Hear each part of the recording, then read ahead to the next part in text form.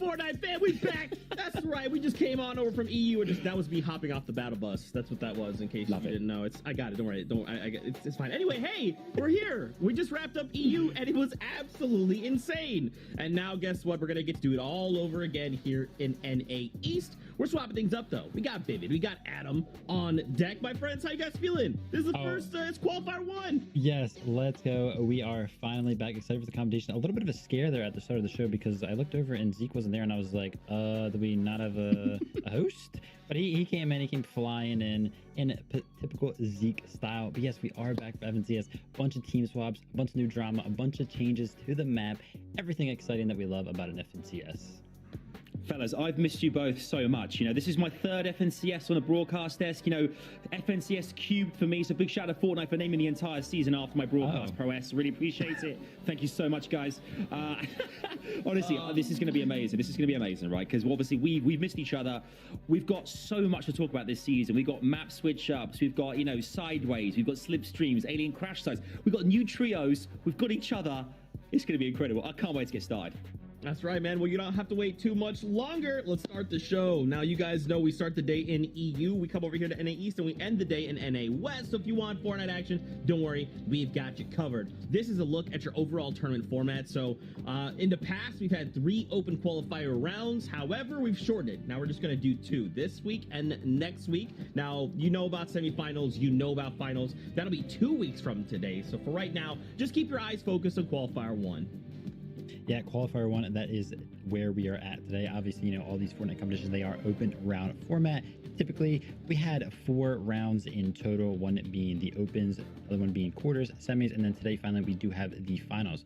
As Zeke mentioned, there are 2 qualifiers with 4 rounds each week, so we have the qualifier this weekend, and then another qualifier next weekend. A little bit of a switch up this season, though. Top 5 trios in each of these qualifiers will advance straight to the finals, as opposed to when it used to be 3 in previous seasons.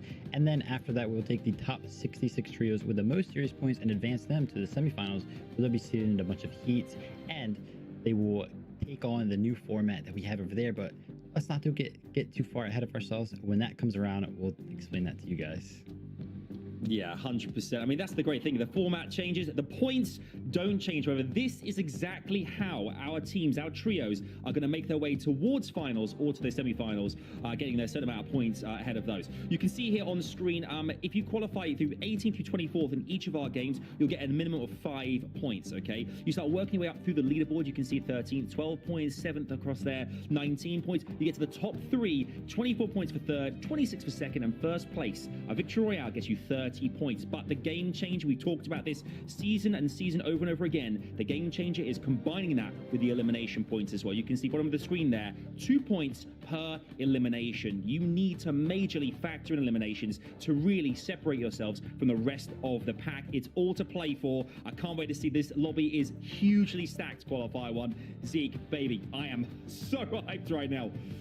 Bro, I'm right there with you, especially after coming out over from EU. Yeah, those eliminations will 100% make a difference, especially when you're looking at things like tiebreakers, which is what we saw over there. We can't forget as well, there is prize money on the line, but again, this is just for finals. So 2 weeks from today, we'll kind of dive in, we'll break down the placement of everything, how much prize money you walk away with, you know, wherever you play. So don't worry about that for right now, but just know that this is our prize pool heading into finals. Now, we can see a list of our 7 regions there. We can take a look. Actually, one of these is actually Middle East. We can see how things went on over there for them.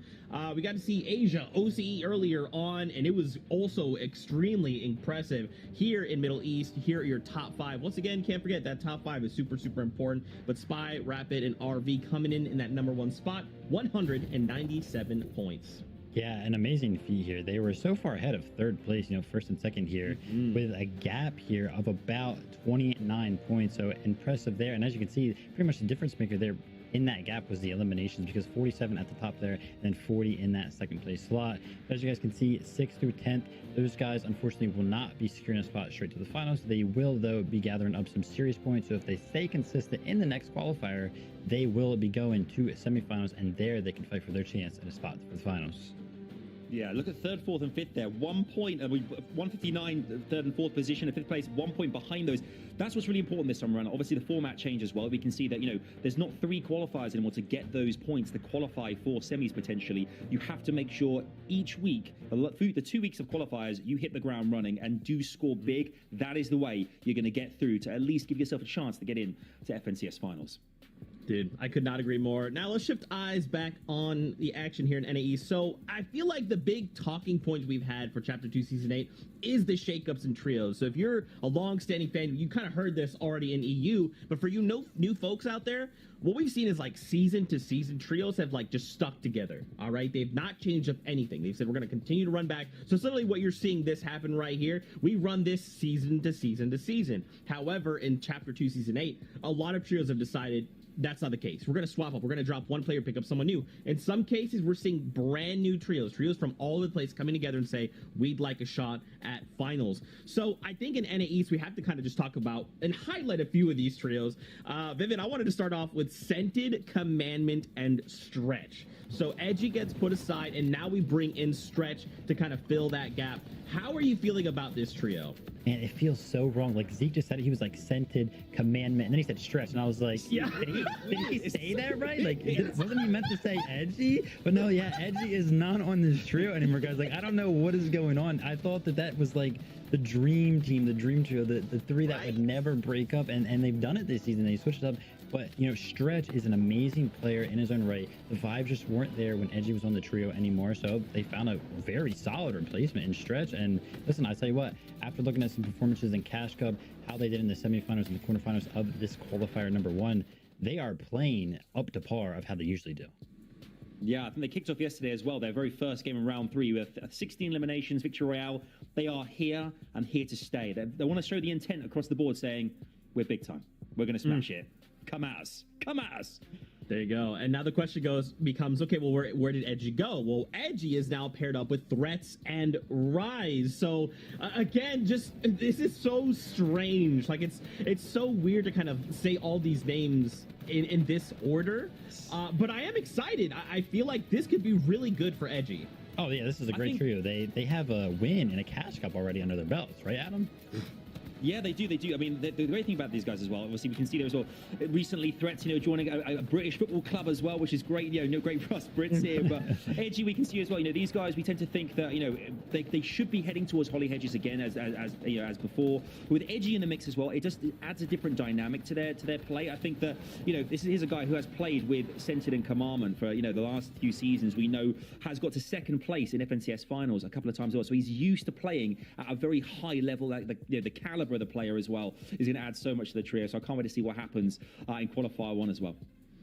All right, this is the last one I'm going to rock your world with. It's Booga, it's Muzz, it's Miro, a World Cup champion being paired up with 2 FNCS Trios champions. Muzz coming on over from OCE as well. I mean, this has got to be a dominant trio, right? Yeah, I mean, the big storyline here being that Muzz did come over OCE last FNCS season, and he was playing with his previous OCE trio then, but they didn't actually end up doing too well in that FNCS. So they switched up. Muzz can now find himself on a team with a World Cup champion and a previous FNCS winner in Miro. But another great storyline here is that, Adam, I'm sorry to break it to you, but Miro, Day, and Reverse are no more. Sorry. I love the trio so much. Yeah, I've championed them for ages. But do you know what? I think this is really exciting. I think it's what's really, really encouraging as well. We're seeing a player from the OCE come over and compete win the NAE region. You can see here the spotlight is on Muzz himself. We can see here on the screen FNCS top 10s, 5 of those. FNCS wins 2 wins as well, which is incredible. Eliminations versus the top 50, 14, and solo impact points. So when the rest of the team is down, Muzz on his own, solo, 32 points, all on his own, clutching those points too. What's, obviously regional wise as well, there's a lot of different prize money. OCE with $90,000 or so. NAE, we're looking at like close to $635,000, a big jump, but also the spotlight's on in the game as well, playing with, as you said, there's, a World Cup winner, FNCS champion as well in this region. Man, this could be the dream team. This could be the one we've been waiting for to really dominate the scene for a while. It could happen. I'm just putting it out there. It could. It could. Vivid, how do you feel about this? I mean, I think the story would absolutely be insane. Riot, World Cup champion. Someone comes over from OCE. You've got Mira as well. That would be the story. If these guys walk away your finals champion for the end of the year, that would absolutely be insane. Yeah, I mean, I think that the point in the dynamic here of the trio that is interesting to me is that Bugha has, you know, openly expressed before that he isn't really open to IGLing or wanting to tarp anymore, right? He wanted to take a more passive role, play in the back of the tarp, be that aggressive player that is back there. But on this trio with Muzz and Miro, no offense, is, you know, a phenomenal fragger. He's got to be better at it than Bugha, and Muzz as well, very, very good in OC. So Bugha kind of is being not forced into this position, but he kind of has to play the role of the IGL and the tarper on this trio. So as long as he is okay mentally with playing that position and that role in this trio, then yeah, these guys can do absolutely phenomenal. You know, obviously Miro being the absolute monster that he is in final eliminations, like, guy's insane. But yeah, he is the GOAT, man. Like the clutch ones we saw last season as well. I think and the season that they actually won this as well. Like we saw consistently getting kind of like, you know, elimination after elimination when needed. And I think with the trio this strong as well, Intel tells us that they're going to be dropping at Misty potentially uncontested, which is new for them. It's a new kind of drop spot as well, new POI for all of them. So it'll be interesting to see how they kind of dominate that area, how they rotate and get into the mix there as well. But it really has shuffled the pack. The whole map has changed so much from last season because of these different dynamics in these different trios. We're going to expect to see so many teams that it's saying them is different, but actually expecting them to land different areas too now as well. Really switches things up, so we can't wait to see what happens. That's right. Well, guess what? In case you're new to the season, we have a super cut. We actually released 2 videos in the last 2 weeks, a competitive map change video and then a loot pool video. So we've kind of taken little snippets of that. We're going to run those, show those to you now to get you up to speed. Let's take a look. Fortnite Season 8 is here, and the cubes are back. Let's jump into some of the mysterious changes on the island. Starting off with some new crash site locations spread across the map. These current areas provide tons of new chests and floor spawns for you to take advantage of. This change creates a new dynamic for players landing at the existing POIs close by. However, some of these areas can be more impactful than others. With areas like Smash Stronghold, which is south of the Stealthy Stronghold, Shattered Saucer, which is between Believers Beach, Holly and Boney, and Leveled Lake, between Misty Meadows and Lazy Lake, being the most impactful to the overall competitive season. Now, another new change you also have to keep in mind is the increased availability of launch pads. With more floor spawn locations in these crash sites, you'll find more launch pads than ever before, providing an easier path for rotating mid-game and taking height for the end game as well. So if you're rotating past here, gliding over it, or using the slipstream to just use a mid-game rotate, always keep an eye out for a purple little marker on the floor, because that may be a launch pad, which could be the catalyst for a victory royale. Next up, our beloved friend has returned, and he's now blue. He has also brought a new gift for people landing around him. If you find yourself landing at Camp Cod, Destin Dish, or Weather Station, you can utilize the blue cube to heal for 20 every time you bounce off of him. This is a huge advantage if you land in any of these areas mentioned before. You no longer have to worry about utilizing shields you find to heal, as blue cubes got you covered. Another new addition to Season 8 is the Sideways, which are randomly scattered around each competitive match. These are purple areas on the map which look like rifts, and when you get close, they'll expand into this large dome filled with chests and cube monsters.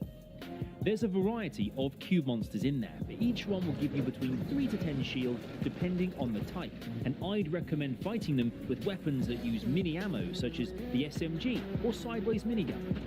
These are the fastest way to eliminate them, and you can save your medium ammo for later. This is the main reason players use the Sideways in competitive, because you can use a lot of ammo fighting the cube monsters, however, you gain more from the loot they drop and chests. If you need to heal or reload, don't do that inside the Sideways. You can just walk out, as the monsters can't leave. All of these changes to the map have a huge impact to how Fortnite competitive is played in Season 8, and I look forward to seeing how they play out in the FNCS this season as well. We hope you enjoyed, and we'll see you on the Battle Bus. Beep beep. Look, I don't know about you guys, but I have spent the last week saying, don't do that all over the place. Okay, Adam, this is your fault. You did this. Okay. What can I say? I'm trying to gradually, by the end of the season, get you guys to only speak in like an English-British accent. I think you've both got it in you. I can see there's potential there. So just keep working and we'll get there. No. Okay, beautiful stuff. All right, so what I want to do is I want to talk predictions very quickly, and then we'll spend the last little few minutes here talking about what we're excited about as we prepare for the battle bus. So let's shift on over. Let's see how predictions are looking. Remember, we're looking for your top 5 teams at the end of the day. Monster D-Face, he kicked us off. He's got Threats, Edgy, and Rise. So this is one of the trios that we kind of highlighted earlier on, but if you're new, you just tune into the broadcast, you're like, what the heck? Why? That's not Commandment. That's not Scented. Don't worry, it's Edgy, Threats, and Rise for Chapter 2, Season 8. Vivid, break it down.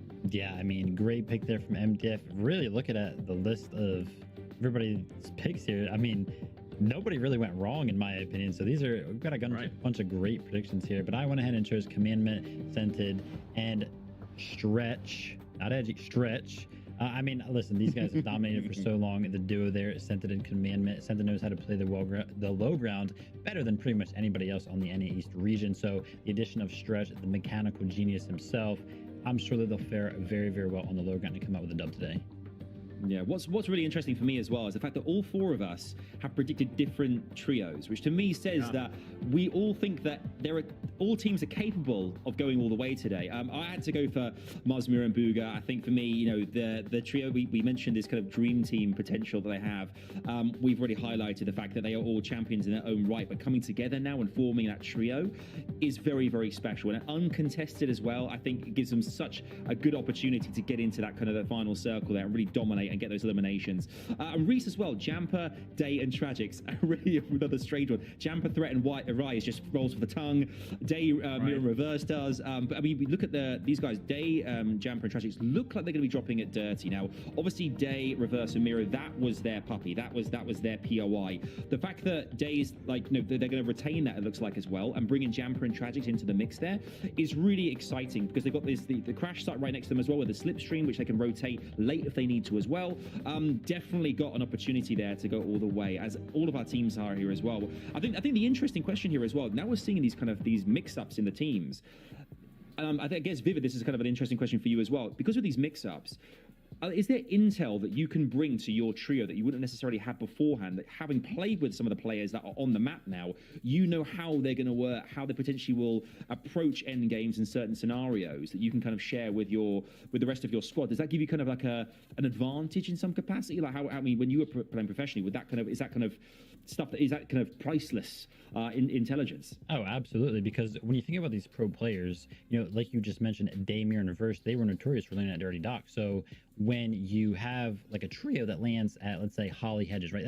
That's on 2 completely different sides of the map, and you're not used to the rotates from each of those POIs. So if you introduce a new player to your trio that has experience in other parts of the map, then you kind of gain that knowledge instantly. Because like I remember when I was playing, even like playing Arena, I would play with somebody, right, and they would just be like, yeah, like over here is some chest that I didn't know about, and it's just instant knowledge. So as long as the person that is joining the trio or vice versa is sharing that information, then yeah, it's great. It's a great way to fill the minds of each other and, you know, pretty much learn from each other. I like that. Vivid, our resident expert. In case you guys didn't know who Vivid was, he was a player turned caster. Boom! Now you know. Made it to the World Cup. Got to hang out with him a lot. He's a pretty cool dude. He does have the nicest hair of the 3 of us. But just wait, my hair's still got a little while to grow, and then I'll go man bun. Don't worry about it. Dude, it's getting there. It's getting there. Little baby steps. Baby steps. About a minute and a half before we jump on the battle bus. What are you guys excited about, or what are you expecting to see coming into the competition today? I think the biggest thing for me is kind of this difference, right, in trios who are newly formed versus like trios that might be sticking together. We've seen kind of both sides of that coin, some rise and some others fall. So what are you guys excited? Vivid? Adam, I just think kidding. I think the crash sites are something that I'm excited about. It adds so much loot to the map, and that's been something that pro players have been kind of complaining about for a long time. Like, oh, add loot, add loot, add loot. Now they have a bunch of these crash sites around the map where they can find all the loot that they were talking about. So we'll have a lot more uncontested trios this season, I think, which should fare well for some better competition. Yeah, I mean, what's interesting as well, we've seen data suggest that with the slipstreams as well, these kind of crash sites, we're seeing that players aren't necessarily using them to escape. They're using them to be a lot more aggressive, to actually go after other trios, to try and get eliminations, which is kind of really interesting. We thought we had a chance to get away, but no, they really want to stick there and kind of own that kind of particular area. I think as well, it's nice to see some teams obviously have already pre-qualified, and they're going to be, now those POIs are open for other teams to try and dominate, to contest, and so we'll have to see what happens. But it's going to be so exciting. I can't wait to see what happens this season. These two trios are going to add so much. I can't wait. It's going to be explosive. That's right, dude. It's a breath of fresh air. You know, and there's nothing wrong with having these trios we've seen all this time. But when you have a new trio and you're like, there's these kind of two trios that are coming together. What does this look like? And they're doing all this crazy stuff that's unexpected. It's dope, and we get to see that right here, right now. It is time. 5 seconds until we hear the beat from the battle bus, so you know what time it is. Buckle up, everybody, because we're jumping on board. We have Reese, who just came with me over from EU, and of course we got Monster D-Face. They'll be calling all the action, and then we'll be here between games. So until then, let's do this. MDF Reese, say hello. Oh, we're ready. We're ready to get into the action right here, right now. 6 big games in front of us, Reese. I mean, we get to set the stage right now. One of the most important things, though, that Vivid was just talking about is that invaluable knowledge players are gaining from all of the new trios being set up now. Yeah, absolutely. Like we said, there's so many that switched around, switched up, and you got to think even from different regions, right? Muzz, Miro, Booga, you're getting some FNCS winner knowledge from that OCE team, switched with players from all the way around the map, players from Booga who's up more to the north side of the map. You got Miro who's up on the east side of the map. You know, every team basically has switched up almost on the NA East region. So all these teams, you got to think this season's got a much wider knowledge than they had previously. I mean, absolutely. Looking at the list here, only 4 teams have stuck together from the previous season, at least that qualify for this setting right here, right now. So the bulk of this entire lobby is going to be a mix and matching up of all kinds of different players banding together to see if they can take a crack, take a shot at walking away with this whole thing. To kick it off, though, Muzzmir and Booga here are going to be the first players to touch down uncontested here at the Misty Meadow. 2 launch pads already in Booga's inventory. That is looking awfully hot for them. They're looking super good. But moving over more to the southeast side of the map, where we've seen Zervo already picking up 2 eliminations and wiping the fishing boat spawn, and didn't know they were doing the Kree strat during their qualification. That would be Derpy's team was looking to basically just out heal the zone all the way through, and so far in game number 1 doesn't really seem to have worked out so well, unfortunately. Yeah, that Kree strat is definitely what we like to call a rare bird, right? Something you don't really see very often. Very seldom do you see that kind of strategy being used. But when it does get used, I mean, it can work out. Here's Acorn, Jack, and Slacks right now trying to work with one another. This is a very popular position to put yourself on if you're trying to get your early surge, which we should be expecting surge for the majority of the games, I think, today. Yeah, game 1 always starts with a really high thresholds. Tons of players still alive. Game 2 usually speeds up a ton. Then game 3, they figure it out a little bit more, right? So they relax a bit. That bottom left corner of the map, I'm definitely interested in checking in a lot, because Acorn, Jack, and Slack seems to be contested by TK's team down there, which is really awkward. We saw Speedy's team moving on in too, and they seem to be fighting another team at the same time. So that kind of southwest corner of the map definitely looks a little bit messy. Very similar to this fight that we're seeing right now in retail. 2v2, each team has lost a member, and it's just going to be a bit of a stalemate. Not only that, Smack Niddle and Casker, they've been landing here for a long time, right? Smack and Little, they know how to play this draw spot. They know how to work this one out for X at Spade and Voyu here trying to work this one. I'm feeling like they're coming in with more of that limited information, kind of how we talked about teams that have the experience, have the reputation of a drop. For Spade and Voyu to back on out is, I think, showcasing the fact that, yeah, they haven't been contesting this drop as long as Smack and Niddle probably have. Yeah, 100%. I mean, I'm trying to remember in any East tournament where I haven't seen Nil, Cactus, Master. I've combined them all at this point. Nil, Casker, and Smacked all landing here at the same time, and they know how to play this perfectly. As you can see, they managed to pick up the reboot straight away. So now this is a 3v2 situation, but they did manage to get a big beam there off onto, I think that was Smacked. So this is still going to be a big fight going on, but Voil now down to 10 HP, a single build, barely any ammo in his inventory either. So this is, even though they have the disadvantage in numbers, seems like Smacked is going to have to definitely push it up, but a single bullet may be able to pick him out. Yeah, definitely. Voyu is going to go down here. Now, mind you, this is one of the 4 teams that have actually stuck together with one another. So keep a hyper eye out on for any team that has actually decided to stay with one another during this season, because those are the ones we really want to keep an eye out on. How different do players as mutes-bound teammates work with one another versus these veteran trios that have been here before? The 3-man squad's not going to have a single problem wrapping this one up. Smack's going to get picked up here, but it's Niddle. Niddle with the 3 elims to kick things off right now.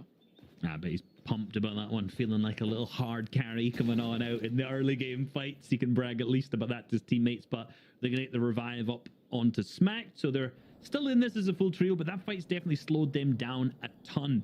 Same with going back over to Jack, Acorn, Slack. I said I wanted to check out this kind of southwest corner of the map, and it seemed like TK's team has pushed them out of the swamps and pushed them down into this corner. And man, the loot right now, not looking too great for them. We can see their shields are pretty much all healed up, but you know, I've seen Acorn, Slacks, and Jack in particular last season perform very, very well with minimal loot, so I'm not overly concerned about how this is going to play in coming on forward, but we can see they've already got the launch pad too, so although, you know, potentially the weapons, the ammo, and the shield isn't looking that great, we do see at least some mobility, and hopefully they can get some materials back up as well, in particular those hard metals and hard materials of the metal. Maybe going back into Slurpee here. I agree. I mean, this is definitely one of those teams that can operate with the bare minimals, right? All they need is the necessities, and you can see an Acorn's loadout. He's got a shotgun, he's got an AR, and a couple extra heals. Once they get max material, put them in endgame. They'll make it work. They'll find their upgrades. But as we swing on over to Jack, he's got a little bit more to work with here. That upgraded pump shotgun there is definitely going to go a long way. And as a quick stat here, 38 of the players today competed in last season's finals, just showcasing how many folks are making their reappearance right now here for the round 1 qualifier, or you know, I should say the later stages of the round qualifier here, but you get what I'm saying. This is the finals, essentially trying to throw you and jumpstart your way to the big stage in a couple weeks. Indeed. Remember, top 5 teams today will make it through straight to the finals. Everyone else will go through the semifinals. Oh, well, they'll gain their series points to try and make sure they go through the semifinals. So what we're going to be looking out for is those leaderboard, the top 5. And if you fall slightly under that, it's obviously great. You'll probably make a ticket through to the semifinals, but let's be real. Let's be real. Top 5 is what these people are going to be looking out for. Yeah, that top 5 slot is really what you want to go in and break your way into. A little fight here between Posed, XMB, and the opponent team as we jump on over to Commandmus, Scented, and Stretch here, pushing out Pikes, Boxer, and Ethor. What looks like they cut them off potentially from their looting route here. It seems like, I mean, Scented and Commandment in particular with Edgy previously have been known that if they want to claim a spot, they will fight for it, right? They will push you off of that position and they will just go for the fight. They will double key because they are looking for those Storm Surge spots. And that seems to be, obviously we missed just the start of that, what they've ended up doing here. They've now claimed a position which gives them such great visibility over the entire of the map, right? Look at the angles that they have, obviously spraying right now up onto teams near the Cami split, but also across mainly to the west of them into Corny Crocs. They've got so many good angles that they can get tags on that side, and like this is a key spot that you often see for this specific kind of zone. It's a team that understands the importance of key positioning, and Stretch brings that knowledge to the table as well. Remember, what Stretch brought to the table for his previous trio was absolute innovation as well. So this is a team that's definitely interesting, but I would say not clashing personalities, but clashing play styles, right? We kind of briefly talked about Stretch in his high ground style and how it's going to kind of mold into what this low ground, a combination of Sense and Commandment are going to bring here. So today's end games, these next 6 end games, especially when the pressure is on, I think is going to be the most important, because when you look at the entirety of all the players that are here and kind of laid out before us, there's not a team that really stands out to me as these are the high ground guys, right? These are the teams that are going to go for it on half and half out. And that alone, to me, is going to be interesting because new stories are going to be developed here. Yeah, you almost would have said the Stretch's team. If you're like, that's the guy.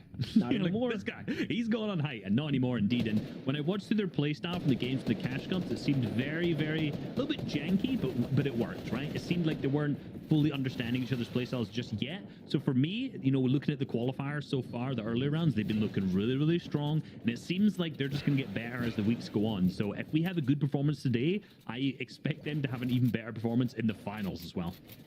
Here's a team that I'm super excited for. By the way, I know my pick was on Edgy, Threats, and Rise, but there's something about Calculator this season. I just think he's got it. All right. I know people sleep on him, but I've always been a fan of Calc, and there's something about the way he's been playing lately. He's been putting in the practice. He hasn't really dropped a beat since his return to Fortnite competitive after this short break. And I think because of that, there's something special developing in his playstyle and his consistency. So if Bank Teller and Is this Speedy here? You know, at this point, it's No, hard to tell with it's all these Looter. guys. Is this It's Looter, Looter. right? This I was one's gonna say, Looter. Yeah. you know, at this point, I get confused. But what are the TNA boys? You know, if this team is a team that can back him up and they can actually mesh really well, which they've done a decent job of so far. I mean, making it this far is a telltale sign of that. I feel like Calc's gonna stand out. Yeah, and also Cal just placed 13th in the solo cash cup, and he's tweeted himself the climb back. So he understands, right? The grind's on right now. This season's absolutely putting in the work, and it seems to be showing off the fact that so far they've made it here. And I like this team composition too, with Bank on his side, but also with Looter. Like, I feel like a lot of people in Looter's previous team, he didn't give the respect because Muzz was just, obviously, he was streaming, he was making content. It was very, very clear how good Muzz was, and I think Looter was undershadowed about how truly skilled he is, and the fact that he wasn't necessarily practicing as much in those previous seasons. Right now, I hope the fact on this team they perform really well, and he could be shown just truly how good he is. Yeah, we're gonna be able to see that hopefully unfold here as the moments continue. But Acorn, interestingly enough, has a sideways legendary minigun, and we'll be able to see how that comes into play. That's a powerful weapon that a lot of teams don't, I'd say, necessarily target or attempt to acquire because the resources involved in it. But if you get one, I mean, that's a game-winning weapon. It is, and in the first cash cup of the season, I don't think people had really understood how to use it properly yet. But coming on through, I've seen a ton more earlier in the qualifiers, people using it. We didn't really see much in EU so far, but in a lot of the round 2, round 3s, there's a way more utilization of it. It is awkward to get because obviously you have to go into the sideways. It takes a ton of time. But man, if you get it in endgame and you start spraying people's floors, if you play like a low to mid ground layer, or you're just trying to take height, it's so difficult, so difficult to be able to fight against. It's like you're trying to be double or triple sprayed with the rate of fire that it has. Ooh, so super strong from it. Right now, Trashy, look, he doesn't need a double or triple spray. He's just hitting all those shots anyway. No, he actually does need it. They're 260 below the surge, by the way. He does need it. So those are great tags, but that is so not enough.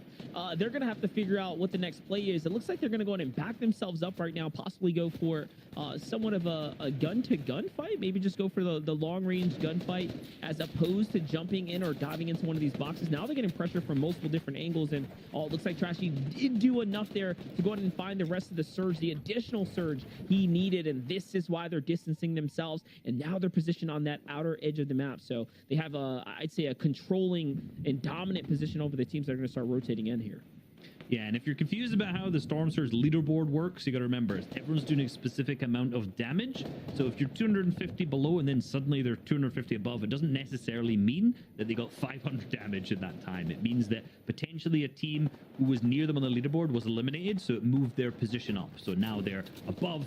They could have also got tags on top of that, and it's ever changing. So you can see them starting to drop down more now, which means that more players are getting tags in the lobby, which is moving them further and further down the leaderboard. So that's where the pressure starts to come in particular when you see the fact that I think last time I saw the player count, there was 89 players still left in this, which is incredibly stacked for a first game. Yes, and it's still 89 players.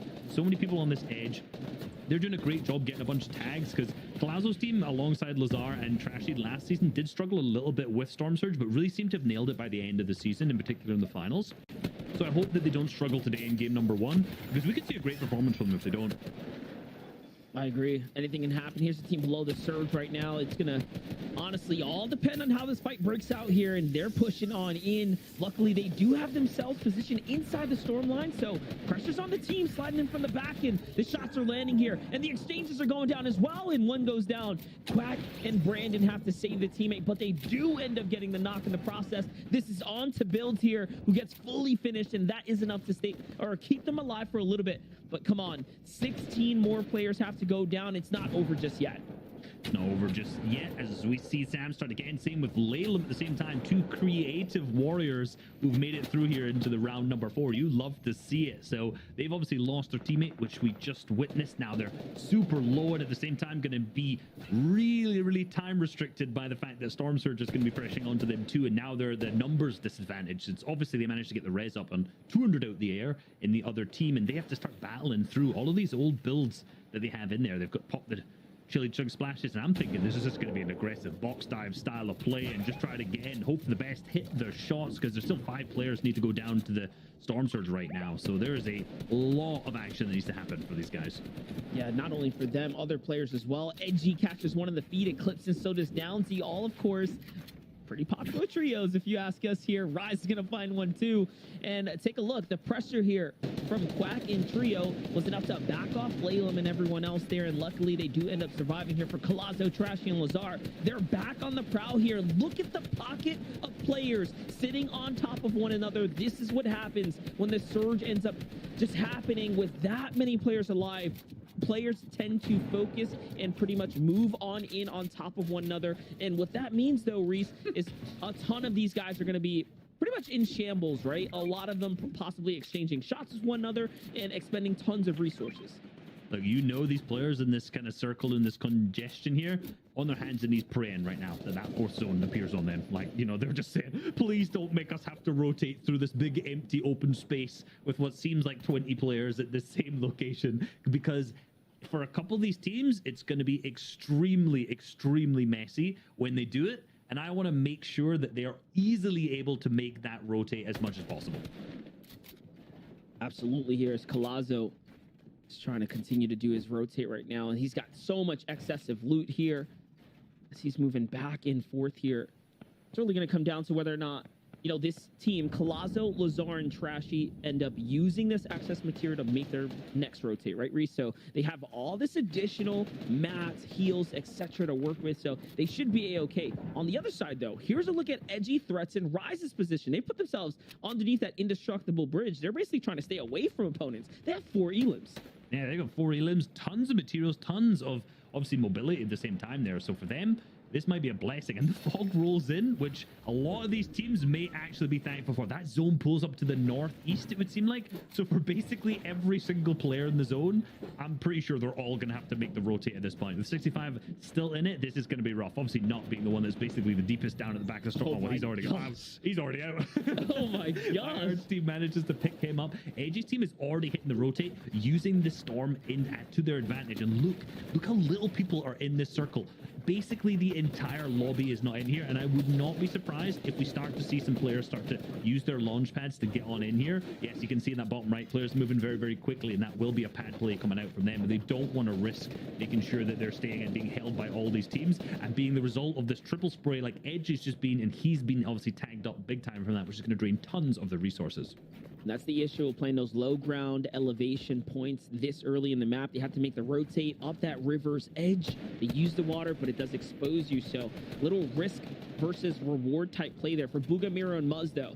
This is, again, that superstar trio. Like we said, some of the best coming together right now to really figure things out for this season. And they're doing an excellent job right now. Just the material conservation on Sabuga's inventory there is a telltale sign that he has had an excellent job positioning themselves so far. And even now they can look into the moving wind tunnels here and take advantage of those free tags, essentially, as players are trying to hop on in. Look at this. Yeah, beautiful angle from underneath, Reese. It's beautiful angle from beneath, but for these guys, I've always seen them so far, well, I say always in the first Cash Cup so far, with a really, really strong early and mid game.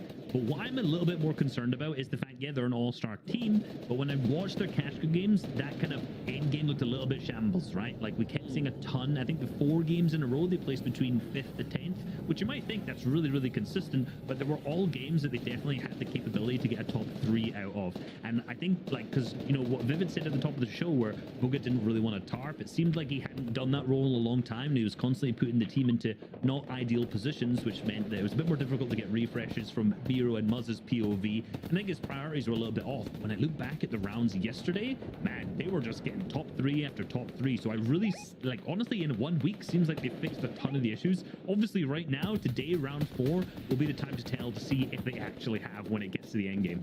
And that's the thing about trios, right? Role distribution. With how many teams have broken up, fragmented, compartmentalized themselves, whatever you want to call this entire snakening that happened on NA East.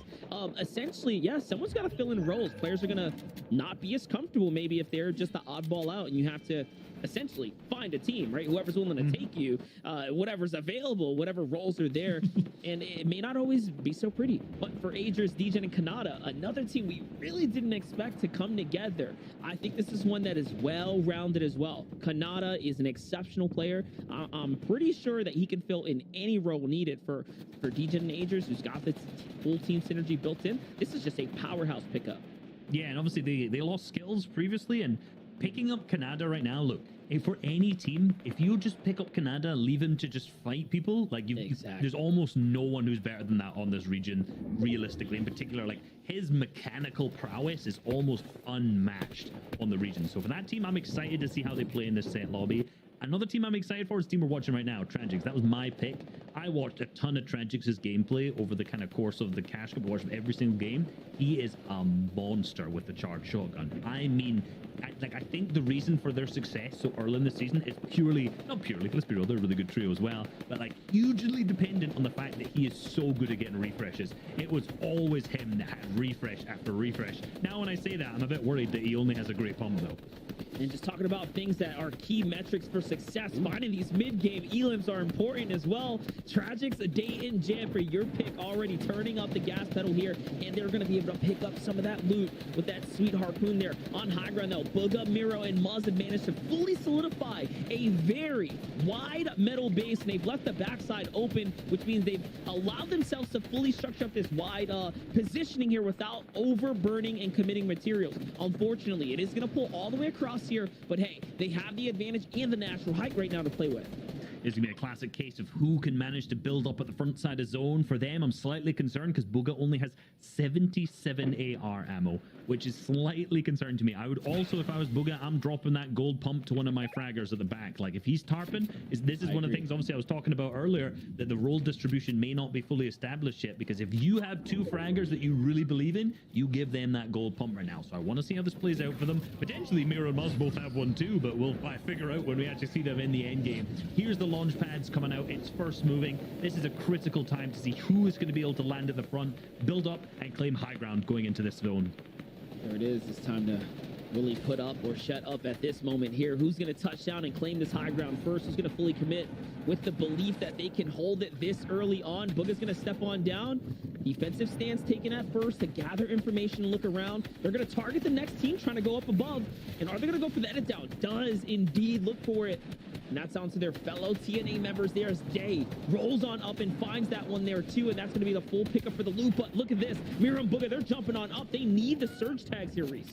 They need the surge tag. They've just managed to get above 84 above, and any shot will be critical now. But now they're stuck at the back of the zone. They're going to hit the short pad to see if they can get the front side of the zone. And it seems like they've managed to claim themselves a good layer down there at the front, a little bit split, but up on high ground. Lazar P, Colazo, and Trashy, a team that we saw almost struggling with Storm Surge earlier on, and now in the commanding position in the zone, holding high ground with 5 eliminations so far. This is looking so good for them coming out of game number 1. Yeah, there's no deadline up here either. They have all the time in the world to work with right here, and the distance between the opponents as well. Take a look at the beautiful split right now. Each of the individuals playing a separate layer, trying to look for different types of angles with this high ground hold right now. There goes Colazo reconnecting up there. Rise, Edgy, and Threats, though, playing the mid-ground layer perfectly right now, but it seems like they're getting that second height pressure here. Now, this is worrisome for anyone up top, though. They do have a harpoon as well. They can make big plays here. Rise is going to find some white tags, and so far, it's looking very good for these teams.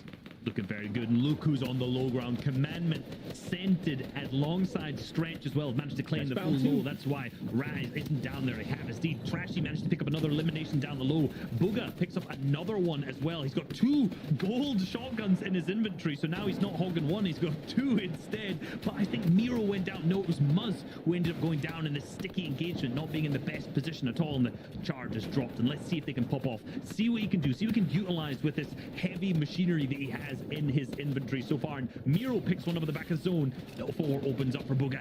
Can he connect with a shot? He's just waiting for someone to go through there. Now, what's exciting about this is Edgy still up. Scented is still up on the low ground. So is Degen, and Ager's just next door. There's Kanata right there. But no, Degen's going to go down on the low ground to the hands of Scented here. He's got the angles that he's looking for. And instead, it's actually Stretch who snipes that elim away. And look at this. They're on 7 elims in the low ground. I was so curious as to how this team was going to be able to figure things out with the new dynamic introducing Stretch. And it looks like they're getting along just fine right now. They are. I said Stretch looked a little bit uncomfortable, but with 4 eliminations, he looks very comfortable. Same with Booga. Oh my Picking up one on Tragics. He was left as a solo with 0 materials. He didn't even manage to get the siphon from that knock that he got down here, so he's going to have to pace himself. Opens the edit, hits another big one to Riftmull. He's now going to drop down onto the full low ground. The players down below hitting big shots onto him there. He trades, but no, Booga's picked up as well. Excellent job right there. Top 4 for him, but in top 3, once again, Scented, Commandment, and Stretch doing exactly what they do best, making end games, picking up placement points. Collazo and crew have done an excellent job to walk their way through for free here on height. But look at how many Elans. It's also 8 from above as well, and they're setting themselves up for this potential victory royale, but it's not going to be for free. It's not going to be easy. It's not going to be easy. It's a traditional 3v3. Sentis team just has to start looking up and spraying. It doesn't seem like they have the materials to hold the full low ground. It's going to be a battle of who can aim, and Trashy goes down. Lazar goes down as well. Collazo left alive up on the high ground. The only player remaining from this team, he wanted to play heal off, but Scented, Commandment, and Stretch said, no, we're just going to spray down. We're going for the eliminations. Now he's stuck in the back of the zone, but will those 3 chug splashes that he have be enough? I don't think they will. Wait a Commandment second. goes down at the same time. Collazo gets beamed. No, one shot connects, and it's going to be Scented, Stretch, and Commandment who end up winning game number 1 of the FNCS Qualifier 1. And what was so beautiful about that low ground play is Commandment and Scented do this every single time. They make it to the final zones, and then they look up. They turn and burn before you can even get comfortable there. And Stretch was just a perfect fit to that puzzle. Yeah, it seems like it's working very, very well for this and the team dynamic so far. And look, they managed to actually win a game from low ground. Super, super rare. A lot of times you'll see teams just covering all the top. They had nothing, no materials. All they did, look up, spray, and absolutely pressure. Beautifully executed. That was great, but you know what? I got to hear from Zeke and the boys because that was an exciting game. You know, MDF, it absolutely was. A lot of things happening in just that first game. You love to see it. First off, Booga's solo effort, bringing him and his trio up into a 4th place with 5 eliminations. Now, you're probably thinking Zeke 4th isn't a first, but that's okay because that 4th is still super important. And for Commandment, Scented, and Stretch, 13 eliminations. Vivid, in game number 1, a statement has been made. Come on, did you guys really expect anything else from my prediction? Like, obviously those guys are going to win the first game. Come on, Vivid. 13 is solid elimination. Wow, Adam. Wow. No, but I mean, come on. These guys got the experience. And listen, that's what it was. The difference there for me was the experience. When I think about it from an analytical standpoint, Collazo, Trashy, and Lazar, not very typical for them to be in that high ground situation, right? They don't usually play that high ground. So for them to be gifted with that position, great job to them for taking it. But, you know, when it comes down to that end game scenario, they just don't have the experience because that's not usually what they play. Whereas Scented, Commandment, they're always on the low ground. And then even Stretch, we were talking about learning from your teammates. Stretch, somebody who dominated the high ground, only played it with like full send for it, bringing in the experience and teach his teammates, hey, this is what's going to be terrible for these guys, so let's do it against them. Yeah, it was absolutely incredible to watch. You know, Scented, Stretch, and Command proving there as well that they are absolutely capable. I mean, Vivid, I'll give it to you. Credit where it's due. They had a good game 1. Yeah. There's still 5 more, all right? We'll see. That's what I'm saying. There's plenty of time. I like that. I like that. You know, let's take a look at our overall map, though. We wanted to highlight 3 of these 2 trios we've seen. So Booga's trio, Edgy's trio, and Scented's trio. Where are these guys landing? And then you have guys, we want to check in with them right after that. Really good game 1. Yeah, just so you guys can get some kind of context here as well. Take a look at the map here. This is where everyone's dropping. So Scented, Commandment, and Stretch there are at Lazy Lake. You can see Misty Meadows here just below them here as well. That's where Booga's trio are landing. But Holly Hedges over here is where Edgy and Co are as well. So that's exactly where they're landing. Let's take a look at what happened when they first kicked things off there in their games. We can see here from the get-go that Scented coming out here in a tour de force in Lazy Lake. Now, what's interesting about this as well is Scented and Commandment have been at Misty Meadows for quite some time. Stretch and Saf last season with Canada were in Lazy Lake. Stretch said, let's go here. I know this is uncontested. It's definitely for us. And that's exactly what they did. They made it their own. And there's, you know, when there's no one around and you get a trio like this who are so capable of getting the maximum amount of mats loot necessary to go all the way to the end circle, this is the perfect situation and scenario for this trio. But moving away on to Misty Meadows as well here as well, we see Booga, Muzz, and Miro. You know, Misty is a great opportunity as well here, completely uncontested, Vivid, to really give yourself a good start in every single game. Yeah, be it that Scented, Commandment, Edgy are no longer, and you know the addition of Stretch kind of persuaded Scented and Commandment to go to Lazy Lakes. That opens up one of the best POIs, which is Misty Meadows, and Booga, Miro, and Muzz took no time in taking the opportunity to take over this POI. It's a great POA for them to find, and it's a little surprising that they're there uncontested, be it that they don't have a lot of experience. So I was kind of guessing that another team is going to go, contest them knowing that they don't have a lot of experience. But then Rise and Threats typically landed over there at Holly Hedges. Edgy just joining them over there, so learning some new rotations from them. And as you guys can see, here are the standings after game one. Commandment, Scented, and Stretch. 13 eliminations, as mentioned, the Victory Royale for a total of 56 points. Yeah, it's really impressive here as well. We can see the teams. There are teams that we haven't even highlighted who are so going to be there or thereabouts. There be Degen Ages and Canada as well. I mentioned Canada a second ago, talking about that last season playing out at Lazy Lake. We know that these guys are kind of dropping just south of kind of Akati, that kind of area now as well, but in 5th position there as well. I mean, we could analyze that leaderboard like till Kingdom Come, but Game 2 is on the horizon, lads. It's right there. It's right there. Oh my gosh, I don't know if my heart can take it, but guess what? We're jumping on the battle bus once again. That was just game number 1. We have another 5 more of these before we say goodbye here in NA East from Qualifier 1. So for now, with the battle bus beefing, we're jumping back on board with Reese and Monster D-Face. Friends, over to you.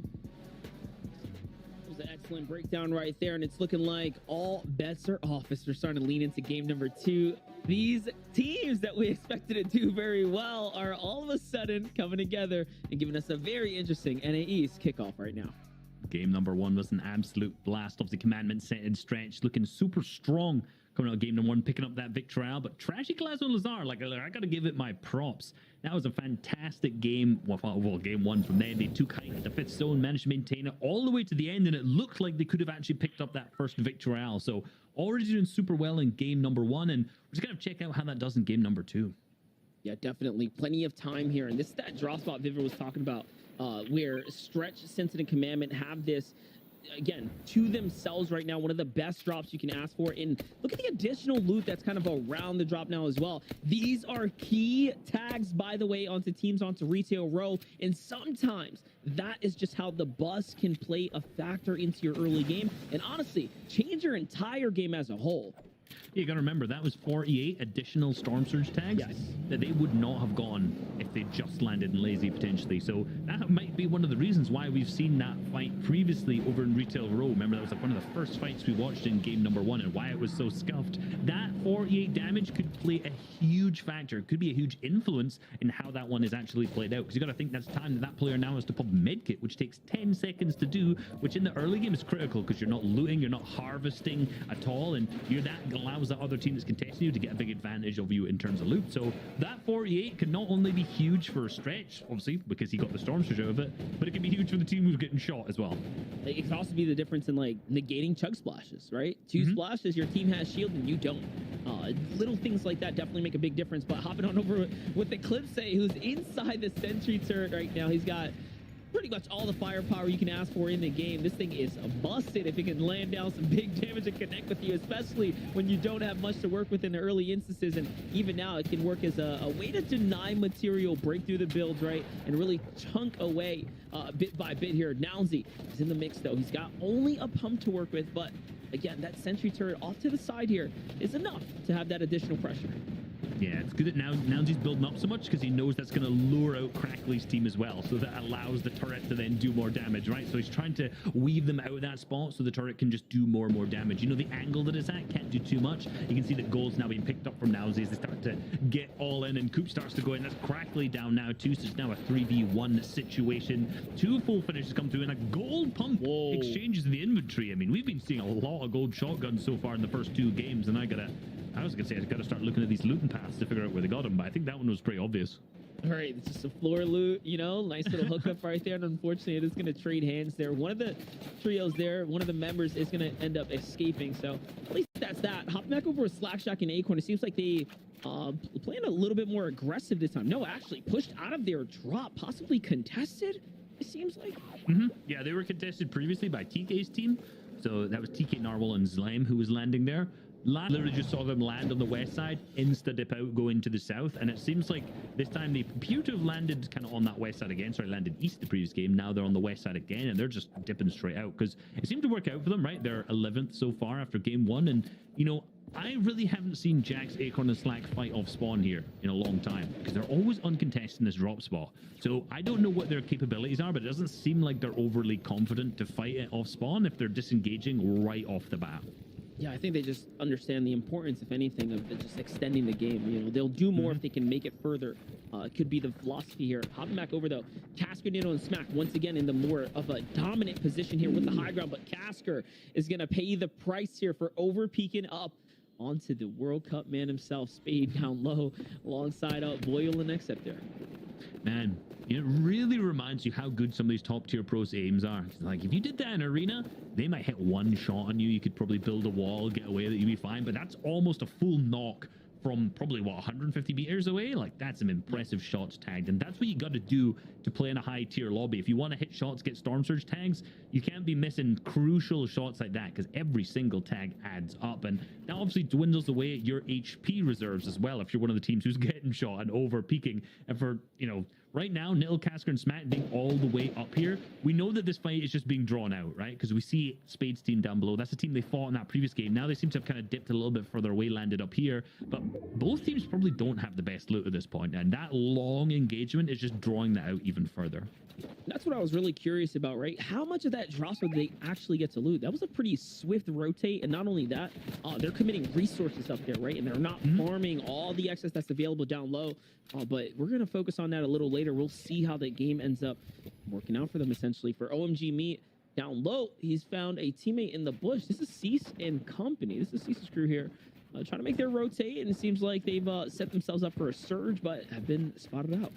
Yeah, I was really interested to see how these guys would play this out because they're currently landing the crash site kind of to the west of this, and obviously with the slipstreams there, they have two contested POIs around them, Bony Birds being one of them, and I'm thinking, right, these guys surely got to push into one of the two of these to make sure that they obviously try and clean up and get some tags, and right now it seems like that's exactly what's happening. They're pushing into Cease's team, almost pushing them out of their own drop spot, but it seems like, no, not at this point. They've had enough of being pushed out of their drop spot. They're going for the full fight and the full crank. See how it's going to work out right now. Gassed it hand in hand. Is going to toss it on up. I think he missed. Unfortunate right there. It's going to be a big firepower loss for him. And now he's going to have to pump the full brakes here. Gets back with the teammate. Digs into the heels here. 2 minis, 2 splashes down. Can they bounce back? I mean, everyone at this point is going to have eyes, right? They're all going to be looking at this fight, especially since it's gained a bit of verticality. It's gone on up. The teams around are going to be looking out. It's only 2 players who have gone down in game number 2, and I predicted this to be a little bit of a faster paced game with a lot of players being eliminated early on in fights like this, but it seems like the players are just trying to get up and get good positions so far. No one's over engaging, no one's been overly aggressive, as we saw obviously OMG Me disengage alongside Leeds team now just sitting up on this nice high ground spot. And you know what, it seems like game 2 set up to actually be less aggressive and more passive actually. Yeah, going against the norm here. More teams are alive, more players are alive than game number 1, so this pacing is already different. But take a look here, Slem's gonna have to step it up because Narwhal is already down. He hit a huge shot, and it looks like Narwhal must have lost his one down low. Slem tries to go for the pre-fire shot there, does not land it, and out the back he goes now, trying to run to stay alive here. Luckily, he is gonna be able to get with his teammate and dig into these slurpfish here, but man, all this heals, these great heals that he has being used up this early, it's pretty rough. It's pretty rough. And, we were saying earlier, I mean, let's be real, I was saying that I didn't know how good of an off-spawn fire Acorn's team was, but it seems like they're just a smart team, right? They disengage. They know they don't have, like, the loot available for them to start fighting, and then they come back, get a surprise knock, a surprise beam on a team who's harvesting, and that manages to get them the first knock. And we know clearly that they're established high-level teams, and that just shows the kind of plays that they're going to make, right? We know they're going to be calculated about things more importantly, and not just get into a 50-50 spawn, like, fight off spawn when they have barely any loot, right? Like, this is a top-level team that does that. I agree, but we're going to have to pay close attention to that feed because just as we panned away, Edgy threatens Rise. We're rolling up on that mountain. On the other side, though, another big fight happening here, and it seems like teams are just understanding at this point, yeah, we're going to have to fight. Look at that player count, right? Like, we need to get into some action here. Still 33 teams remaining, and that's including that first fight we saw break out where Eclipse was sitting on the turret. The opposing team, a player got away there. So, yes, that number is correct, essentially. There are still 33 full trios or, partial trios alive at this moment here in the game. Pretty insane to think about. You know what's funny? it was 95 for a second, and now someone's just been rebooted. So Oh my we're gosh. we're up to I'm not sure who exactly it was. I missed the note, but up to 96 players again. So it dipped down very quickly, but a solo has been picked back up. I'm not sure entirely who it was. Potentially it was Narwhal. I was from that gonna fight say, down below. how interesting would it be if or it could be a record break if somehow everyone gets rebooted to the fact like the game goes back to 99 like in Storm 2. I'm sure that'd be like All a the keys go back historical up. fact could potentially unfold here if everyone gets res back in. I've definitely not seen a game that stacked. I'm thinking back to like squads FNCS. I remember, I Right. can't remember if it was a qualifier or game one of the finals. It was one of the most insanely stacked games I've ever seen. I think it was over the mid 90s when, I don't know if Storm Surge was active, but it was definitely active at least over 90. So there was one of the most stacked game modes I've ever seen, one of the games I've seen. And this has got to come close to it so far. Like, you've got to think from the player's perspective, you are 97? shaking. Right, yeah. Oh, it's coming down again. Another Oh my- another player's picked up there, and it would have been 98 if Convicted didn't take out Nosh here, by the way. So it's up to Skittles right now, who is somewhere in the mix here. Yeah, there he is. Nut and Skittle are still alive right now as a two-man team. This is a very, very deadly duo here, so you can't let your guard down. Nut, who's holding the base down up above, trying to get his med kit off here. The punishment's going to come out from Skittles, but looks like that wasn't enough from him as he gets just steamrolled, honestly, by this trio. Absolutely, and this is turning out to be a really aggressive team. I can't say I knew too much about OMG Me's team prior to this, but we saw them trying to take that engagement early on. We see them doing it now, and honestly, for a game that is this stacked, like taking a fight like this isn't a bad idea, because this is going to turn into a really rough game in terms of Storm Surge damage if you don't get it in early. And they understand they're playing the psycho-aggressive play. They know they have the advantage with that single elimination they have, but I am worried that they're going to get too aggressive. They are fighting Nut, and he is one of the most crazy fighters. He's going to hit them shots, and I don't think it's going to matter at this point because they pick him up, and that's 3 eliminations. A full team wipe for them. Finally, some players reducing from the player count, and for OMG Me, that's going to be good Surge Dags for them. Yeah, and that, my friends, is how the first team was fully taken out in game like this late Finally. into the tournament, by the way. So pretty insane. Here's a quick stat. Stretch's team led all players or all elims there with 8 elims coming out of game number 1. Just a ridiculous game. 8 elims by himself, by the way. So finding more action.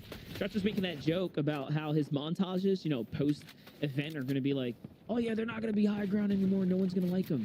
No, You're gonna be my better. friend. Looks like you have more elims to work with now than you did before. So But what do you want to watch? Do you want to watch High Ground, where a lot of the elims are just like AR spray and then a drop down 1 pump for the Victory Royale? Or do you want to watch Low Ground, where you get to see Stretch's mechanical prowess, his box fighting capabilities in action, in endgame, wiping teams out? Look, I know what I want to watch in a highlights, and it's certainly not AR eliminations. I know, I'm not saying Right. that. I'm not putting as simplifying as highlights to that, but I'm saying like Low Ground elims often way more flashy than High Ground. I'm sure Okay, viewers will adapt. we can say the truth, right? We all know, Stretch, you were griefing half your games, right? Burning all your masks, trying to hold high ground every game. It didn't work. And this strategy is working, obviously, here. But back into the seriousness, Quack and Brandon, we've watched this unfold in game number 1. They lost this kind of push type fight early on for the first Surge threshold before. This time around, though, a little bit more success on their side as they pick up a quick 2 elims. Yeah, it's looking awfully messy. We saw Quack going for the pre-edit play there. I think they got a single elimination out of that. Potentially now 2, but the third party starts to come in. Boxer starts to spray from the side, and we see that the HP is starting to dwindle on Quack's team, and I think Boxer is now left as a solo as he gets a big shot off onto Quack at the same time, and I think that's going to be pretty much wraps for this other team at the same time. But the teams who are now holding them are in such a good spot, because now this HP is starting to slowly go down as they get timed out by the zone here, and they're going to have to start popping shields, pop minis. And remember, every team is extremely hungry for Storm Surge now. With 87 players still up, that Surge is about to be active, by the way, so 17 players are going to need to be eliminated in the second game, and all of those people on the edge are going to have pure eyes onto this team who's going to be rotating in really late. Yeah, here's an instance of that exact thing unfolding right now. Flammer's trying to get inside the box right here. This is that team that's comprised of Middle Eastern players and OCE, but no, it's not looking too good for them right now, as if Flammers just gets deleted jumping into the box up against Jays, who is predetermined to hit that shotgun shot there. He was just ready, angled, poised there, and it just did not work out. didn't work out. And this is what I mean when I see teams getting those big hits early on. You know, when we see, for example, Stretch getting that 48 beam with a pistol out of the sky, like these damage adds up, so you don't have to make an aggressive play like that, jumping straight in the box, losing one of your team members, and now obviously losing crucial tags at the same time. So the numbers you can see are very much so dwindling as the Surge is active at this point. You can see down to 73. Miro picking up another elimination, same with Muzz. That might be a full trio wipe for them, potentially capitalizing on a team who is definitely weaker than being tagged by Storm Surge. So good job capitalizing from them. And from Atom's team with Chubbs and Owl, look, this is a rough rotate they got to make. Yeah, Booga did actually confirm an elimination right before that one as well. So full team wipe. Absolutely. That's a big point swing for them. Remember, here's the other thing we didn't really touch on, but this format right now, the 2 points per elimination versus the Victory Royale that you only get 30 points for the win, it's heavily favoring elimination. So these are really big point swings here. Impactful squad wipes that you're watching unfold there, especially for teams that are inside the top 5 and the top 10. Yeah, I mean, there's not very many teams who'll get like a 15 elimination game. So like the Victory Royale's always more worth it, we'll say, right? Unless you manage to pop off big time. You know, we saw 17 eliminations on EU by Mitro's team. I hope we get to see a game like that on NA East at the same time. So you gotta always get the balance, right? That's what I really love about the placement or the format generally for points. I think is like you can be one of those teams who's like, you know what, I'm just gonna go for elims and I'm gonna pop off and it's gonna work for me, or you can be a team who's super consistent, like kind of Sentinel's team right now, who I'm guessing is gonna run away with the placements, right? Top 3s, top 5s every single game. I'm calling it now, but they'll obviously get their elims at the same time. So you know what, they're not on one or the other team. I mean, yeah, in general, they're leading right now. 13 total elims for that game number 1. So nuts. That plus Victoria, I mean, huge game. It's worthy of a review, no doubt about it. Back with the Perta, Redux, and Sparky, though, surprisingly, are up pretty much, I guess, set right now. But look at the loot count here. Only a third, right? As far as potentially being max material, dug pretty deeply into the heels right now, so they did not have a good time with the Force Storm Surge. It seems like this is a team that's struggling right now to find their footing. I would expect a lot of the teams to be in this position as well, right? Like, I would expect a lot of the teams to be really rough-looking inventories, you know? They've had some, obviously, in particular, when it comes to AR ammo, a lot of time to sit and just spray, take shots, so that is going to be dwindled. We already know the materials are going to be dwindled for a lot of these teams unless they've been successful in picking up refreshes. You had a lot of the HP at the same time. When Storm Surge comes through, people are taking tags, and you're going to be using your minis, you're going to be using your bigs, you're going to be using everything you can. So I expect a lot of these inventories to be looking kind of scuffed. And like Knifer's team's exactly the same. They've lost Donnie here, 66 builds, almost like an exact same inventory in comparison to the team we just looked at. Yeah, this is a trending thing around this pocket of players here. It seems like they all got into a little mosh pit with one another, and you know, everyone's a bit bruised up and banged up here. So they're going to have to figure out this game. I think it's going to have to come off of who's going to commit, possibly get the full squad wipe, right, and pick up the loot. But otherwise, we'll see if players like Joji have enough to go on and carry their way into the end game. Redux and Aperta, they all on, seems like some chug spicy splashes there. They're already making their rotate. And real question here, I thought for a second there, Agers might have been trying to set up the launch pad and possibly failed it, but I'm not sure. He's also on the spicy movement too.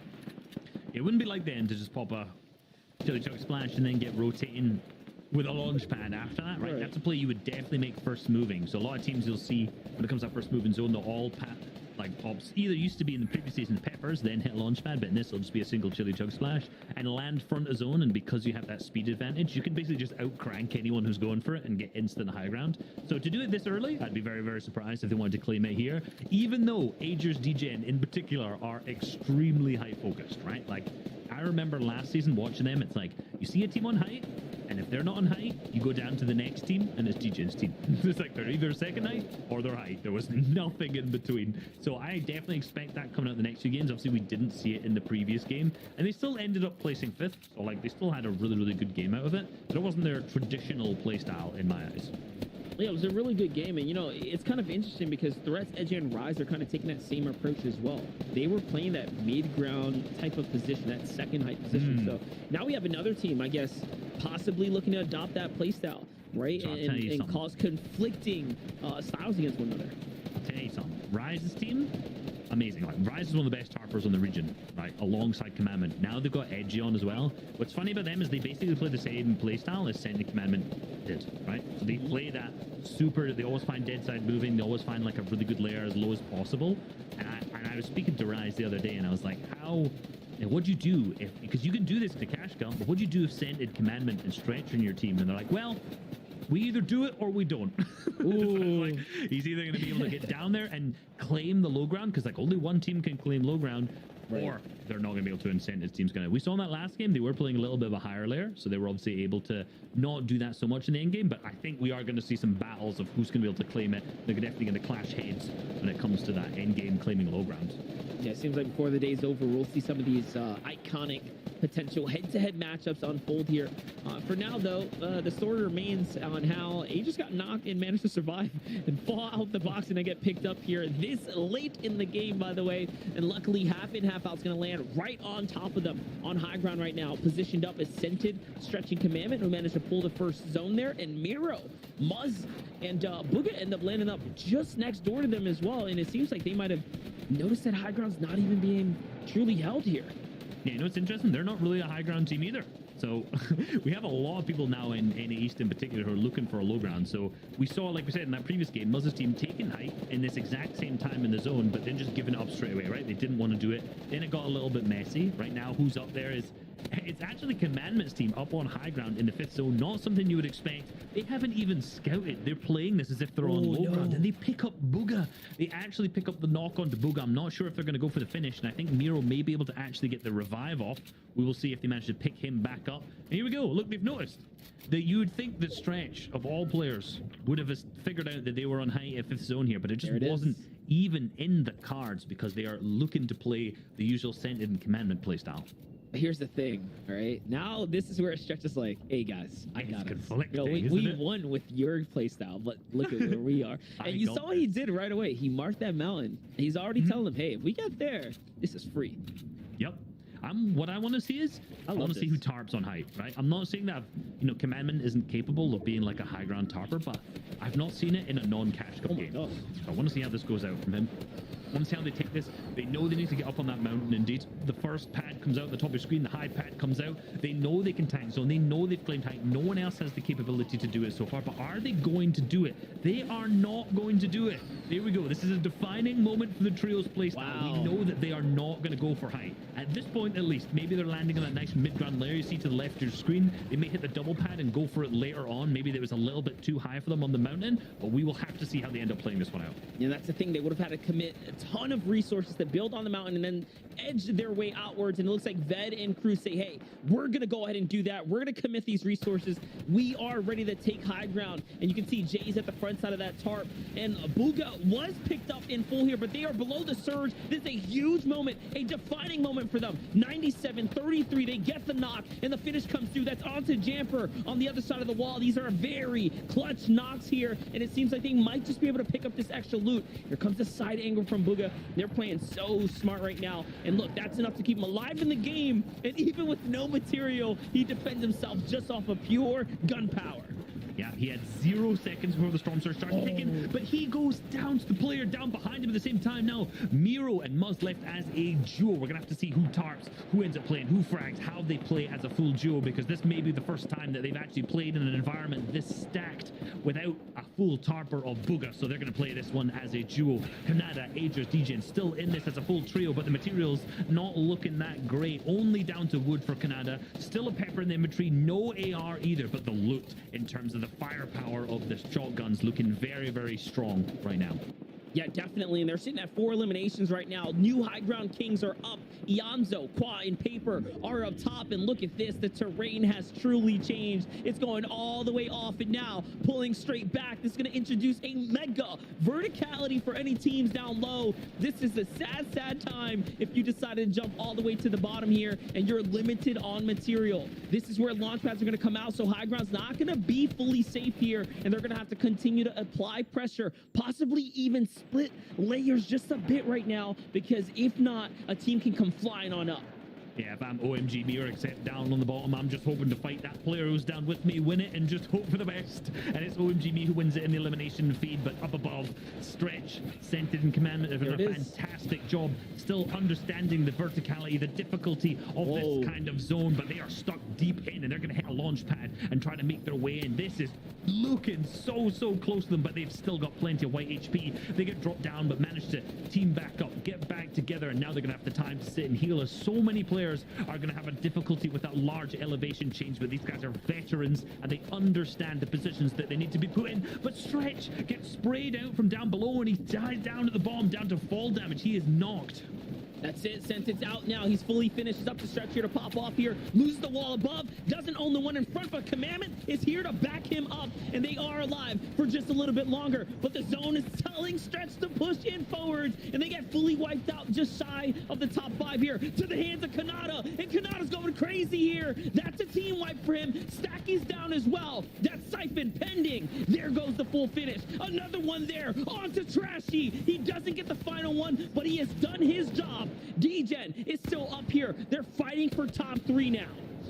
Fighting for top 3. It's Quad Paper Nico who's managed to hold the high ground for the entire of the moving zone so far, and they're looking like such a good position so far. 10 eliminations, and they're looking to just chokehold the players down below so that they can't build up into the storm, and this seems like it could be a fairly easy win. It's just DJ that's left, and he goes down. Eomzo Quad Paper are going to pick up the victory royale in that game, but look, let's be real, we've got to give some huge props to Kanada at the same time for that incredible pop-off. You couldn't paint that story any better either, because the picture was laid out before us. We were talking about how useful Kanata can be to any trio, and we just watched it all just kind of live. They said, hey, we're going to bring this to fruition, and bam, he just goes on a walking highlight mode right there.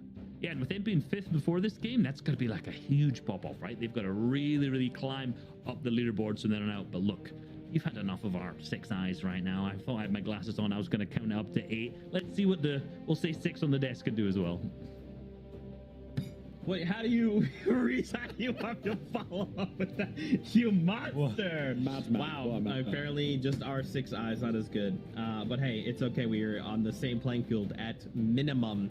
We're gonna come back. He's gonna have his glasses on. I already know. Fortnite fan, when you see his glasses, call him a loser. Wow, Kanada, as these guys were saying, a fantastic player for any trio. He's a lot like he reminds me of sharks right in the game. Sometimes you're just kind of hanging out, and then suddenly there's a shark jumping out of the water in your box, blowing you up. That's Kanata, right? You just release him from the reins, and you just say, hey, that thing over there is an issue. He's like, sure, let me just load the shotgun and let me go deal with that for you. That's exactly what's happening.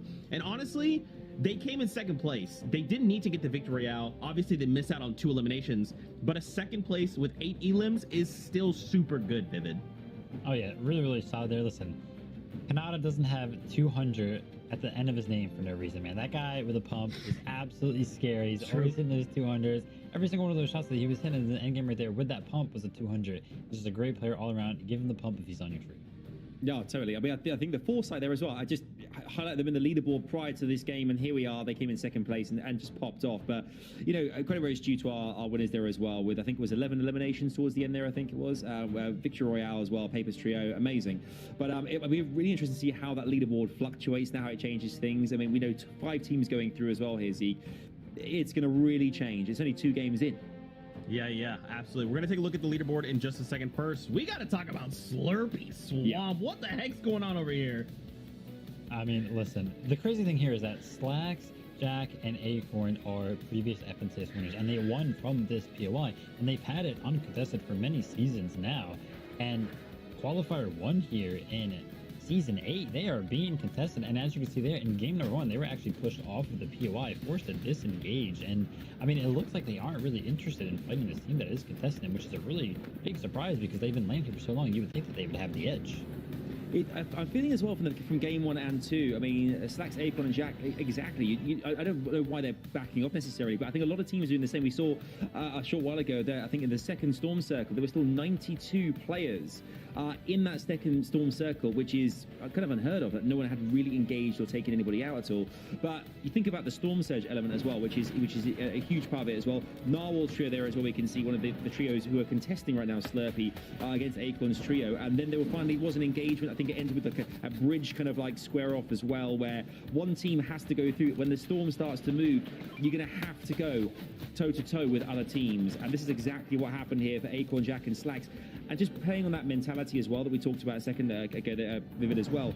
You know, when you're in a position where you're uncontested for that period of time, you kind of are used to, you know, looting, getting what you need, then progressing forward. When your beginning of the game begins with a conflict of some sort, that's when things get really testing, because you don't have the same flow as you usually would have. And then we look at Aegis, Jen, and Canada here as well, who we just saw Canada have an unbelievable run here. Just the guy is magnificent to watch. And DJ and Aegis as well, always been there or thereabouts as well, Vivid, who they've always stood up. They've won countless tournaments as well. A great trio. Yeah, a really solid trio. Canada rounding it out. The infamous duo of Aegis and DJ. And the leaderboard here, the standings are switching up quite a little bit. DJ and Aegis and Canada push themselves up 76 points, only 1 point off of Commandment, Scented, and not Edgy, but Stretch. Yeah, I mean, three of the four teams that we predicted at the beginning are in the top 5 right now. It's only 2 games in, plenty to play for. We saw as well Muzz, Miro, and Booger as well. We saw Booger just doing everything he could to survive, regardless of mats, just trying to like fend off foes trying to get into his box, just because his accuracy is that on point.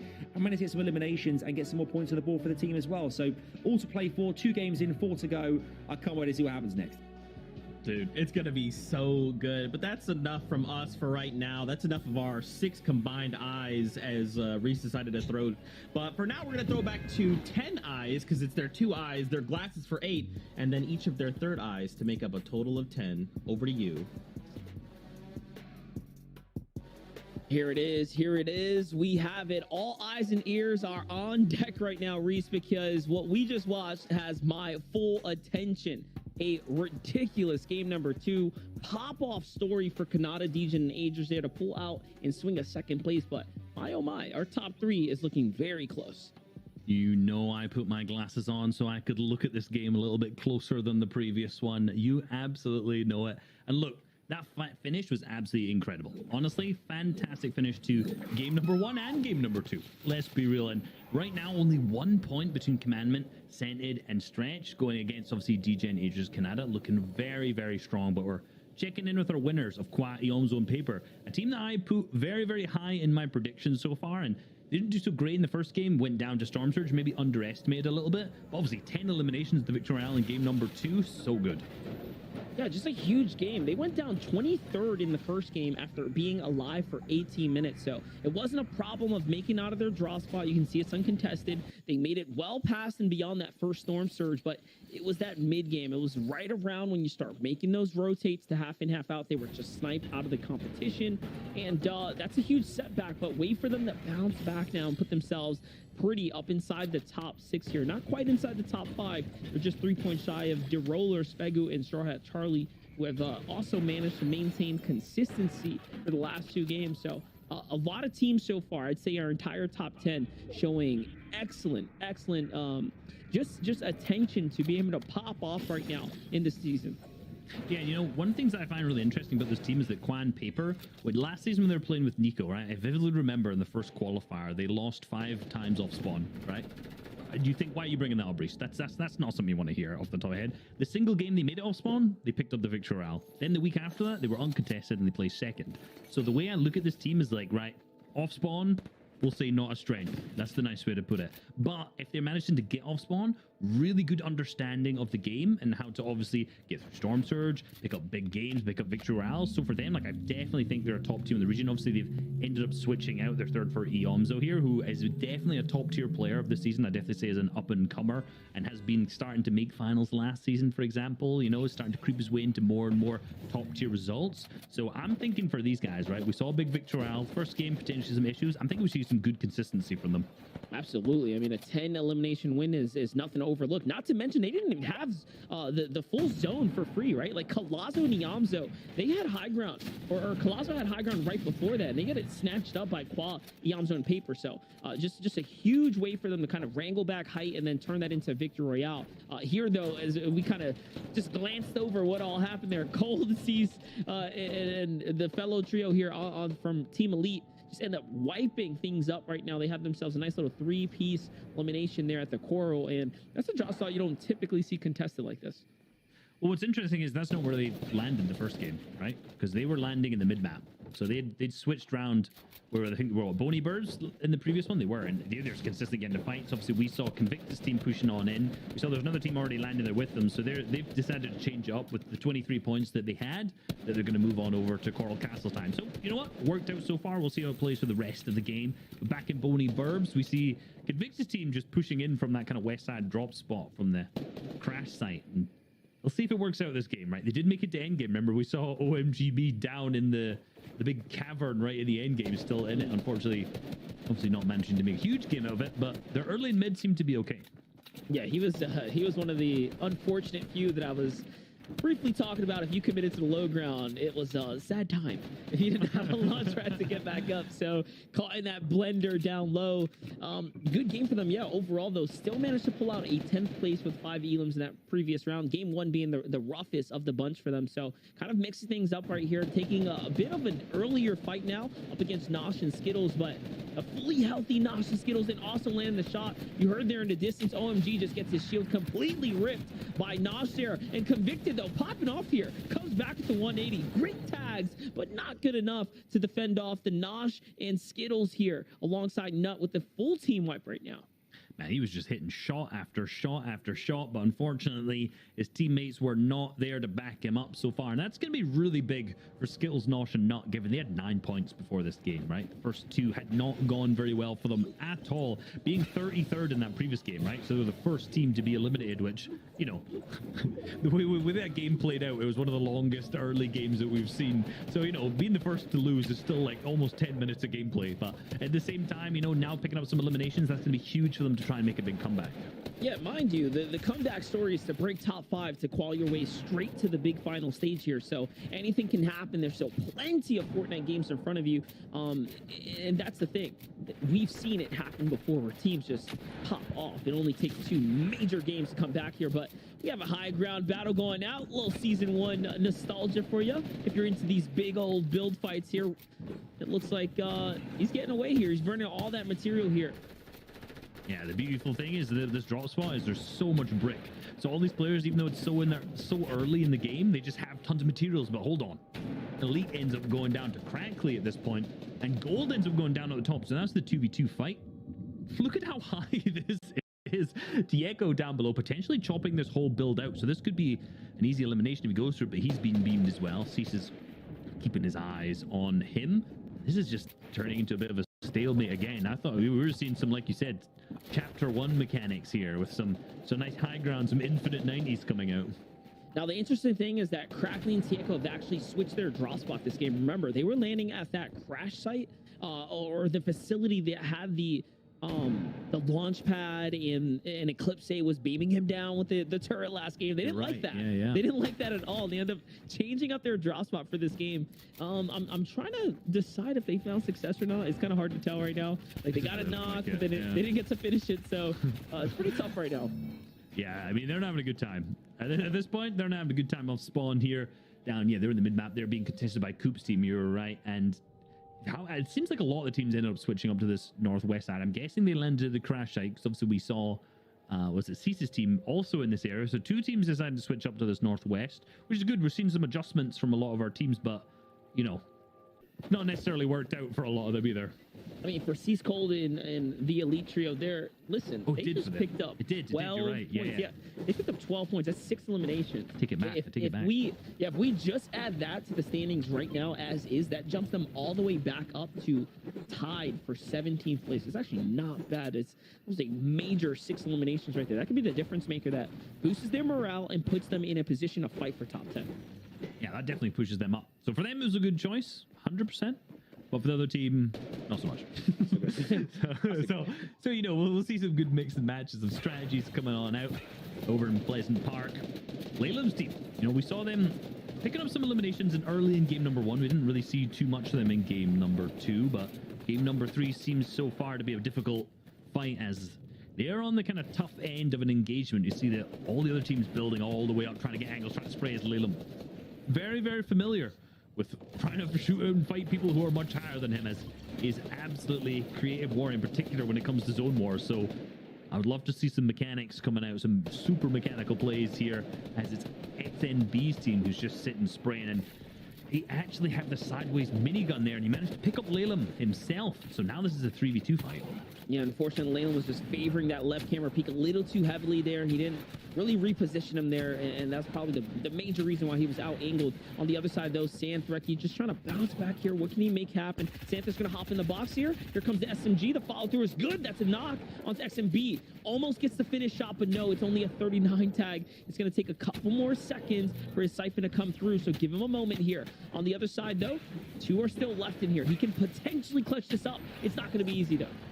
Man, I'm very impressed by Santhreki's mechanical abilities right now. He's managed to pick up that first knock onto XNB. The full finish comes through. We see the other players knocked in the back there. So Stacky is actually down, which leaves Posed as a solo. So this could be the time for Sand to clutch up. Winnable. See Posed taking his time, definitely popping some shields. And I think he's got to go for the res play at this moment. Hopefully no other team rolls up, which if we look on the mini-map in the bottom right, we can see whole trio starts to make their approach. And the wall's taken. Santhreki's in the box at this point. He's playing his pumps out, playing super slow, trying not to get anything traded back damage to him. But yeah, you hear the spray now. That other trio starts to roll on in, and for Sand, this is going to be awful rough. It's a Perta's team, and Stacky is fully finished. Pose manages to get his way out, and man, for both teams left as a solo, this is looking kind of rough.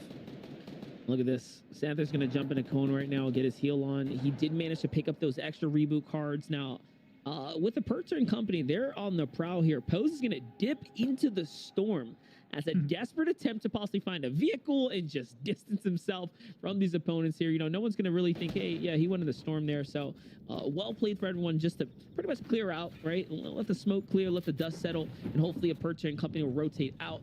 Back over with Kanata, Aegis, and Degen. Kanata, who is just living off of that previous rampage he just came off of in the last game. You know, vibes must be extremely high here. So for Rithmal, Zervo, and Kid Crazy here, I mean, they got to be careful. This is a team that's on fire right now.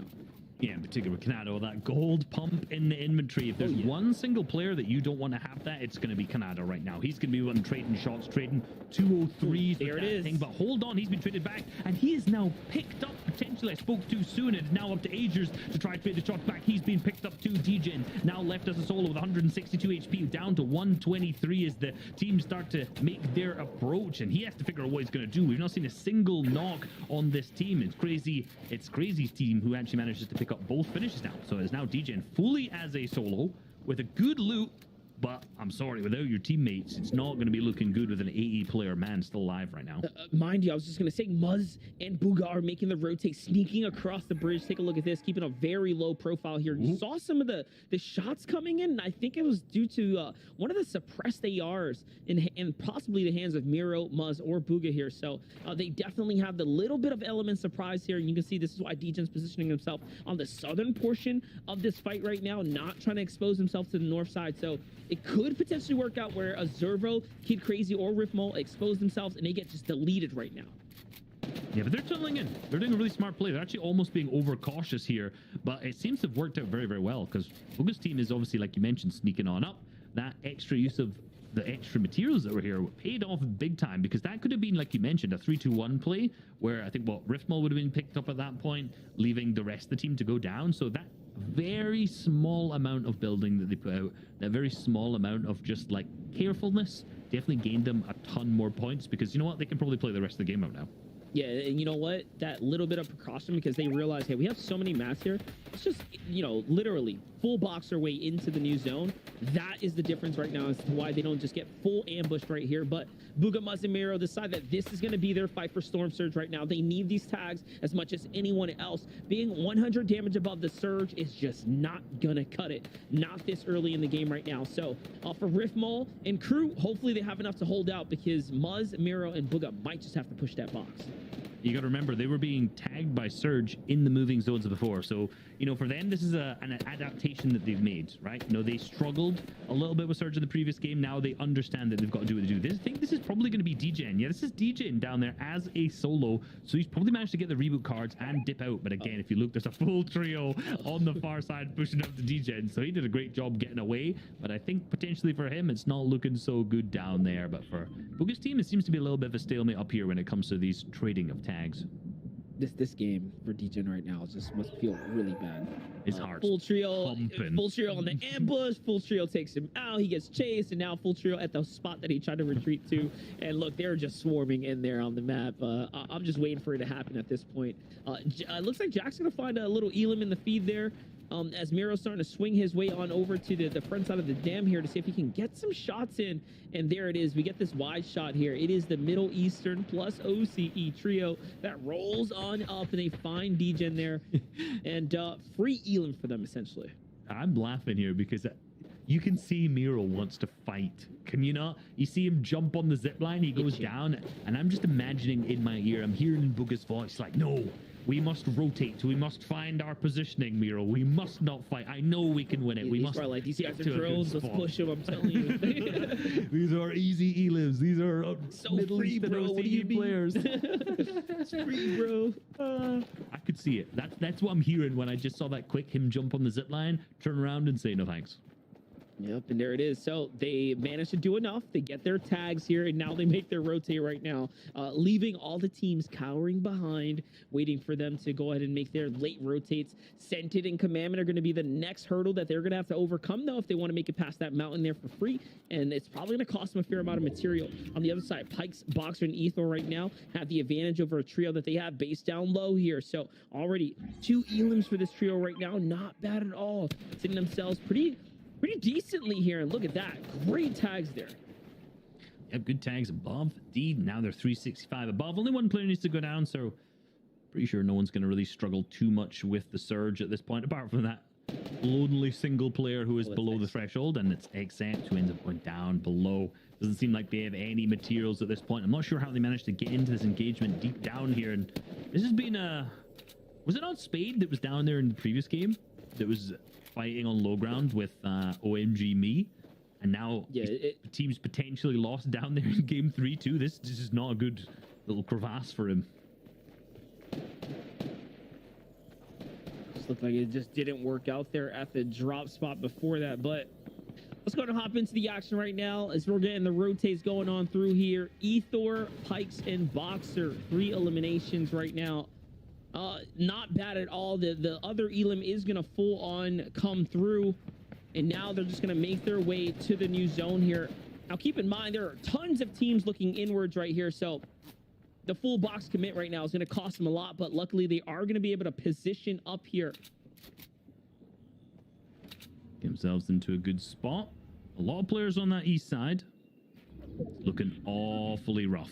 Looking awfully rough for them. Let's be real, right? A lot of these players are going to have to rotate in, but they get very lucky. Very lucky with a 4th zone that pulls that east side. So for Trashy and Co, it's going to be a pretty easy rotate now, right? Could have been rough if it had gone full to that west side. Absolutely. I mean, and look at this. Trashy's got max material here, Reese. 146 builds. So they managed to not only make it past that crazy surge here, but to do it without really expending anything. And they find a single Elam along the way. 72 points right now inside the competition here, so they are still very much holding on to that top 4 spot right now, and this is a fight. This is an important, honestly important game for Collazo, Lazar, and Trashy. If they can just break away from the competition here with another massive game, we could be looking at one of our first early fully solidified top 5s. Yeah, I know you're looking for roughly 140-ish points, somewhere around there, to get into a top 5 by the end, but it could be completely different region to region, honestly. I'm just basing off what we saw on EU, so, right now, if they get up into the hundreds, potentially, from this game, they can afford a bad game. Because so far, a 2nd and a 5th is so good. Super consistent. Average placement so far, 3.5. We can't really talk too much average placement after game 2, let's be real. It's average for a reason, right? You look over all the games. But honestly, I'm impressed by what I'm seeing from them so far. They're making really smart plays. It shows that they've been putting in the practice. That'd be like me, right? I win a game and I'm like, yep, 100% win rate on the new placement season. one. You know, that's how we doing it out here. Yo, But do whatever you can. Just make it work, right? right, let's do it just like that. Hey, the numbers don't lie. On the other side, though, these numbers are putting up big damage onto XMB's trio as he is left to pick up the pieces here of the shattered glass. All his boys being down.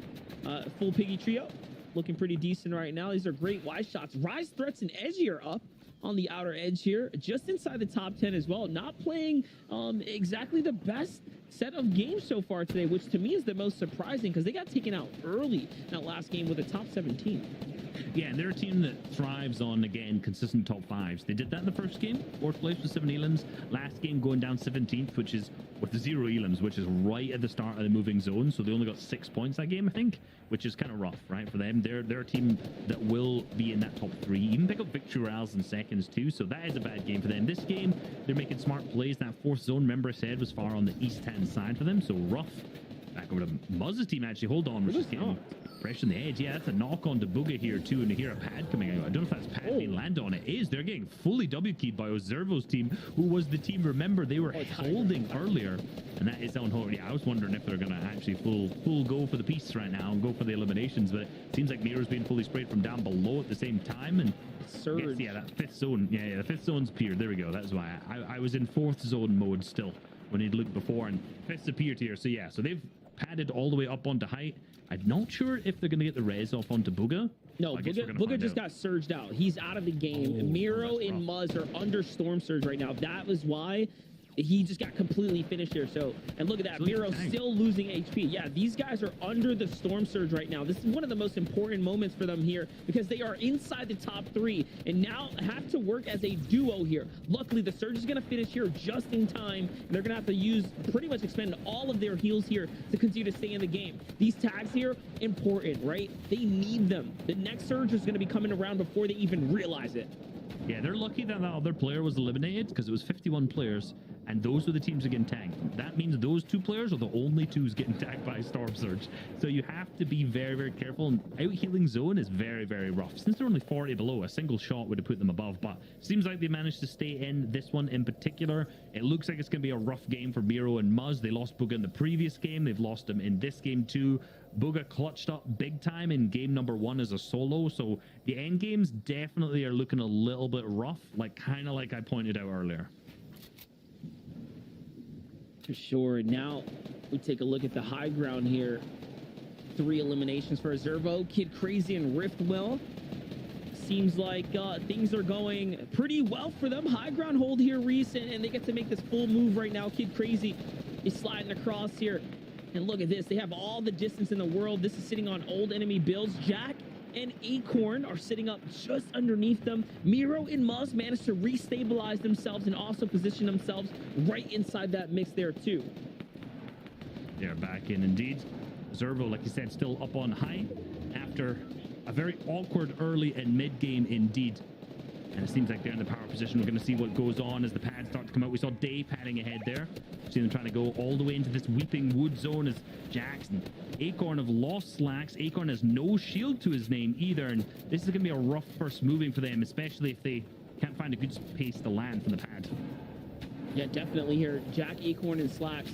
Slacks is out of the competition right now. He's going to get big time tag there too. And mind you, Acorn really doesn't have much HP to work with as far as extra shields go. There goes the launch pad. He is going to be able to slide on out there. It's going to cost him about 20 HP there. But it is going to be just fine as he makes this full rotate here. Scented finds one inside the feed there. That's Kid Crazy, who was on high ground, by the way. So how in the world did they end up not being able to solidify it on that free rotate there? We'll have to find out later. On the front side of the zone, though, Nut is there making his move here. 2 Stretch is fighting for it, though. He's going to take out Miro. That's 1 man down from that equation, which means Muzz is still alive in here, earning his way to placement points as well. They're looking very, very strong coming into this game, looking at a good position, trying a good job to get ahead of the Storm, way above the threshold, unlike the 11 players who won't be at this moment. Donegal goes down in the feed. They're going to hit the short pad, and I'm worried the fact that they have no shields, and Stretch misses the pad, unfortunately. Hopefully he's going to be able to get back to his team, and it's Nosh, Skills, and Nut, who had 2 points after this game, somehow now up on high ground, looking to clutch it back up.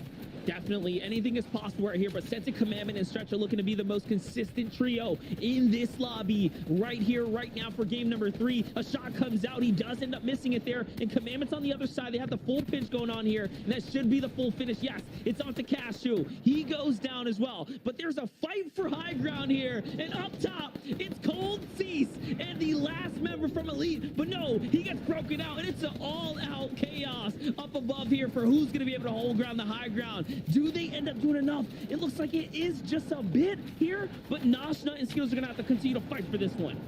They have to fight for it. 25 HP, minimal materials at the same time. One single AR shot will pick up Skittles, and he's going to have to pop those minis with a wood roof above him. If Cold Elite have to look down, see what they can do, it's going to be rough for him, but Nut is picked down. So is Nosh. It was looking like such a good game for them so far, as you see on that same layer. Rise creating such a great tunnel for them, and same on the full low ground. Smacked, Nittle, and Casker taking advantage of the fact the Sentinels team is not on this full low. They have claimed it, and it seems like they may also be able to get ahead and potentially go for top 2.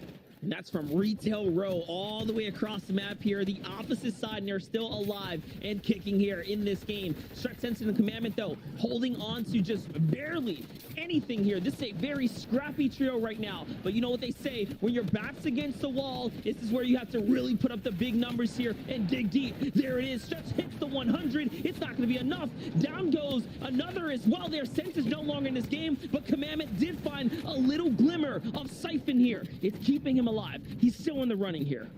Still in the running. He's one of the players that I would bet my money he would keep himself going as a solo player in this end game to give himself a little bit more placement. It's a top 6 situation so far. He takes a little bit of Tick a Storm just to claim himself ahead of the zone, but 19 builds left to his name now. The pressure from below, he doesn't get chopped down. He manages to grab the floor back at the same time, and he may be able to hit a good shot, but doesn't need to. He's trying to do whatever he can to claim up ahead the full trio, and Commandment goes down. That's a great knock there, but he's not going to be able to get those points in this time. Up above, it's Rise and Threats who are still alive here, and they're looking to jump their way on up. No Edgy inside that combination, but it's okay. Niddle on the low ground here by himself. Beautiful tag there. It's a shield crack and a massive follow-up there to stay alive, and another one as well. That's 100 onto Ved. 6 eliminations here. Niddle into the top 3 he goes, and he's still fighting for this. More to be earned. Top 2. Can he find Threats here? It's a great tag, but not enough. Threats closes out strong. What a huge clutch from him down on the low ground, but Edgy and Threats alongside Rise claimed that height, held it all the way through that final moving zone, and ended up capitalizing on the weakness of that pop-off down on the low ground. Huge game from them as well. But look, massive congrats to the clutch on low as well. And the best part about that for Threats, Edgy, and Rise there is that all of our top 3 teams, top 4, top 5, actually pretty much everyone above them was taken out early, which gives them a true opportunity to propel themselves up that much more there in the end game. But again, another just impressive run from Commandment too. You saw how quick he was with those floor edits, and just being able to stay alive that much longer was very impressive. That's what I'm saying. Commandment is one of, if not the best tarper, not even just in the region, in the world. Honestly, amazing. So stuff like that will keep him moving. Look, let's throw it back to the desk to see what they've got to break down for. Thank you guys so much. Fantastic as always. And I mean, yeah, this is what we were also seeing in EU, is these solo efforts, right? Being in that moment where you and your trio mates are, your friends are dead, they're eliminated, they're waiting for you back in the lobby, and you're left alone to say, what can I, or can I take this? And Commandment said, I'll take this to a top 5.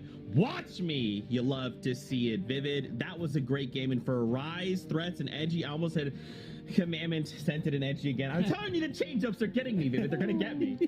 They're tough. They're tough to fluently speak with. But let me tell you something. The highlight of that game right there, I feel like it was Niddle. Niddle at the end there was 2 things that he did specifically really well. Was when he was on that cone as we were watching, he did an ADS in the end game. We almost never see that, but it worked out so well because he got a knock using it.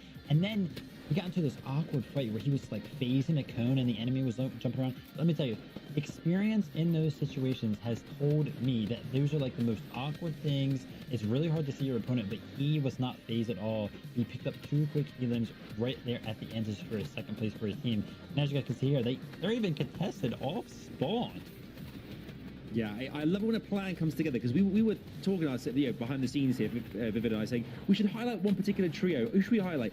Let's highlight Nittle, Smacked, and Casca. They're a trio that have stayed together, one of only 5 this entire series. They've actually stayed in their trio, and what do you know? They go all the way to the finish line, coming in 2nd place. Amazing, amazing. It's great foresight, Vivid. We're on the same page here. But Edgy, Rise, and Threats, we talked about these guys as well. Obviously, Reese's pick today, they were the one team out of the 4 predictions that weren't up there, but now look at this. They've slipped into 3rd position after that victory royale, but Commandment, Scented, and Stretch remain in the top spot. The first team today to actually break into the 3 digits. 103 points right now. We can see Little Casca and Smack slip into 2nd. Threats, Edgy, and Rise up there in 3rd position as well. Trashy, Colapso, and Lazar keep on delivering in 4th position there as well. And the Omze Paper Qua had the victory royale in the last game. Miro, Muzz, and Booga slip into 6th, which doesn't qualify, but there is 3 games to go. You can see here now, Little Casca and Smacked, you can see 22 eliminations, Vivid. That is absolutely extraordinary. Comparatively to the rest of the pack here, they are doing bits.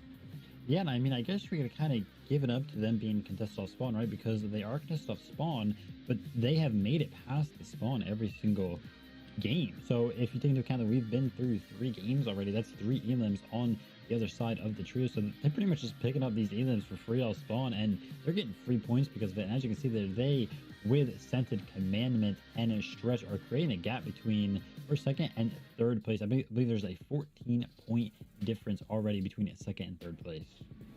So insane. Really quickly, we have a minute left. Let's take a look at this spotlight for one of the trios that is performing very well. Oh, yeah. You know it's right. It's Commandment, Scented, and Search. I have to I'm telling you, man, I have to I have to say the first one and stop. It's really hard. It's really hard. But we're trying, guys. You guys watching, we are trying hard. I mean, obviously, eliminations versus top 10, 11 there. Full trio eliminations, 4 full trio wipeouts. Low ground eliminations, 5. We don't expect that from these guys. They know the low ground so well, play it so brilliantly, and top 10 games, 3 as well. Interesting stat recently. I think a lot of the pros came together to vote for their top players around the world right now. And Scented, believe it or not, was the most voted top player in this region. And he happens to be in that particular trio. So it's just amazing to see that these guys flying high. We expected it. We're seeing it. There you go. You guys love to see it, and I do as well. We got 10 seconds left, which means we're going to get ready to jump with the battle bus once again. My goodness, NA East has been insane. Even just that first page of standings has so many trios and just individual names we're used to seeing. So we only have a handful of games left. How will this all unfold? That's what we're here to find out. Buckle up, Fortnite fam. It's game time. MDF Reese, over to you guys. Looks like it's going to come on over to us right now as we're hopping into this game here. This is it. We're past the halfway mark, and now we're going to jump into the back half of the game here. Of course, the players will join us on that battle bus there, Reese. Players join us on the battle bus, and like you said, halfway point, 3 games done, 3 more to go. We've seen some huge games from Commandment, Scented, and Stretch, and moving on to some of their ex-teammates, obviously alongside Rise. Jamper and not Jamper, man, I'm doing it now. You see the desk, they're pulling all the old teammates together. Now I'm doing it too. We got Rise, Threats, and Edgy, who with that victory round moved up to 3rd place. So it's looking good. A lot of people said once Edgy split off from Commandment and Scented, they're like, who really has the curse of the 2nd place? I guess, it seems like we're ready to find out today. Yeah, definitely. We're going to have to find out right now because it's getting really spicy here. It's heating up. And again, I'm so impressed by Commandment, Scented, and Stretch here. 103 points so far is just nothing to overlook at. They are really setting themselves up for success here. Nittle, Casca, and Smack. I cannot believe how high they've managed to jump up with, honestly, what is 3 exceptional games, right? 10 and 5 elims, 13 and 8 elims. Those are big games. Those are not bad at all. And then a 2nd with 9 elims now. So just proving that they are one of the more consistent teams here. And they're contested at their job. They actually are fully contested. They are winning it. We've been questioning their early game strategy a little bit because obviously we saw that they were moving on to that Guardian Tower up to the north. It was kind of going a bit slow, but look, these guys are constantly picking up refreshes and eliminations, which, even if they don't have that big 2nd place, the previous one, they're still gaining tons of points, right? The fact that they got 8 eliminations and a 13th, which is an insane amount to get just basically when you're being picked up by the first moving, that's tons. That means they're doing a really good job in that mid game just to get like good refreshes, but obviously, It's not really worked out so well in the end game there, but they've consistently just got points every game. Just adds up. Then when they have that second Annihilatums, the big pop off, that just fires them so much further up the leaderboards. Yeah, definitely. Chubbs, Adams, and Owls. I think they kind of realized, that last fight was not worth it after Cease and Crew just wiped up 2 full trios here. Seems like they're just playing out of their minds right now. So they're gonna go ahead and give them the respect, the distance that they're demanding here, and pretty much give up the rest of the loot here at the drop and play for the outskirts. I wonder how that's going to play out. One thing I did want to mention, though, Reese, while we're in this early game, I wanted to have a discussion about Muzz, Miro, and Booga, because they were looking unstoppable up until that last game. And the reason I'm pointing out is because not only did they go down to Surge, but they went down to Surge when they pulled another half in, half out zone. Like, that is the type of game that you just do not want to throw away. Yeah, I want to understand what the full Surge strategy is, because, like I said, the games I've watched of theirs so far have been cash cups and earlier rounds when it comes to FNCS, this for first qualifier, right? So, although those are obviously high-quality games, the players and the quality of the players are nothing like a round 4 right now, right? You have the best of the best who've managed to make it there, so it's infinitely more difficult to get Surge on. Having 90 players, almost 90 players active Surge is so difficult, so it's a whole other kettle of fish, as you could say. So for them, we have seen them struggle big time, and it's funny because one of the things I said about them is the fact that their early and mid game's been really good, but then when it comes to end game, they're looking a little bit scuffed.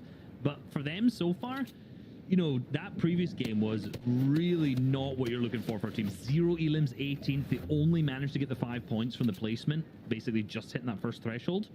And to make it all the way through the 5th zone and only get that is definitely rough for them. So I'm still being in 6th. Let's be real. Like, they've had some massive games, still pushing up to 6th so far, almost in the qualification threshold, actually tied with the qualification threshold points right now. So they're not a bad day by any means, but when you watch Commandment's team, you can see everything. You see the plays. You're like, yes, these guys know exactly what to do, and they're in the right positions. They're super strong. I'm not seeing that out of Booga's team right now. Right, and then the same thing can be said for Degenagers and Kanata, who just lost that fight. And again, I was hyping up Kanata because I was thinking, like, hey, these guys have got to be feeling really good, especially after that last clutch. But sometimes things are just going to go that way for Quack. Brennan, they've been fighting this entire time, and it seems like there's no different story here. KNG Bills is going to go on and find 200 out the air there, and Quack is left with no material on the low ground. It's going to come down to all body movement here. Playing the walls here, steps in, but it's not going to be enough as he gets quickly wrapped up here. Bills, Laylam, and Santher pretty much fine there. I'd say revenge here. Yeah, we saw that fight happen a lot in that last game. It was long, it was drawn out, and I definitely looked like Laylam's team, in particular Santher, could have really popped off and really had the potential to win it on out. But obviously, the third party ended up rolling on up. But this time, finishing it earlier is going to be very good for them. Go over to Calc, alongside Lure and Bank at the same time. Not a great day for them so far. Honestly, 0 points so far. So yeah, that's what I was going to say. I was like, man, it has such high hopes for Looter and Crew, but right now it's looking like, I don't know. These players on the other side of the wall are just lost. I think it has to do with the fact that Looter is in this blue superhero suit, and so are the opponents. So a little confusion there in the fight. Yeah. Let's say it was that. I'll give the benefit of the doubt, I'm just trying to find a reason why. He's just standing there, like, what's going on? Yeah. So far, the day's not going so well. I hyped him up into my top 10 so far, and you know what? The day's not going that well. But there's still 3 games left. We've seen bigger clutches come out into top 5 so far, and I think it's definitely possible for them. And I want to see this team do well in the first week. I want to see them pop off. Like, first 3 games, basically Storm Surge every game so far, which has been really rough for them. Potentially a team that's not been together long enough to have an established Storm Surge plan, but they're all like veteran enough players to understand a good Storm Surge strategy by now. So I definitely want to see a little bit of a better improvement coming out. The first elimination so far is looking good. That's obviously going to count towards a big time, but they've obviously lost Bank, so they're going to have to definitely just try and win this fight out from here on out. And it seems like that's exactly what's happening as Ether goes down. Cal picks up that knock, and they're trying to ramp into the next box, and that's going to be it over for the other one. But that's actually a third party that rolls on up, so it's not even going to be the 3 eliminations. It's going to be 2 for them and 1 for the third party team. Ooh, that's unfortunate. They're losing out on those very valuable points. But you know what? This is the Calc I like to see, the one that's confident jumping in those boxes. And look, he pushes off AV for a second there as well, as they try to continue to just reposition themselves here, get back in, find the footing that they were looking for. For Deemer, AV and Eden here, I mean, they're basically committed to this fight because they need the tags, I think. As does everyone.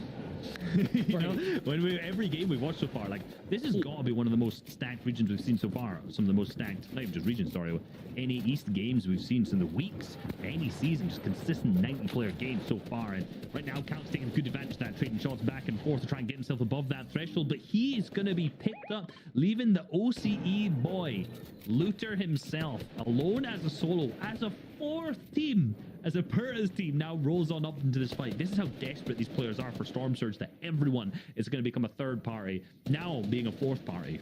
Well, the best thing about this is Luda just hangs out. I mean, he could just get the reboot cards and vibe out, right? Let these teams do their thing exactly and then rotate out. So Luda right now is possibly trying to pretty much crack open the where is Calc's reboot card, pick that up, and then get on out of here. There's no reason for him to stay at this point. His odds at winning any of these fights are pretty slim at this point, so might as well try to get this card and get out. Otherwise, keep a low profile. There's another trio, by the way, rolling up in a vehicle. If you look at that map there, so, you know, if 4's a party, five's a parade here, because now we have another team rolling up, and it seems like they have exited the vehicle and they are part of this fight.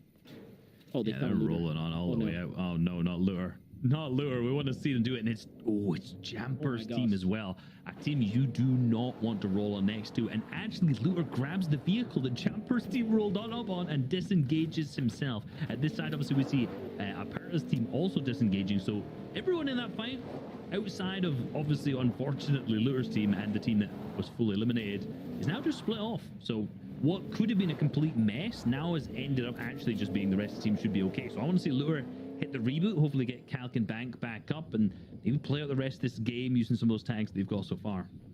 Yeah, we almost saw the full, you know, parade, marching band, and just everything go down. But it didn't work out like that. Luckily for Looter, he gets to escape here. Not sure if he gets to pick up Calc's card, but I know for 1,000% certainty he got Bank Teller, so they'll be able to inch their way back into the game with how long that fight went, with how many tags they got there. They shouldn't have an issue with Storm Surge, which is great. On the other side, though, here's Edgy, Rise, and Threats, who are making their rotate right now, coming off the heels of it. Just a great game number 3 right now, and already earning themselves a single elim here. Yep, just to clarify, they do not have 2 points. They actually have 84 plus the 2 points they have there. They have 86, just showing us 2 right now. So they're currently in third place. That's what I can. Yeah, just to make sure, everyone's aware, right? They've got the single elimination this game. There you go. Yeah, it just shows up, pops up at this point. They got the 86 points, which is still them in third place so far. A really smart team, and a team that's moving from the far west-hand side of the map, coming from Holly Hedges. I often have to see those teams struggle with Storm Surge and figure out what they're doing, but picking up that single elimination so far, and looks like obviously very good for them. They've obviously managed to put themselves into a good position, and when we've looked at them in earlier games, at this point in the game, they're always deeper into zone, right? They're always in a good hill. They're always a spot that they have a great line of sight over the entire of the map. So I'm not overly worried about them as a from Storm Surge perspective, because they've given me no reason to worry. Yeah, and remember, this is their drop spot, so you see them kind of migrate back to where they started the game at, because they see that the zone's pulling this way, and then they're playing perfectly positioned here. They're focusing the teams that are going to be hitting those air and those wind tunnels there for their rotates, finding these free tags along the way. Unfortunately, looking at the feed there, it looks like Calc was taken back out by Demer there, so probably saved and then put back down, unfortunately, there. But those kind of things are going to happen here. Is, again, here's a team for Threats, Edgy, and Rise who have the zone pretty much landing on top of them inside the top 3. They found so many tags up until this point, which is just excellent for them, right? This is another game that already is starting to shape up to be pretty much set in stone. Yeah, and notice, right? They're 350 above, but they're not stopping. They're getting more and more and more. This is only the first threshold, and for the next 2 thresholds, they could easily dip under if they kind of slack on getting the tags and get the shots. And from then, I love their positioning, right? They're high up, in particular from Edge's POV here. They're kind of near the edge of zone, but in a little bit, so they know tons of teams are going to be rotating into them. This is the congested side of zone, so tons of teams are going to rotate past them in this POI, which gives Edgy a great sightline. He even built up 3 tiles on top of that main, just so you had even bigger sightlines from there. So great positioning. Honestly, just top tier teams doing just the small little things. In particular, look, Commandment, Stretch, and Scented. Look at the positioning on this hill. 2. I think this is Commandment and either Sentinel or Stretch on this hill, and a far split with their third player. Who is it? There you go, Stretch in the bush, the classic Stretch play alongside it. I know Zay definitely taught him here. So a big split up onto this top hill so they can get more sightlines, a 360-degree view, more and more tags. Yeah, and it's just like guaranteed surge for Stretch at this point. He always finds players, you know, on these rotates here, right? Trying to play the zone out. And it works even better when the zone pulls this way, right? Comes down towards him, forcing players to quite literally have to expose themselves through one of these sight lines. Not to mention the additional rotation of the wind tunnels. And of course, the river here is all accessible and gives opportunity for him to find these tags. So, so far, so good. Looks like he's doing his thing here. He's holding his weight on this side of the map, and his teammates are just well positioned. Yep, good split. And when we saw there, I think, what was that, like 400 above, or somewhere around 400 above tags. So it's like these kind of strategies where you're getting near the congested side, but going a little bit deeper in, high ground positions, a good horizontal split. Perfect, right? That's put them, 642 above. Wow. No eliminations, 642 above, just climbing over and over. Because you see, look at the amount of players that are down there. Look at that mini map in the bottom right. How many teams do they have sightlines on right now? So many. And that's purely because they understand where the majority of the players are going to be in this congested side, where they're going to rotate into, and how they can take advantage of that. Yeah, definitely. And you know what? It's looking really great, but not for this team here. Lazard, Colazo, and Trashy. Unfortunately, our 4th place team, off 4th place, by the way, by a singular point here, is quite literally in the worst case scenario right now. They're a man down, fully downed and out to the Surgeon, still 100 below here. It's really up to Lazar right now to pop off here and get back in, but no, wait, I lied. It looks like Trashy gets knocked here, so he's not completely taken out just yet. Can Lazar find the singular tag to keep him in the game? It doesn't look like it's going to happen just yet. He's going to have to pop these 2 big pots. By the time he gets it off, though, I was going to say these players are going to be here, and there it is. He gets taken up and taken out to the hands of Sparky and Redux there alongside of Perta. That is the difference between being the one on the congested side holding the players and being on the congested side being held by the players. That's the huge amount of difference between what we just talked about in Sentinel's team to the difference between Lazar's team, right? Being on that full edge rather than being on the hills, just holding the people on edge. So you see the classic, like, super high-level teams that are experienced, know exactly what they're doing, and some other teams who are just getting their groove, like, obviously, Colazo's team, we saw them figure out a ton about Storm Surge in the previous season, just not quite understand, fully figure it out yet. Yeah, Straw Hat Charlie, Derulo, and Spagoo right now, one of the few trios that we briefly mentioned at the top of the show that have actually stuck together for this season's FNCS.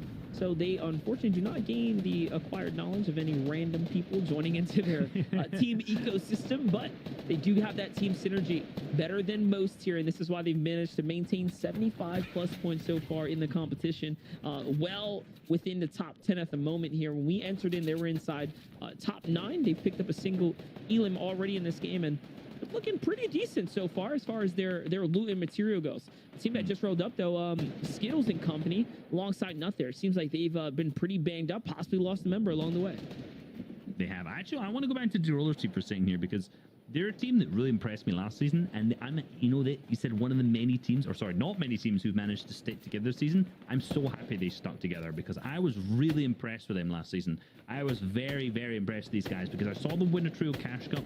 I watched some of their games. I watched them pop off in some of the qualifiers of the FNCS. Unfortunately, they were contested in the finals and didn't really do as well down on Cami Split. But these guys, I definitely think, have the potential, if they're uncontested in a finals, to be like a top 5 position.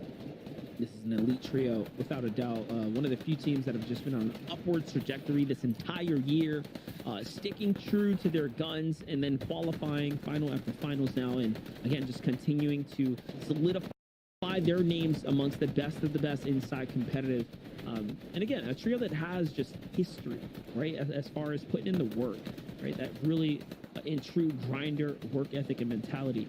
On the other side, talking about the grinders here, Calc unfortunately is going to get taken out to the hands of Iamzo, Paper, and Qual, who are rolling up pretty swiftly here onto TNA's leader, but no, he gets taken out pretty quickly as well. A quick finish there, and that's going to be the 5th healing for this trio. No, make that 6 as the numbers start to catch up there. Big game for them. That's a 12-point swing off of Elims alone, and we are barely getting to the placement points here. huge. And remember what I said about them earlier. Like, if they get up spawn, they know how to play the mid game. They know how to play the early game, and they certainly know how to play the late game. Right now, with the 6 eliminations, the additional 12 points for them, after a super slow first game, it looks like, obviously winning the previous game, that they're just speeding up, right? They're getting comfortable. They're understanding the lobby and what they need to do so far. So I would not be surprised if we see another top 10 game from them. See it here. The rotates are coming out. No one gets tagged. Wait, Skittles gets hit a little bit there, but Nosh and Nut there to pick him up. Sure to gets him right back inside the game here, and everyone makes a successful rotate on the side. The rush, the interesting skirmish in the distance here. Tragic's Jamper and Day up against Stretch, Commandment, and Scented just inside the box. And look at this. Day's going to inch his way just a little bit closer to them. It's going to give him a bit of aggression there, but no one pounces just yet here. On the top side of the mountain, Muzz will get Miro positioned up, pushing up onto Kanata, DJ, and Aegis as well. So depending on how this next zone unfolds, we might see some big clashes here. These are some of the biggest names right now housed up pretty close to one another. Yeah, they're all on the side, and that shows something about the fact that in the previous zone, this hill was such a power position. So a lot of the big names understood where they need to go, and they got there much earlier than some of these other players. It's actually really good there to see that Booga's team had 3 eliminations. Obviously, in comparison to the previous game where we saw them really struggle, getting 0. So for them, they're looking really good, so I hope they do well. And that 5th zone actually pulled here. So they pulled to this far east side where a lot of the top teams are.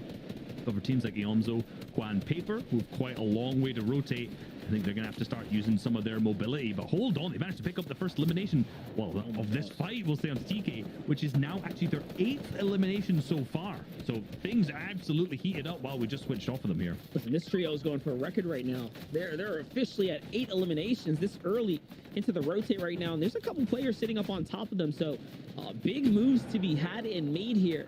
Not only that, they should be poised up with plenty of loot as far as accessibility to launchpad goes. And yes, this is why they're starting to branch out right now, look outwards, start to figure out, okay, is the coast clear? Where are we going to land? How are we going to do this right now? One thing worth mentioning, by the way, Miro finds Rise in the feed. So that clash that we expected to potentially go down ends up happening there. Commandment finds Nounzy. And you know what? This means Booga pulls another 50-50 zone, by the way. So about 3 50-50 zones so far inside out of the 4 games we've played already. Yo, can't be complaining about zone RNG, but Marketable. right now they've definitely managed to capitalize on that position that they're in. 100% Rise, obviously, down on the bottom there, not in a great spot. Up on high ground, we see a Zero's team who's been shaking things up big time, but Paper, Iomzo, and Kwa managed to make it up onto almost height, actually. Remember, they had a rough rotate from that north side, and they managed to get all the way above basically the entire lobby bar 1, so they're second height from now. And with only 50 bills left on Paper, now getting split, this team cannot be too healthy on materials. So despite the 8 eliminations they have, which is very impressive so far, they're definitely going to need to get some refreshes, probably the end of this first moving zone. You know what? It kind of balances out, though. The fact they have another launch pad is just going to save their material either way. But Rise and Threats are getting lobby focused here. Once again, there's no Edgy here. Edgy, I thought, was going to be the difference maker here in the end game, but he just has not caught a lucky break to stay alive right now. So it's up to Threats and Rise, once again, who have that duo synergy already built to stay alive here and make it work. The launch pad gets caught, though. No! Threats could not make it there in time, and he gets picked off. What looks like now being fully finished off by Muzz here. He gets the accessible loot as it lands inside his box. And yes, it was Muzz who picked him off there, but now Muzz and crew stay a little too late behind the zone here. He gets focused as well. Even with the zone, Muzz goes down a little too early. Booga inches his way in on foot instead of taking that very treacherous launch pad there, and he manages to stay alive for a little bit longer.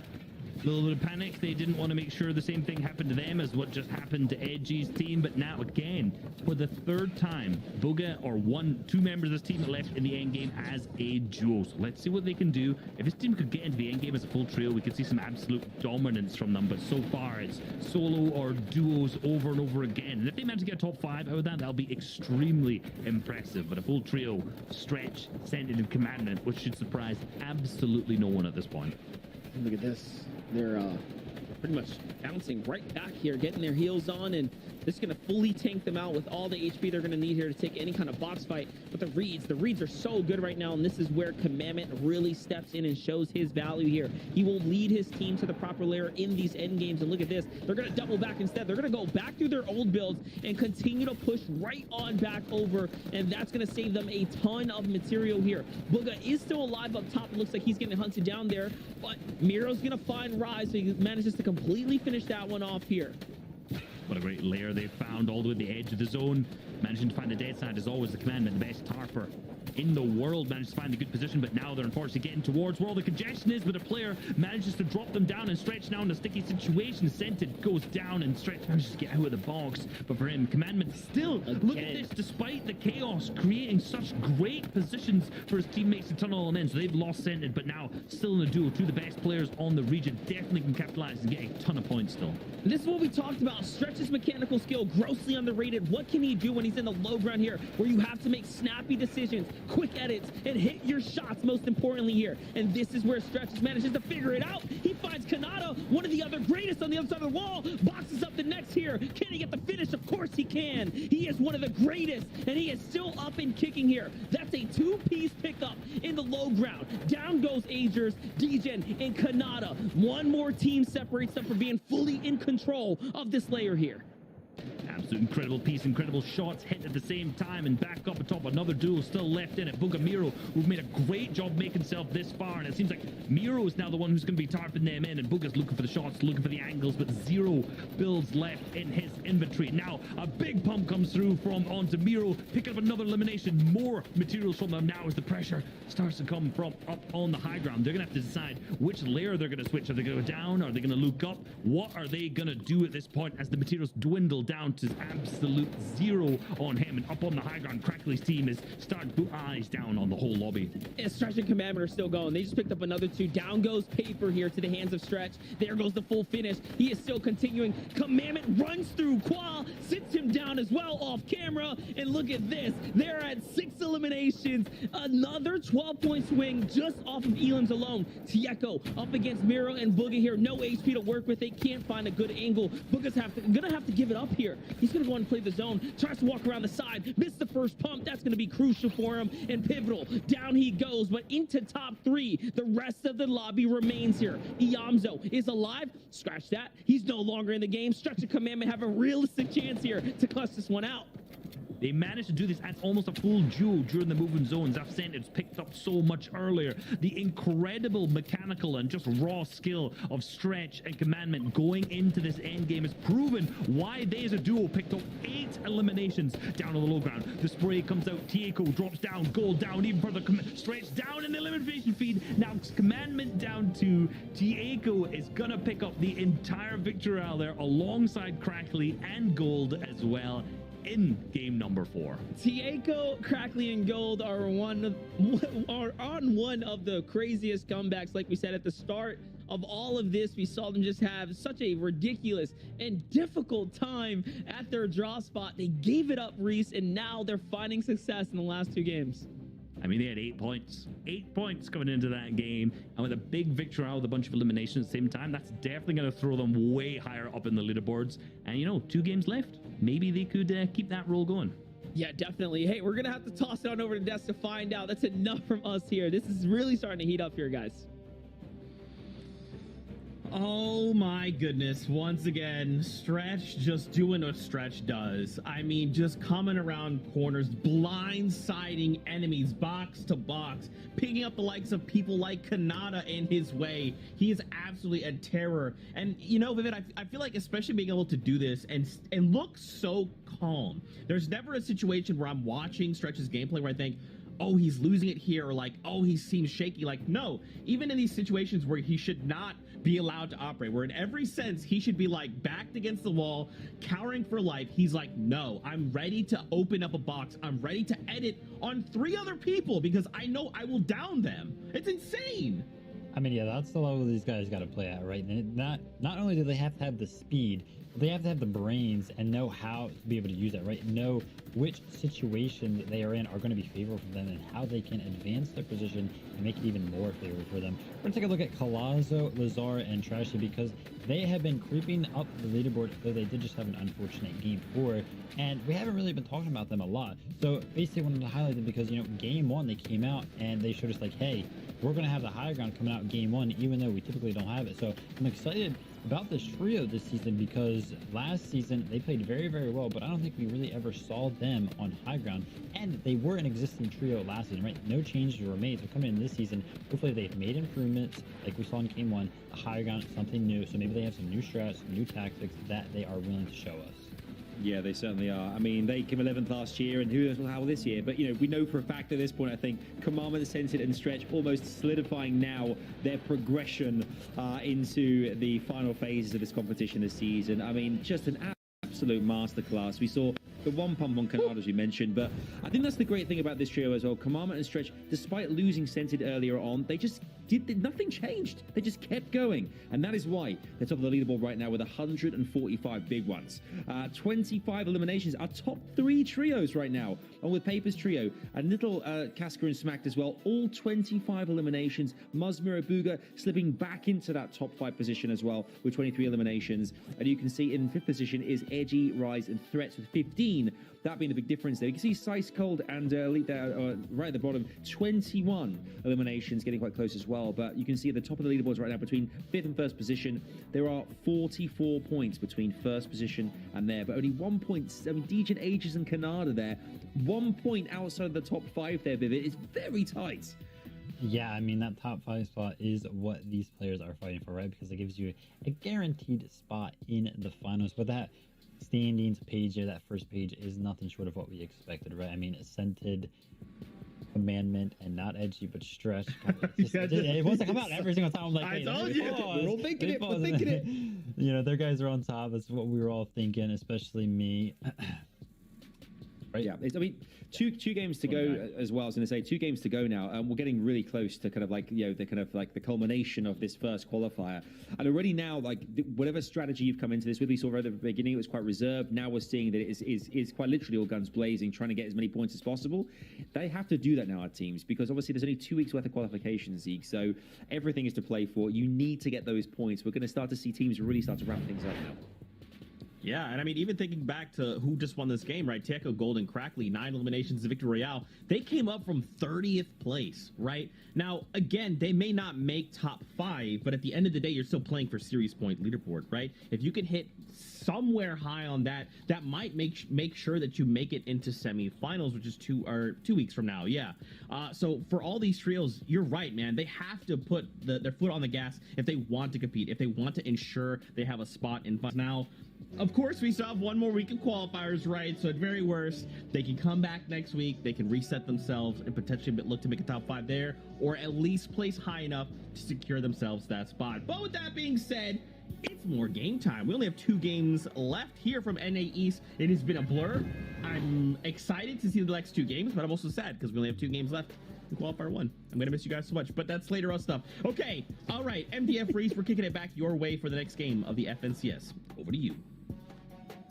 2 more crucial games in front of us right now remain here, Reese, and it's getting insane because the standings, the points are so close. I mean, all the way on down to top 11. Like, how do you choose any of these? How can we not just be able to fuck everyone straight to finals? It's going to be heartbreaking because we are looking at some exceptional play from all of our competitors right now. It's going to be absolutely heartbreaking for the teams who are on the boundary who don't make it, but so many teams have the potential to after game number 4. With 2 games left, anything can happen. Any of these teams in the top 10 can fumble. They can be beaten at this moment.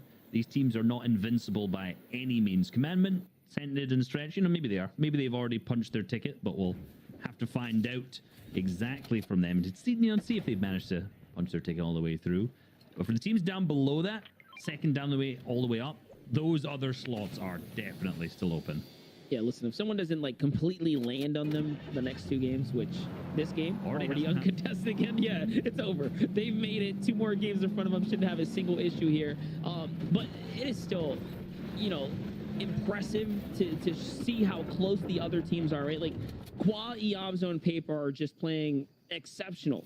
I think no one expected them. You know what I mean? Like, when it just came down to predictions, we did not have Iamzo, Paper, and Quad the discussion there. Neither did we have Niddle, Casper, and Smack, who, again, are contested at Retail Row up until this moment and have really managed to not only win the drop, but even with the scrappy loadouts, even with the scrappy loot, find their way into a top 3 position is just so impressive. I'm mind boggled and blown away by the consistency of these trios. Absolutely. I'd put, just checking back through my full top 10 predictions, I'd put Kwa, Iamzo, and Paper in 6th. So I put them not to qualify, but just. And they're definitely proving the top 5, right? I know, exactly. They're looking super strong. I'm going to say I didn't put Nil, Casker, and Smacked up there because the same reason you said, the awkward fights going on. And I was about to say I didn't put this team in. I actually did put this team into my top 10 right now. Calc's team, I was a believer. But so far, this early game fight at Craig Cliffs, which was Calc's old home, doesn't seem to be working out too well for them. Yeah, are they mixing up the drop right now here? Just trying to get back into some early, old, trusty kind of battlegrounds here for Calc right now. It's not looking too hot. He barely has anything to work with. No shotgun either, so missed opportunities there to find one. And instead, he's going to get a huge one off the Spark. This is essentially feeding them up some points here. But yes, I do agree. Calc Company, although they may be having a rough day today, they're not a trio to count out by any means. For Perta, Sparky, and Redux here, I mean, great on them to go ahead and win the drop here. Make it look nice and easy for themselves. Find those a couple of elims here. Those are points that they also need. In those points, indeed, like you said, that's a crucial 6 points. Let's move them on up. Hopefully, maybe they've been struggling with some surge in previous games, and now that fight off spawn may just help them. Calix previously was dropping in Steamy Stacks uncontested and obviously struggling with Storm Surge and multiple kind of mid to early late games. So they, like you said, went back to this trusty home drop spot. Shame it didn't work out for them so much, but like I said, for a Pertus team, this is looking really good. And if we get that full map view, we can see the full distribution of the teams right now, and everyone's kind of relatively evenly split so far. The fights have ended in nearly all of these drop spots, and you can see teams in Kai Corner. You can see the Misty team, and it should be Muzz's team. You know, everything's calm right now. Everyone's just evenly spread, distributed, and this is where the players are just looting before they all get booting and rotating. Yeah, absolutely. I mean, this is the time to do it right here. And a different pace, right, for Game 5, especially this late into the tournament series. Typically, the pacing just, you know, the train derails, right? Let's just be honest. The train pushes off the tracks and everyone gets W-keyed. But not in FNCS. FNCS, you get just a different temperature check going on up in here, and you can tell the players take it seriously down to the final moments because at the end of the day, they're still also playing for consistency points. But more importantly, we've seen comeback stories like top 5 can realistically be achieved with all the placement points you got up to that point, and then 2 big pop-off games at the end, especially with the way this elim format favors the points. You got to think, if you're like 20th right now and you've probably had 1 good game, right, and the other 3 not so good games, to put it nicely, you've got to say, am I confident in the fact that I could be aggressive and W-key this entire lobby if I've probably lost 3 fights out of the 4 that I've taken so far? Chances are, probably not, right? So when it comes to this 5th game, a lot of the teams who are lower down aren't in that confidence zone yet, where they could win the fights. When it gets to the 6th game, confidence is irrelevant because they're just going for the fights. This is an all or nothing play at that time. So Game 5 is always a really awkward one where we got to check in and be like, should we key, should we not? Guys like Gold, Crackling, Taco, who obviously picked up the previous Victory Royale in that last game, they're ones who almost perfectly fit that mark, as they were, what, 8 points did I say before? Now they're up till 18 with the Victory Royale. So 3 bad games and a Victory Royale for them. So we've got to figure out their play style. Are they feeling confident? Obviously, they're getting a little bit too close to Booga's team, getting beamed up big by the automatic sniper here, and now they're backing off. So definitely a team that's not going to be taking a lot of fights. And one more decent game for them. One more decent game for them, and then all of a sudden they are just inside the striking distance here for the final game, sliding on in. So this is why you don't give up, like, really, honestly, ever. Especially when you have multiple games of Fortnite left over. For Quad, Iamzo, and Paper, they just get their car really banged up, but luckily it's not enough to go in and force them out of the vehicle here. They get to a key position where they can go in and get their brick as a part of their rotation and their strategy. Pikes, Ethor, and Boxer, on the other hand, are just in a little bit of a scrappy fight here, playing the low ground right now, and judging by the silhouettes of the opponents here, they're starting to get swarmed in. This is exactly the same spot that we watched the same thing happen last game, but this time it's Day, Jamper, Tragics who's moved on in. These are the guys who pulled up in that car. Remember in that previous fight, as it was Calc that was fighting in this spot against Boxer's team? Now it's Day's team, who looks like they want to get fully involved in this fight. They want to see what Fix has to offer or Pikes has to offer. And so far, with them, they're on 28 points total, so I was going to say Day's going to feel confident about that. Definitely a team who'd be happy to take this fight, but the amount of materials they've invested, they're just going to hit the dip and disengage. Yeah, they're out. Jack Acorn and Slacks on the other side, taking a fight here in the low ground, but the floor is on fire. Got to be careful here. That will do tons of damage, and looks like a siphon might have come through. I don't know where the extra health came from, but what just happened? We'll see. Playing that charge down on the low ground. So they can do if they can get some angles. Like I said, the single elimination has come through so far. This will be them rolled up onto our previous game winners if this other team hasn't moved from this previous fight. Remember, that'll be team who just won, who's moved on up to 18, which was Tieko's team. Now it looks like they're going to get aggressive, jump on into the box and hit every single shot, and that's the end of it. That's wraps. They got the chili chug splashes. They also managed to get the launch pad, but Slacks goes down to, I'm guessing it's probably Buzz's team spraying from a distance down in Misty Meadows. Yeah, and there's Miro looking on in. I don't think any of these engagements will actually end up happening because both these teams need to be careful. Both these teams have a chance to make it in the top 5, and with those points, that's almost moving Slacks, Acorn, Jack up into a top 5 position so far. So neither team's going to want to do anything silly. They're just going to be slow, calculated, and that's exactly what you want to see. That's actually very impressive from Miro's team not to push on in. I'm sure, again, there were some comms that they wanted to fight that. Let's be real.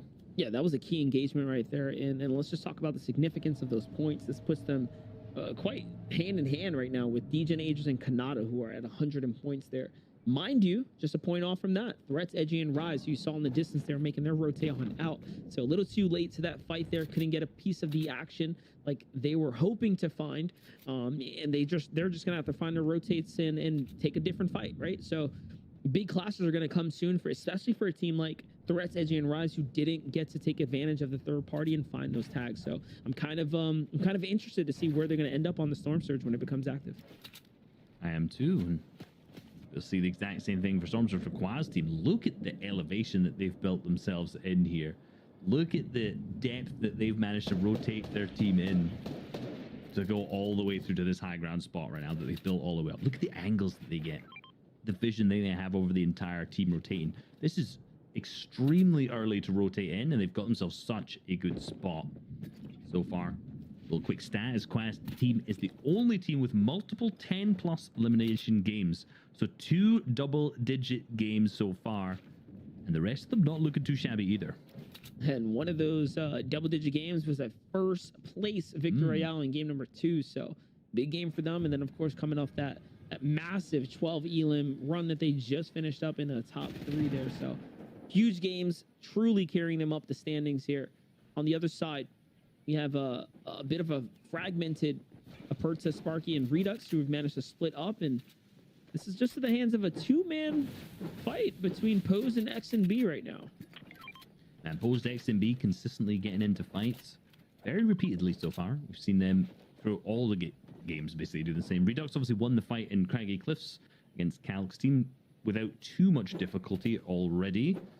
Seems like now they're just going to have to not really want to get into this engagement. I think they probably picked up the other elimination, given that they have 4 total.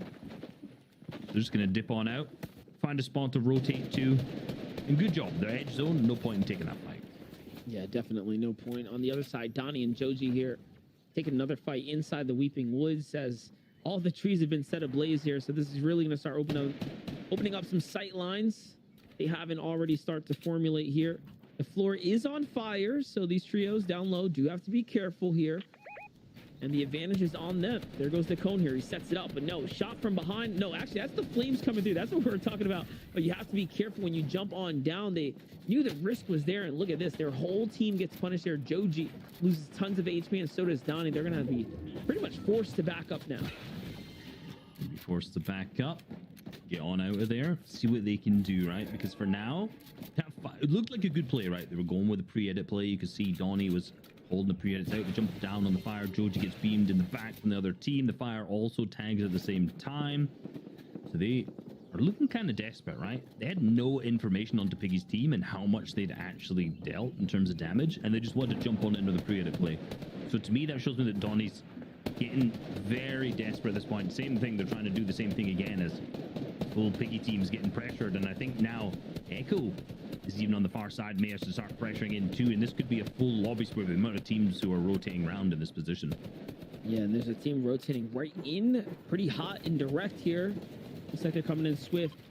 Could be a vehicle rolling up, and there it is, right from behind where they had their guard let down, and someone's banging that drum right behind them, hitting those walls here, ready to get inside the builds. Here comes the AR shots from behind, and all of a sudden, Donnie, who had a virtually uncontested battle and skirmish going on, gets fully rolled up on by Cease and Cold straight out of the Kuro Castle. On the other side, Stretch, no HP. He gets harpooned on into the box. It's up against Quack. A beautiful shot there onto Quack to go in and buy him some time, and Senta comes on down to the rescue here. Now Senta does have the chug splashes here. These are going to be pivotal for their HP to bounce back in, and instead of using them, instead they're going to go for the full med kit here, trying to value out right now, and this is the calm demeanor of an exceptional trio. Exactly what we want to see from our current first place team so far.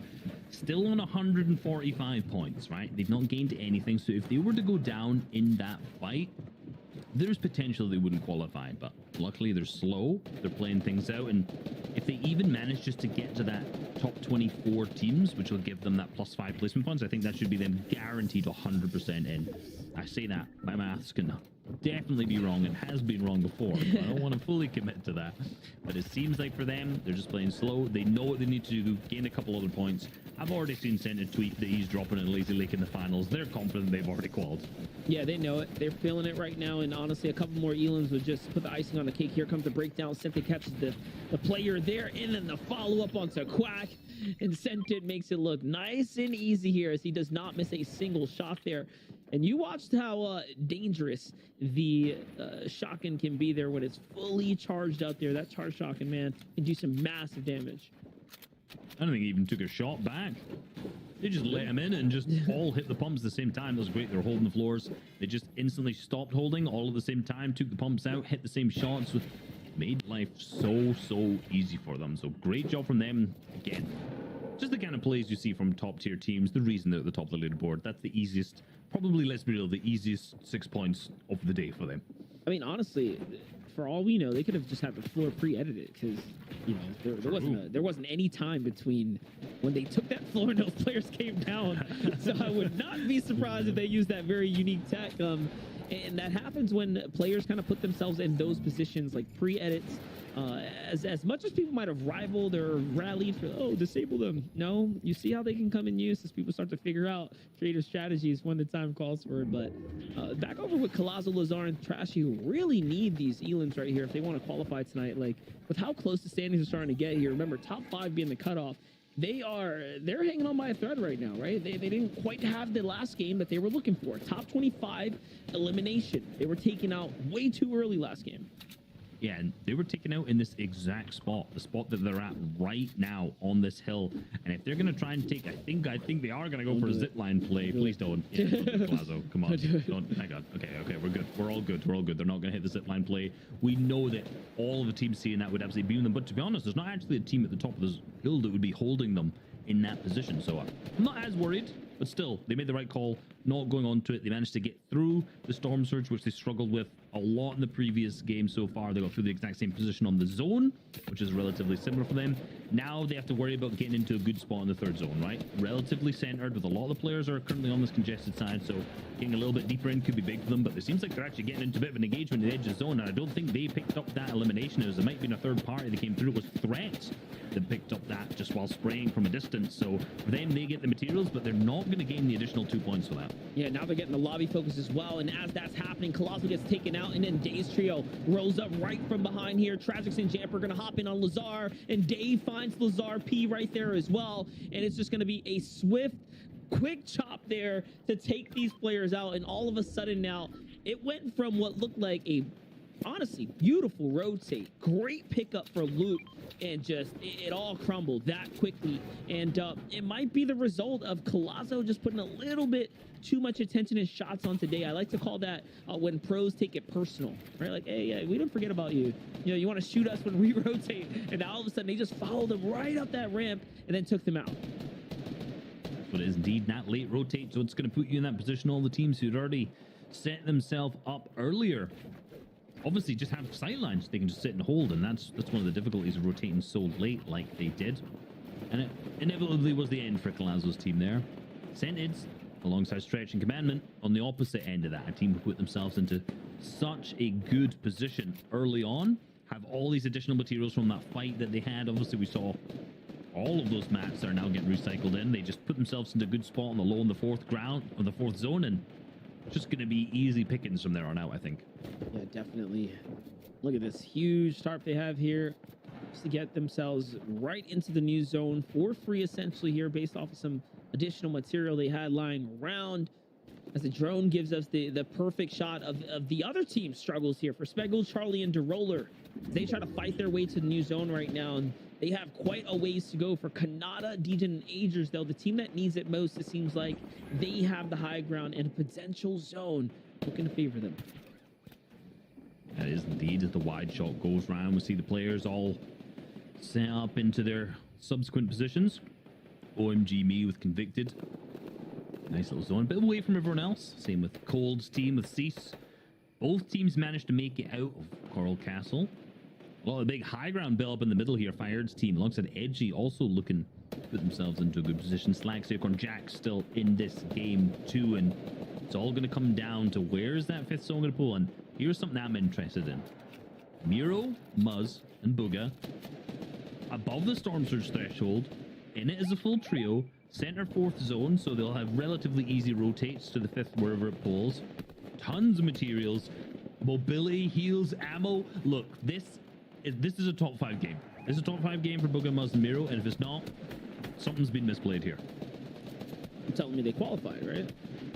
No, I mean top 5 placement. But that should put them up. They're already No, it would. It will put them up. It will give them just enough there to basically edge out, I think, or be in position to edge out anyone else.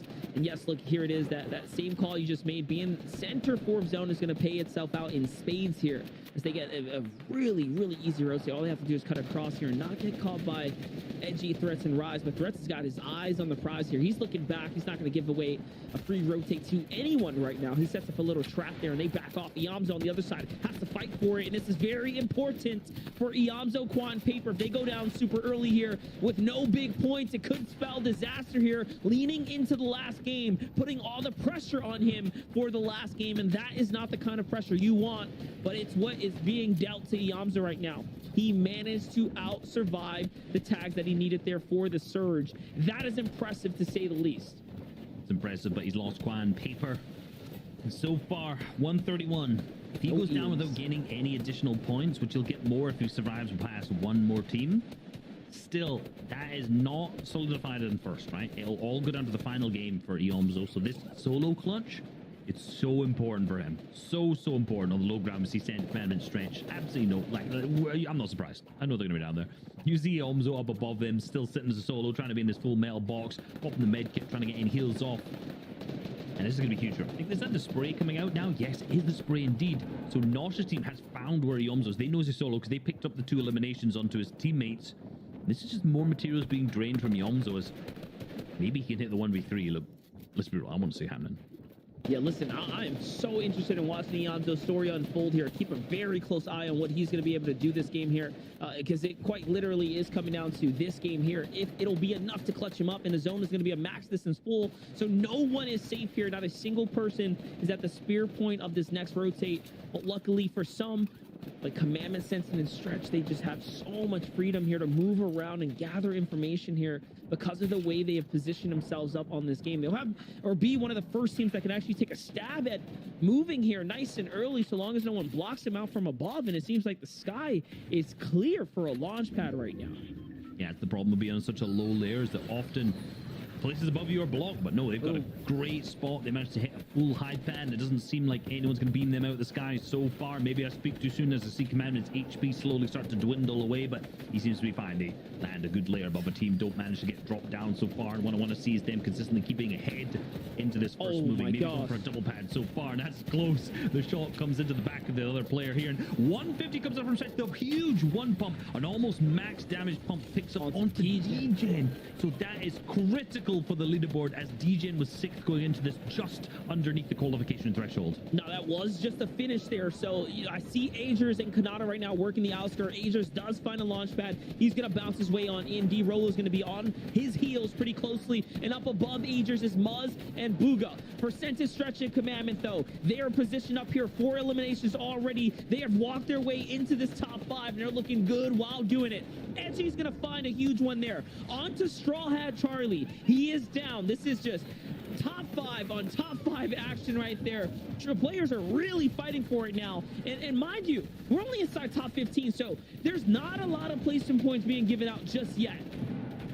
No many placement points being given up on the high ground. Slacks, Acorn, and Jack fighting for it against Nut. Rise is still there onto second height layer. Muzz on the far left, just getting the Booga and Miro also still in this, but I think they're getting tagged by Storm Surge. I'm not entirely sure. It could be the teams down below them. And on height, Acorn and Jack have been picked up, leaving Slacks alive as a solo near the back of the zone with minimal materials, and he is going down now as well. I think he picked up Nut, and it's going to be Nut picks him back up in return. So Edgy, Threat, and Rise, 122 points right now, claiming the high ground, going into the third moving zone. This is it. They're trying to put themselves in position to go out and qualify here for the last game right now. But remember, this is just game number 5. So after this one, there's going to be one more important game. Kanata still clutching up right now. He makes the top 10. Kanata, if you do it again here, if you even find a single elim right now, I'm probably going to lose it. He's going to go up against the full trio. Let's see what he's got here. He's holding his ball. It's going to be a close one. Did Iamzo make it, though, is another question as well, as we're looking at solo clutch performances here.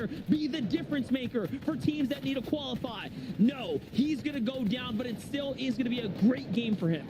And it was Booga who picked him up, and I saw Miro went down earlier in the feed. So it's a game of duos, a game of solos, not a huge game of full trios still left in this. We see Jumper Day still in this in the low ground, however, and it is Muzz still in this as well. So yet another solo. So Booga's down, Miro's down. Muzz has to do what he can as a solo in an endgame. 3 builds, blue pump, his aim hopefully on point. Yeah, definitely. Stretch is also just back against the wall here. Low HP. TK has heights. Commandment is left by himself. Stretch goes down. He's got that charge. It's legendary. It's fully ready here to let go of Shop. No, he's going to miss it. And that's going to be the vital mistake for him that gets him taken out of the game right now. Edgy on the other side here, just trying to cushion his way up the top here. He's going to give up the high positioning because he does not have the material. And this is just movement at its finest there. Day goes down, but he could not get the finish. Not at all. Up top, it's Slem and Donnie. Narwhal's going to find the full elim there onto Donnie, and this should be their game to close out here.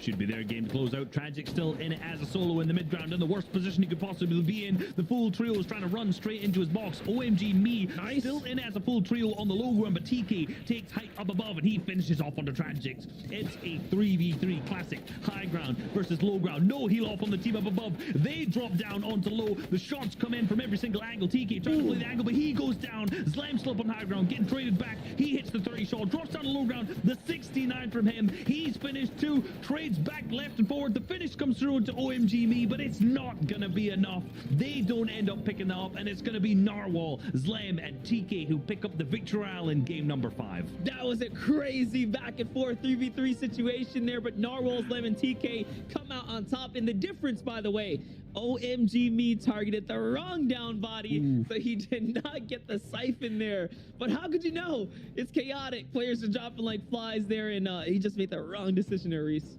Yeah, I think you're right. A lot of the top teams also, right? Look at the top 2 teams we had in that last game. Were not teams who were in that qualification before. So I would hugely expect the leaderboards to shake up. Let's be real. Standard Commandment and Stretch almost definitely still first. So that's not going to change. But the qualification threshold going into the final game, it's going to be so close. Yeah, it's getting closer and closer here, guys, as we start approaching the battle bus for the final game. So let's toss on over to Des, because I want to hear the numbers crunch. Who's up at the top? Don't you worry, MDF. We'll get there in just a little bit. First off, we got to talk about that game. You are so right. It is chaos here, and you can feel it coming in. Like, it is so apparent that this is game number 5, right? And that we have one game left. The tension here from team to teams, from moment to moment, it's there. And Vivid, I mean, it has been hyped this entire time, man. Yeah, I mean, that endgame was complete chaos, as you guys mentioned. And shout out to the OBS team there, because I'm pretty sure they picked up on like every single elim, but there was like 10 of them that happened within like 5 seconds. So I don't even know how they did it. I was confused, but I saw every single elim go down, and it was just chaos. It was awesome. Yeah, it was. Do you know what? I mean, Narwhal's trio as well. I'm sure we'll see some highlights shortly. You know, we talked about them versus Acorn, Jackson Slacks, and Slurp. Yeah, they've managed to come through that and get the victory royale. But again, Commandment, Scented, and Stretch, not Edgy, they managed once again to somehow, I mean, with the exception of 2 teams who already auto-qualified for the finals, every other major player in NAE is in this lobby. And they're in the final few teams, managing to continue to clutch and clutch and clutch. It's just something else. It's magnificent to watch. Yeah, that's right. And of course, you guys know we have to do one of these every single broadcast in NA East. It's time for a very Vivid masterclass. Love it.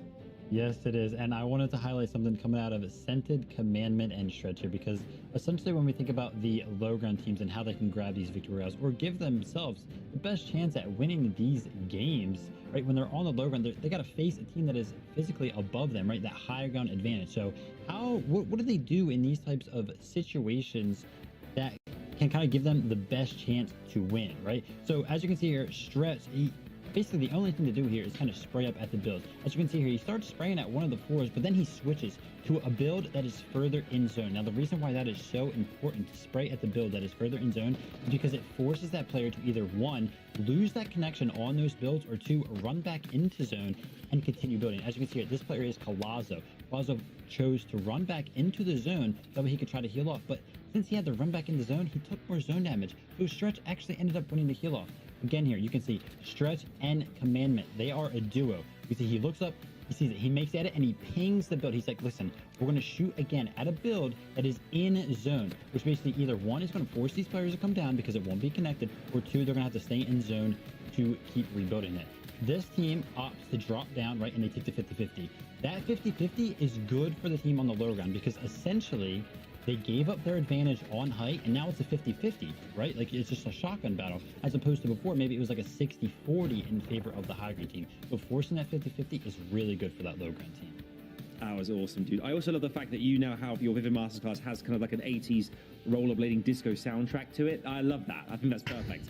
I love the team. Well done, man. That's great. I mean, look at the standings here as well, the leaderboard. You can see here, things are really spicing up now. We mentioned how there's one more game to go, and you can see how things stand going into that final game. Commandment, Scented, and Stretch still in the top, so they have been there that all day long. They've been there with one game to go. They're more or less qualified. You can see in 6th position, who will not sadly qualify, about 40 points off that. We can also see as well now, standings wise, 11th through 20th position as well. Take a look at these. These are the teams that really need to have a great final game to push themselves beyond that 3-figure barrier into the hundreds and get into there or thereabouts towards that top 5. Whether it's going to happen for any of these teams, we don't think it will do, considering the caliber of the players at the top and the consistency today. However, it's all about getting those 2 qualifiers as many points as possible for semi-finals, and spotlighting as well. Here we can see Acorn, Jack, and Slacks, a team we've highlighted today a couple of times, but spotlight and particularly on Acorn right now. Eliminations 8 today, unassisted eliminations 6, and solo eliminations as a top 10 6, and solo impact 26 points coming from just when Acorn is the only team member left on his trio. Something amazing. Oh, I wasn't writing anything. Don't worry about it. Great. You heard the battle bus beep beep, which means we got to go one last time in NA East from qualifier number 1 for an FM. Buckle up. We're on a battle bus one last time. MDF, Reese, over to you guys. And here it is, ladies and gentlemen. It's about to go down right now. The final battle bus is departing here for this week 1 qualifier, guys. And man, we couldn't have asked for a better set of games here, Reese, because the ballpark figure is the hype scale is pretty high right now. Hype scale's pretty high indeed. We already know Commandment team is qualified, right? Let's not talk about them. Let's not talk about them. They're fantastic. We can come back at the end of the show. We can say how amazing they are, how beautiful they are, how well they've done all the way through. But second, basically all the way down till 10th is still in it, right? We have a huge amount of teams who can make a top 5. That threshold so far is 132. I expect that roughly to jump up maybe 15 points, roughly something like that. We'll just see. It really depends on how the teams in the lobby actually end up doing so far in this game. But with Muzmir and Buga currently in second, Quiet Yums on paper, the team we're watching right now is in third place. It's getting so close coming into this final match. Yeah, definitely. And Threats, Edgy, and Rise, talk about a huge jump up. Another 5th place with 5 eliminations. Really, honestly, what they needed to solidify themselves, an opportunity here to go ahead and just win this all and honestly qual their way through with the top 5. But yeah, other teams to continue to keep an eye out, of course, Jamper, Day, and Tragics. They have just been so hot. Nidocaster and Smacked, unfortunately, finally fall just shy of top 10 and not exactly where they wanted to go, so they didn't earn too many points here. For Paper Qua and Yamzo, though, way to kick the game off here and find a lava. All right, and your last game could be a little lucky sign for them. Yeah, obviously they have the advantage in terms of points on the leaderboard over Threats, Edgy, Rise, who's a little bit behind them, but still in 4th. Nidocaster, Smacked, as you said, same with Jamper, Day, and Tragics. Like, those 3 teams are going to be the ones that are so close in particular battling out, because I can see them all basically making it to endgame and then just relaxing, right? It's like, it'd be well, let's be real, they're not relaxing, but they're relaxing over the okay, threshold. interesting word. No, I'll take that back. They're not relaxing. They're doing the opposite of that. Stress is keeping it on up. And I think, you know, that top 6 might be the same way it looks out, but changes things up. I also want to check in on Slacks, Acorn, and Jack, right? You got to wonder, they've been looking a bit interesting off spawn. They've been disengaging, looking really smart, doing really well, and then coming back and winning those fights. And they've been really doing well out of that so far, but they are just a little bit further behind so far, roughly 10 points. For a team that's been contested, they are doing so good. Like, Slacks, Acorn, and Jack are doing so good. They're, again, contested, by the way. 12th, 9th, 7th, 7th, and a 14th place. And mind you, 14th place at 22 minutes alive with 7 eliminations. So that is a full-on end game there, right? Like a different play, a little bit more material. Anything could be the difference that allows them to go ahead and break into much more points there. So they are playing so well, and they're honestly hanging in for what it's worth here. Yeah, and they're only one of the top, 6 teams that have a single-digit average placement, right? So they've got a 9.8 average placement so far in their games so far. 1 of 6 teams. Super impressive for them so far. That's obviously what's been pushing them up above many of the other teams. The elimination's a little bit lower than the teams that are up above them, and that's obviously the big difference maker for a lot of these teams so far. Muz's team, Muzmir and Buga, up to 5.6 average eliminations, which is so high for them so far. So it's going to be the critical one. We're going to have to see in this final game, potentially, you know, Slacks, Acorn, Jack, or Jamper, Day, Tragics end up actually managing to get a good few more elims and obviously trying to get deeper into that end game and push themselves up, solidify into the top 5. More fights breaking out here as we swing back on over to the Pleasant Park. Not so pleasant day going on for Laylam and crew, who are on the run right now. End up losing the high ground here to Quack and Brandon.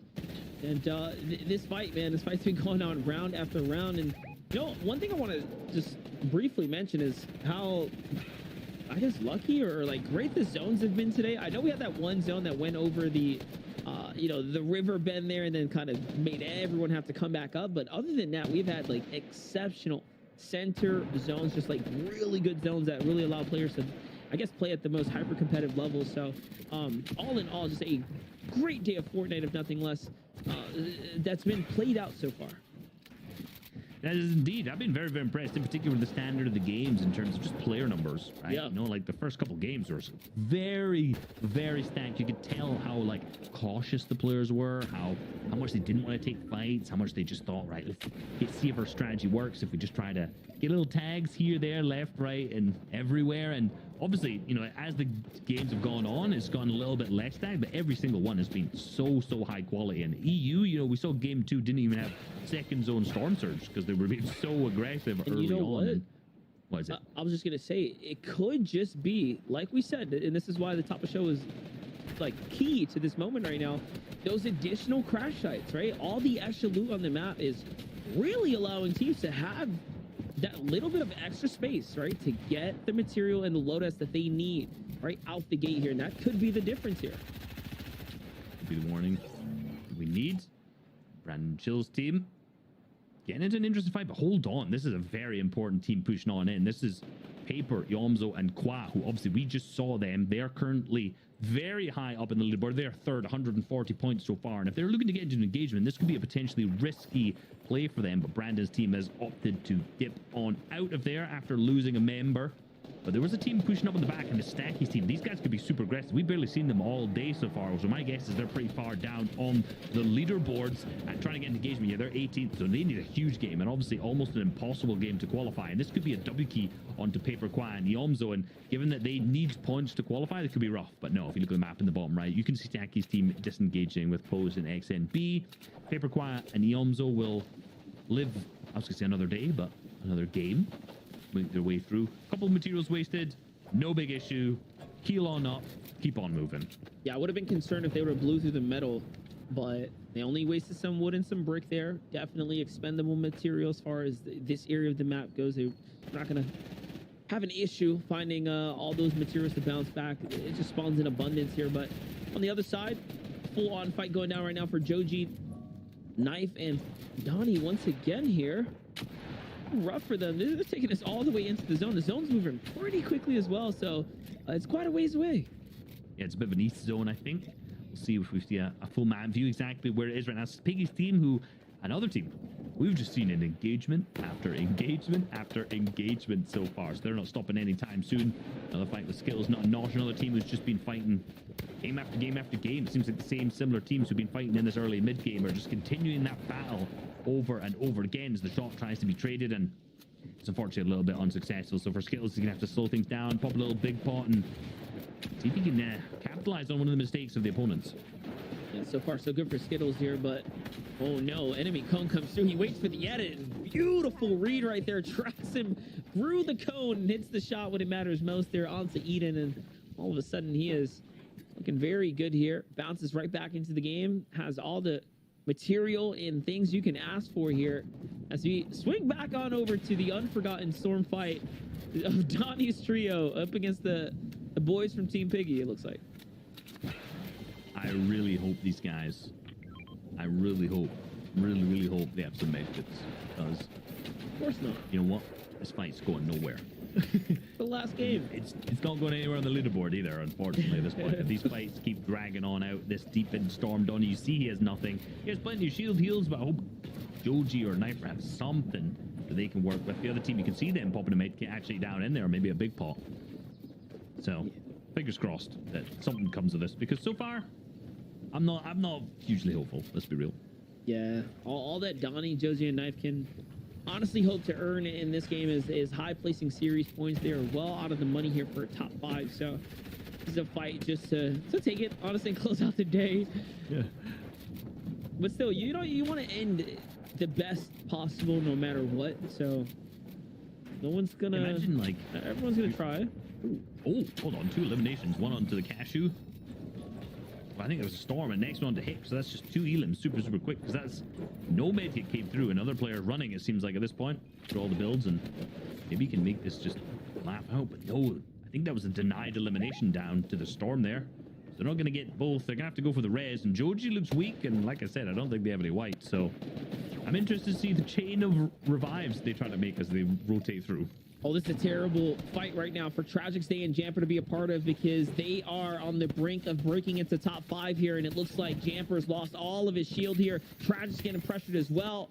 We heard that harpoon coming in from the other side here, and this is a team that has nothing to lose. Kid Crazy, Riftball, looking to take this full fight, but the third party's coming in. This is going to support Jamper in his cause here as Riftball gets targeted from behind. So count your lucky stars right now, as Jamper Day and Tragics might have just gotten saved by a third party team unknowingly targeting the other team. Look, there's one team in this lobby, in this game, I don't want a W key. It's going to be Tragic's Day and Jamper when Tragix has a gold charge in his inventory. That is not a mistake that you will make a second time. And you know why? Because there's no more games left. So it's just not going to happen for that team at all. That was massive. 3 eliminations pushes them up to 134 so far. So if Nittle, Kasker, and Smack don't have any eliminations so far, I'm not sure if we've seen any so far, that actually pushes them above them on the leaderboard. So pushing that team has actually moved them up into 5th in the qualification, actually above Threats, Edgy, and Rise as well, as they were both on 132. So if my mental arithmetic is correct, we have Threats, Edgy, Rise, Littlecaster, Smack, all on 132, whereas Jamper, Day, and Tragics are on 133. 1 point above that, all of them on the threshold. So I'm seeing the rocket science numbers fly out right now, right? We got this. The math was correct. I can confirm. I can reaffirm the math here. It's good. On the other side, though, back on DJ Agents and Kanata, listen, 116 points, right? So they are also just in the fight right here. They are in the fight, guys. If they can pull through with an end game here and maybe take out some of the top dogs along the way, that top 5 is going to really start to open up. There is so much opportunity here. This is the team we want to see, though. Jamper Day and Tragics, who just so happen to be right next to Niddle, Casker, and Smack. If we could just get a perspective on what is in their inventories, how many elims Niddle, Casker, and Smack go, that will go a long way, because then we'll get to really figure out, where is this team? How are they positioned here, and how close is the competition? Yeah, for Day's team, this is a West Zone. They dropped Dirty Dogs, already favorable to them. They got the Storm Surge, like we already mentioned. So I'm betting right now Jamper Day and Tragics are looking super strong coming into this. Right they there. have to be so easy to get through the qualification unless they obviously make a fundamental error, which is super possible. We're only in the second zone so far for guys at Nittlecaster and Smack. We saw them contest off spawn. A higher opportunity them to be really scuffed right now. In particular, they're in a close rotate, so they don't have to go too far zone-wise. But this is Spade's team. This is the team that's actually contesting, so we already know that they did not fight successfully off spawn. This could be another elimination going in for Transient's team. I think they may have even got the knock there. I saw a single body down. The shots traded at the same time. The cone comes out. A 33 white shot comes out. He gets dropped down into the box. You don't want to drop Tragics down when he's got that gold charge. I'm ready to see an over 200 shot with it come on out all the way through, and I think they're just looking to get that finish so far. They don't even necessarily need the remainder of these elims. And, oh, look at this. Tragics does manage to find Voyu there. Okay, so that was the knock they actually picked up onto Voyu, but they did not get the finish, and Day gets punished big time here, forcing them to back up now. And they put it all on the table, but the cars just were not good enough to finish the hand. And listen, you know what? If nothing else, the tags that they got from this was good enough for them to go ahead and earn the respect from the opponents right here, which might still open something up. But Smack, Casker, and Niddle, we wanted to see where they were. They are just outside. I knew they were at the Dirty Docks. I saw them in our peripheral. They don't have a single elimination. They're only 71 damage above, maybe even less. It's just going back and forth here. Remember, it says that they're currently on 0 points, but they're on 132, so 2 points behind currently. So they are potentially still in the qualification, because you've got to remember that Threats, Edgy, and Rise are on the same amount of points coming into this. But in the feed right now, Threats picks up an elimination onto Atoms. We don't know if it's going to be a full 3 eliminations for them, a full trio wipe, but that is at least push them above Nittle's team, which will push them out of the qualification so far. And that's what I was going to say. One thing we know now for certain then is that Casker, Niddle, and Smack have officially been pushed down. They are being held underneath the top 5 threshold here, with that top 5 is all that these players are looking to attain right now. You know, it's not about anything else other than making it through to the final stage, and they are so close. Yeah, I'm getting the update so far that Miro went down in the early game, has just been hit with a reboot, so they're a full trio, still on probably around 150 points. If my, oh, here we go. On the straight away, 150 points. Nice. An elimination. That's onto Slam as well. A team who didn't have an opportunity to get really into the top 5.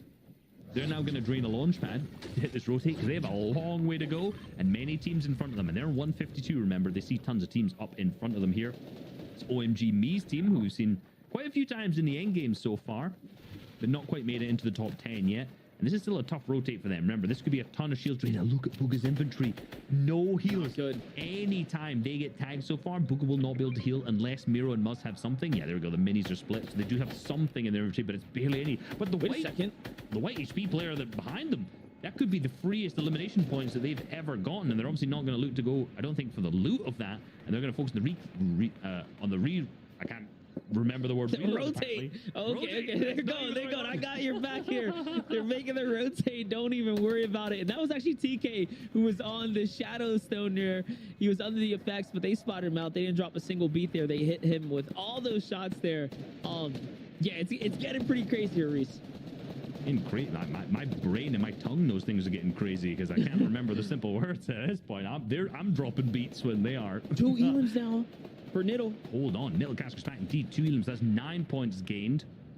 All of the teams in this game will have gained 5 points so far from placement. So they could be roughly tied. I'm starting to lose track of the maths now.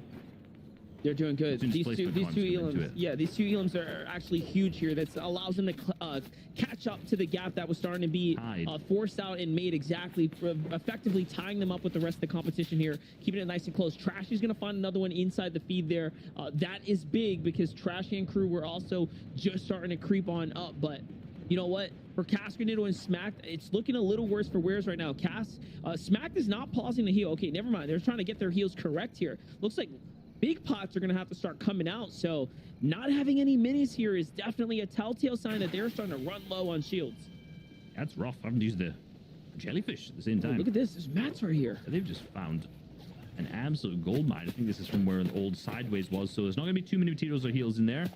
But they are going to be able to get something out of this. It's not the gold mine that they would have potentially hoped for. But they're starting to get held by the teams on the reactors in a Steamy Stacks. They're making a dead side rotate through the full edge. But so many other teams, we see Day's team so close to them, right next to them. If these two teams get into engagement, this is just a run over for the other team, almost definitely at this point. But hold on, Smacked is getting fully lobby focused by Mikey. The big beams come out, and you see Nil and Casker trying to trade the shots back. And if anyone starts to spray onto Casker, it could be over. We know how little shield they have. They are so desperate for this right now. They cannot afford to go down. And with the materials they now have, the resources in terms of ammo, in terms of shields, they need to get some sort of refresh. And Calc's team is right next to them. And Casker gets tagged again, down to white HP. And it's also worth mentioning, Muzz, Miro, and Booga were taken out. They were also lobby focused, the same way Casker is being lobby focused right now. So second place is out. Mind you, they're only 5 above the other teams there as far as points go. That means there's a world where Muzz, Miro, and Booga do not qualify when coming into the final game in second place. It is just that close. Take a look at Day's points there. Day, who was outside the running, has earned more points. Smack goes down. Here comes the save here. But no, Smack is fully finished. Casker's going to get picked up here, and this is what we're talking about. Luckily, they do have a little bit of heals, but it is so close now for them. Yeah, they're currently on 141 points. It seems like Looter's team's really starting to get their eyes open, trying to put the focus on, and Nil's got more materials to work with now than we had previously, but at the same time, those teams are getting super close, and it seems like a lobby spray's come out and potentially saved them here. Yes, as Looter goes down, so the lobby focus comes absolutely clutch, as Casker now is just one lick away from going down with the amount of HP, as we know he has a medkit in the inventory. We know there's the splash there too. So this could be a run for them on 141 points. They just have to stay in this a little bit longer. Oh my gosh. To see what they can do. I'm trying to get an update on Muzz, Miro, Booga, how many points they went out on, because that's going to be critical right now. Yeah, I don't think it's enough. I don't think it's enough to 1000% say, like, with certainty that they've done it. And even now, like, this point threshold is just that close, and we haven't even gotten to the real placements. Here it is. We got to break into like top 17, top 15, right? We got to get up there if you want real placements. Look at Day, Travis, and Jamper with 5 eliminations. They've managed to really earn tons of points before we even reach the mid game. Now we're starting to get there to the back half of this race here, the back half of this tournament. Casker goes down once again. This time jumped on top of Niddle's not going to be able to get the save here. He's going to go for the full-on flyby. He goes into the stack, and up above is the team just sitting there, but it's okay. He doesn't care about any of that. He just wants to get inside, get safe here. He finds himself a little opportunity here, and it's enough. There's enough room between him and the rest of the lobby here to buy himself a couple opportunities to just again, eat away at the clock. So Muzz, Miro, and Booga went down 154 points. Oh my gosh. 154 points. Gotta remember right now, the Nil, Caster, Smack started this on 132. They got 9, which means they are currently on 141 points, right? So as a solo, Nitzel, that little mark at the bottom, is currently on 9. You're going to need to see that say 22 or 23. So one of the two, because I'm not sure. It depends on how many eliminations they get on average, because it may go down to tiebreaker if they get 22. If you see 23 points there, they 100% qualified through over Muzz, Miro, and Booga and push them out. That's what it's going to come down to. It's going to come down to how many points can Niddle make as a solo. We saw Iyamzo in that position where he had to clutch up. We saw Kanata in the same position where he had to clutch up. We've seen every single team face their own different hurdles in this Fortnite tournament tonight, and it's only getting closer and closer. Here it is. The zone's gonna pop. It's gonna reveal itself. The rotates are gonna have to start coming through, and guess who's got the lead on it? Day, Travis, and Jamper. This is everything they could have asked for right now. It's gonna pull right back in the same direction they came from, so they're gonna have, honestly, the advantage over most of the lobby. The pressure's coming in from up top, though. Everyone also wants to get a piece of this low ground layer for the free rotate, and instead, they're gonna start cutting across here. They're also below the surge. Mind you, this is a very big surge here. 20 players have to go down. They're not gonna get this for free. They're gonna have to fight. They're going to have to fight for it. You saw Tragic's already getting fully beamed at the same time. So many players are going to be up in the sky because of the stacks and the position that it's in right now. The so right for move? Dave's team, they have to figure out, can they look up? And for Nil, hold on, Nil's on 36 HP by himself. 3 builds left to his name. Remember, he needs to get a lot more points, 14 more points to ensure that he qualifies right now, because he's been kicked out of the qualification threshold, and he has got 1 HP, 1 HP, and a dream. A blue pump, maybe hitting a 175 to get some eliminations and get him back in this. You cannot be any closer. But the storm, no, the storm is going to catch up to him. He needs to keep chopping through. He cannot stay here. He cannot take a single tick to this zone. He's looking around, but no, he's going to turn around. Instead, gets found there as the storm surge becomes active. One of the first players ticked out of the lobby, and there it is. Dreams are crushed as he goes down on high ground. Calc trying to make his comeback story here, but we're going to have to come back to that as Day, Travis, and Jamper are also just 11 above the surge here. We were wondering if the rotate was enough. It looks like it was good enough to keep them alive here and in the game. For Degen, Kanata, and Agers, they have a chance here to jump back, but they're going to need a big game and big elims as well. The surge is active. Degen, you have to fight. Find a tag, please. He's 22 above now. 2 more have to go down here, Reese. It is coming down to the actual wire, and they don't have any heals.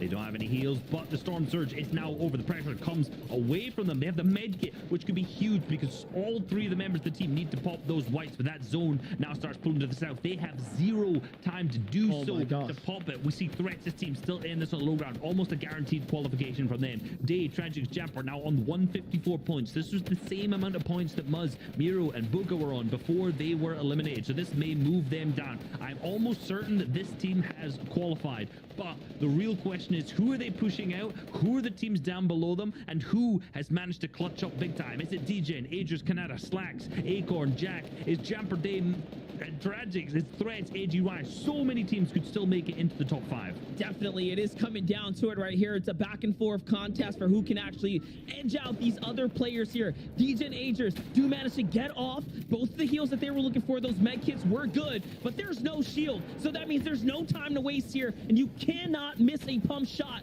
Where are they going to go? Up or down? They're going to go to get brought down. There was no decision to be made there. Agers falls. Degen falls. The full finish. Once again, it's up to Kanata here to clutch up, put up the points here, and bring his team all the way through. He misses a shot. He doesn't miss the second, though. That's on to Sentin. Get him out of here. He does not need to be in this lobby. They have made it. More points for Kanata now. Can he continue to earn more? He's definitely getting it here through the placement points. A big 120, Reese, and it's a knock onto Tragics. Kanata doesn't stop. Kanata does not stop one bit. No materials, no shields at the time, no problem at all for him. He's getting ahead. His mechanical prowess is absolutely fully carrying him as a solo through this endgame. Every single pump shot connects, maximum damage at the same time, and that may be a qualifying run for them, but up and ground with Dave picking up 4 eliminations. 6 eliminations on him alone. His team with 6 as well. 12 elims for them all the way through. This is a 100% qualification for them so far, but can they pick up the victory royale in the final game as it's a 2v1? They drop down, but the launch pad comes out, and it's going to be enough.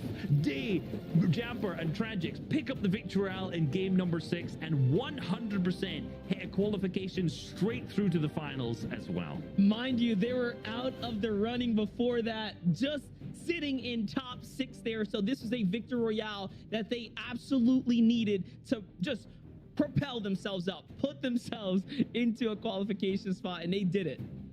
They managed to do it. My prediction, I feel happy for Huge the boys. They've been so good this season, and already in qualifier 1, probably, second, I'm guessing, based on the points that we've just seen so far. They've honestly put a true name on themselves as a top team on the region so far. What a game that was, though, Reese. There, Kanata, my gosh, kept us on our toes here all day throughout the day. But enough from us here at the desk. It's been Monster D-Face and Reese Up calling the action for the first FNCS qualifier week 1. And to bring us on home, we're sending over to Zeke, Adam, and Vivid. Thank you so much, MDF and Reese. Wow, what an insane set of just 6 games out of NA East. Oh my gosh, individual efforts across the board. This is why we came up with that stat, right? It basically says, like, okay, when you're put in a situation where you have to be alone, you have to kind of operate, and how far can you make it? That's why we make these stats, people, because people like Kanata are running around saying, hey, don't even worry about it, guys. Is it just me? Is it just me here? All right, let me just get us like 15 more points. That's fine, no problem.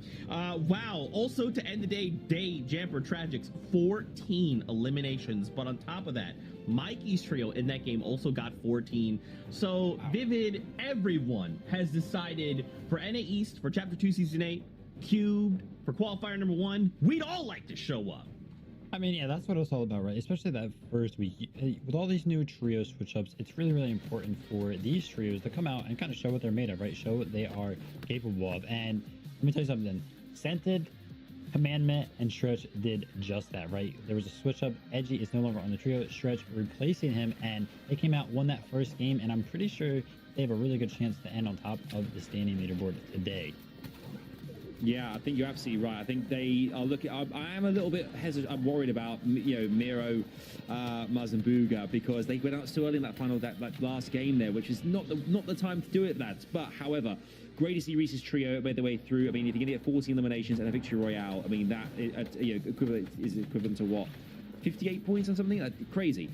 That is the kind of last game you need to really boost yourself up the leaderboard, whether it be semi-final points or points to qualify in the top 5 positions. But we can see some of the top victory royales of the day here as well. This being the final one here. Sensational work. We've seen solo plays today as well. And there we have our top. They've just look at this top 5. They've just snuck in. Oh my goodness. There you have it. We've got Commandment, Scented, and Stretch, 198 points, which was Vivid's choice. You've got the likes of Muzmira Booga in 5th position, which was my choice. Jamper, Day, and Tragics was Reese's choice. Yep. I don't think...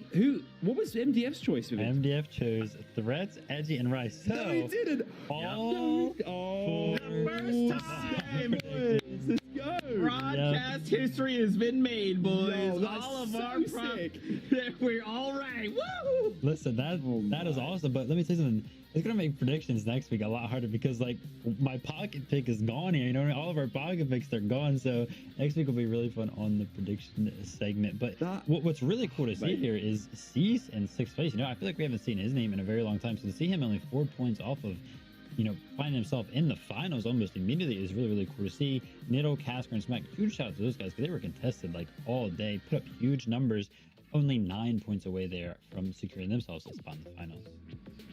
I'm absolutely buzzing the fact that we were saying at the end of the show thinking, imagine if all 4 of us got into the top 5. I can't believe it actually happens. We know what we're talking about. Yes, we're winning. But, I mean, the great thing is, yeah, yeah. But I think as well, looking at the other positions there, you mentioned like Cease in like 6th position there as well. We saw other teams like Nittle and Smacked. We saw the likes of the DJ Ages, you know, other big players and big trios who haven't qualified into finals yet, but they're going to be there for qualifier 2 next week, I've no doubt. And again, things are going to really heat up, get very spicy, and we're going to see an unbelievable qualifier 2 next weekend. I already can't wait for it. It's going to be nuts. That is absolutely so true. Just think about it, right? We already removed this top 5 trios from next week. They're auto-qualified going into finals. So when you think about that, you're like, okay, does that mean that Kanata's probably just going to come in that number 1 spot? I mean, when he's pulling out performances like he has today, we'll have to see, but I have high hopes for sure.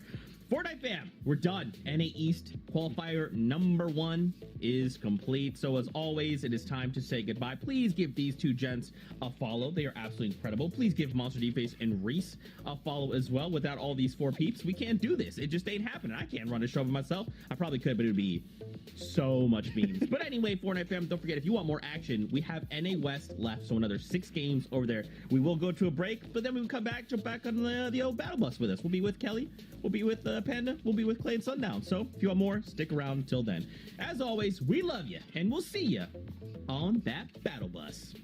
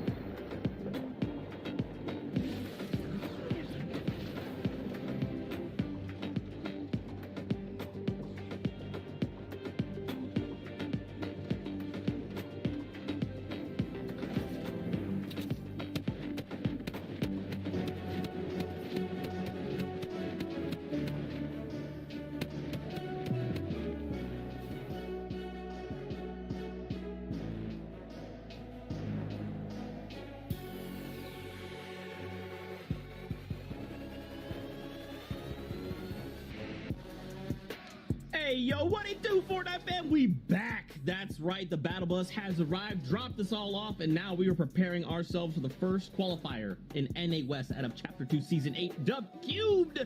It's your favorite host that's also 7 foot tall. Yes, I've just opened this door. Good luck, everybody else. It's Zeke. Hey there. Great to see you again.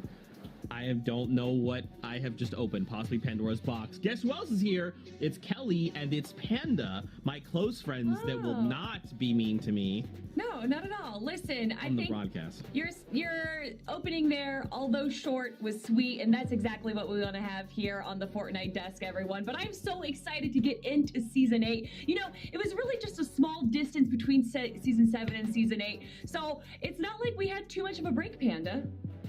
We definitely didn't have too much of a break, and I'm excited to dive into these games because we've had quite a few changes here up on this, so it's no small changes this season at all. They're making small jokes, guys. They're making small jokes, Fortnite fan. Now I'm looping you into the joke that apparently is I'm short, which I'm not. But it's okay. We're not going to talk about that, and you guys aren't allowed to make fun of me either. Okay. Welcome to NA West. If you're new to here, you know, hang on. I guess we like to have fun here. We like to have a good time. We also like to watch some Fortnite. And as you can see by that timer up there, in just 17 minutes, we'll be getting into some Fortnite action. So until then, let's talk about a few things. Like if you like what you're seeing and you're like, hey, this is pretty cool. When can I do this again? Next week we'll be back here. We start the day in Europe. We go to NA East. We end right here in NA West. 6 games of Fortnite. You'll love to see it. Let's take a look at our overall tournament format. So you guys that have been here with us in the past, you've already seen this. However, the very big change we're making is we're now 1 qualifier week shorter. So it's actually only going to be 3 weeks of broadcasts in total. Now we will have semifinals and finals back to back. That's 2 weeks from now. But don't worry about that. We'll get there when we get there. Right now, we're in qualifier 1, right, Kelly? That's right. And you know what? Although that format is great, I think it's a little misleading because it said, hey, 3 teams from Season 7, our top 3 teams, moving forward to the finals. You guys aren't going to be seeing them, except that's a lie because all 3 teams have quote-unquote disbanded. Arkham Rex and Epic Whale like to say that they do that, but they are still a trio together. But they are going to be competing in today's competition, and that's what you see on the screen right now. Qualifier 1, 4 rounds. This is the 4th round right now. The top 33 teams are going to be competing against each other. And a difference from last season, it's going to be the top 5, not top 3, but top 5 that get to go on to the finals in just a few weeks. And they're going to be joining the top 5 from qualifier 2, which of course we're going to be seeing next week. Yeah, I mean, all of this is going to be breaking down through points, though. So we got to dive into how these players are going to be earning these points, starting off with eliminations being worth 2 points per elimination. That's right, 2 points per elimination. Plus, on top of that, 30 points for that victory royale. So it's going to be a nice balance between the two. These players are going to have to focus up and make sure they get not only those eliminations, but go for those placement points in those final few moments of these games, because that is really what's going to bring home one of those top 5 spots.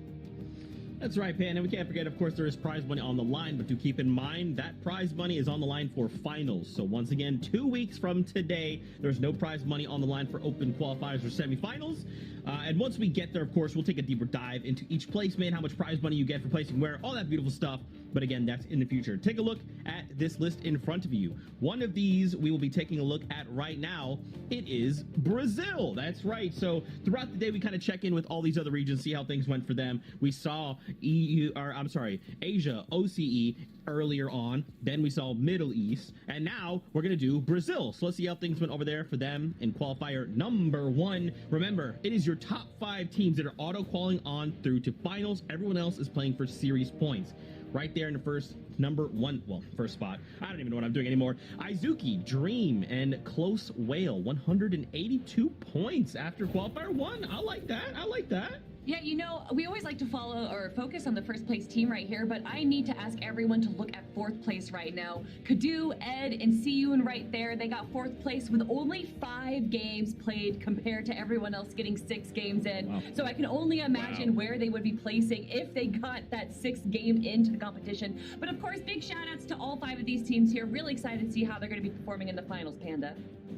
Yeah, so am I. I mean, we saw teams like Hero Nix and company actually perform in different events here on different regions. So I'm excited to see how they're going to be able to do in their own region. We see them walking away with a 2nd place spot here in qualifier 1, but the finals will be a little bit more telling about the talent here in these teams. That's absolutely beautiful. I like this. We have 13 minutes before getting on the battle bus together as a unit, the units that we are. So let's keep this ball rolling. So throughout the day, we've kind of had this big question mark across all of the regions so far, in case you missed out on any action from the other two regions we watched. And that is, how are these trios faring? What we're kind of observing is trios are just shaking things up. All right, so we've had, this is the 4th FNCS of the year. For the last 3, it'd be like if us 3 were like a trio, right? Which won't happen because they refuse to play with me. But it would be like we played together for several FNCSs in a row, right? Well, this season, all the trios everywhere, just like, hey, you know what? It's end of year. It's the end of 2021. Why not shake things up? Why not play with people we haven't played with? You know what? Maybe Sundown's going to carry Zeke. Hasn't happened yet. Still hasn't happened yet. Just saying. But yeah, so now we have to kind of turn our attention to NA West and say, like, okay, how much of that are we seeing here? So let's dive into this. First off, in case you've never heard of this trio, Arkham, Rex, and Epic Whale, we're going to talk about these guys a lot, okay? They are your 5-time back-to-back FNCS Trios champions. Okay, these guys are largely undefeated. And even in situations where you think they're finally going to be dethroned, it doesn't happen, right, Kelly? I mean, and to correct you there, it is 4 times Trios champions. Fair. And then somehow even more impressive, we had, of course, the FNCS duos, which I believe, correct me if I'm wrong, it was Epic Whale and Rex? Panda? I think it was Epic Whale and Arkham. I think you're right. Or no, it was Rex and Epic Whale. I'm thinking this season. So either way, we've had 2 of these players also get duos FNCS champs, and then the other 3rd player got the solo FNCS first place spot. So this is beyond just being great as a trio. They are good as duos, they're good as solos, and they showcase that in the competition. Anytime they make it into the end game and they're down to 2 players, down to 1 player, they are still able to make it all the way to the very end, grabbing eliminations, whether they're on high ground, mid ground, or low ground. I mean, there is a reason that they're the kings. They are undefeated right now.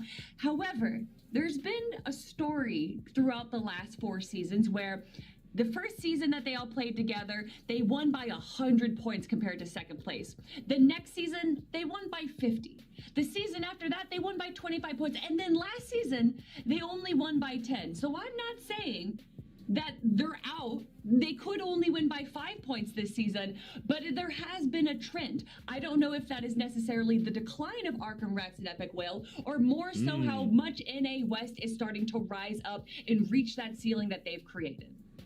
If I could jump in very quickly, Panda, there's actually an asterisk by those 10 points because Kelly herself called those 10 points last season. So she knows what she's talking about. It's a little bit alarming, but she has the third eye when it comes to subject matter. Panda, what were you going to say? All right, look, I'm going to be the ones to say they get dethroned this season. This is it. The final season of the year, and they're getting dethroned. And it's going to be by Reet, Snacky, and Favs. I think this power trio has what it takes to step up to the plate and take that throne. And I think this is the first time we're seeing a true challenger here for this team because, like you said, they've been consistent. 4 trio FNCSs in a row. They've held that pickaxe, but I think this is the final time. Listen, but so to bring out more NA West lore, Snacky, Kenshi have been playing together for a long time, sometimes with Chris, sometimes with Favs, and I believe even another player in season 4, but they've always gone 2nd place. And then last season was the first time that we actually saw them get 3rd, which is still incredible. However, usually Kenshi and Snacky would kind of drop their 3rd player. They did it with Fav for the last 2 seasons. This time though, Kenshi gets dropped and they pick up one of the most W-key, volatile, international players that Fortnite has to offer, and that is Reet. And I believe, what was it, round 2, Panda, where they had a 49 elimination game? I don't even remember. It was something absurd, but here you have it in the spotlight. It's Reet. Solo impact points, 36. We were talking about that a little bit with Arkham, Rex, and Epic Whale, that if they are assault, so many of these teams just fall by the waysides as soon as they lose 1 player. This is not that team right here. They are able to dominate regardless of the situation they're in. And just by the way, you were correct. Round 2, they got a victory royale to start off the round with 47 eliminations. So this team knows exactly how to handle business here with the top dog. So that's why you see these stats. They're here for a reason. Elims versus the top 50, 17. You got full trio elims, 5. And this is talking about specifically Reet. While it is obviously a team mode, these spotlights are focused right now on Reed and what he's been able to do so far with this team. So I gotta say it, I think this is the season that we watch them dethrone the Kings, Arkham, Epic Whale, and Rex. Okay, go ahead. No, you make your point first. Listen, they are incredible. Arkham Rex and Epic Whale have technically, as far as point variations go, been on the decline. But they have something that all the other teams here do not have, besides maybe Kytrex and Mechtun's team, is that they have synergy and communication. And regardless of how good these players are individually, as Fabs, Reet, and Snacky, they don't have that level of understanding. I mean, Arkham Rex and Epic Whale, we've heard their communications. We've heard, Panda, you sent me that clip just last week. The communication and understanding that they have, they never talk over each other. They constantly are aware of their surroundings. That is what is setting them apart from the competition. That's why they're the Kings. It's not how good they are individually, it's how good they are as a team. Yeah, but this is one thing I will say before I let Zeke talk. No, do it. Go. Snacky, Fabs, they have that chemistry, and they've been missing one sole thing, and it is that exceptional fragger, and it is Reet. I think Reet fills the trio so perfectly that this is, that without a doubt, in my mind, the first season we see them get dethroned, and that's why I am so confident about this choice. And listen, clip it now, because at the end of finals, you guys are going to be like, man, Panda is a wizard. I don't know how he was able to guess that, but no, it's going to happen. It is over for Arkham, Epic Whale, and Rex. It is Reet season now. Or it's going to be used against you, Panda, and people are going to say this guy was clearly wrong. I don't know. I'm not going to pick sides here, but Panda, you said exactly what I was going to say, and that is picking up the individual powerhouse that is Reet. This is what we've been seeing, okay? In just qualifier number 1 in EU and in NA East that we watch on broadcast, it always comes down to just one player on the team just doing something insane, whether that be clutching up and hitting a high placement that you need to make to be able to move into that top 5, or just being able to clutch up a moment and say, look, whatever happened before, now we're in contention. And Reet is that player. He's that guy that if everything goes wrong and it's just Reet, we're going to be like, okay, I will legitimately be calm. I'll be like, okay, it's fine. I'm not worried about it. Oh, but no, Kelly. Oh, that's no. only if Reet's the only one alive. That's right. And Fabs and Snacky are incredible players, but that's only if 100%. Reet's the only one alive.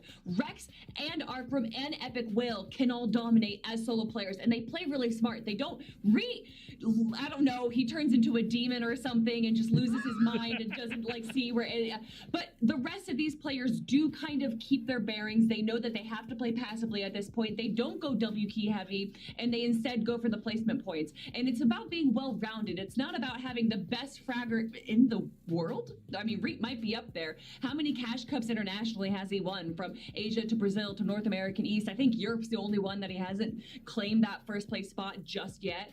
So, I don't know. This is a team game. If this was solos, then yeah, maybe. Even then, Reet didn't win the All-Star solo, did he? I really thought Panda was going to pick up that. It looked like he wanted to. You know, listen, I wanted to, but I'm going to let Kelly and I have different opinions going into this. I think it makes it a little bit better, so then when we get to the end of finals, I can say, ha, I told you. Okay. Well, let's do this. Let's very quickly. We have 5 minutes, so we're going to continue this conversation. Let's talk about predictions very quickly. Okay. Yeah. And I feel like these predictions. Remember, this is just for today, just for qualifier 1. Okay. Which of these trios we think could come out in that top 5 spots going into finals automatically? Okay. Of course, everyone's in agreement. Arkham, Rex, Epic Whale. Now, I will commend you, Panda. Okay. You took the harder of the options. You're like, what's a surefire? Of course, it's going to be in finals. Arkham, Rex, Epic Whale. You're sticking your guns. Reet, Fabs, and Snacky.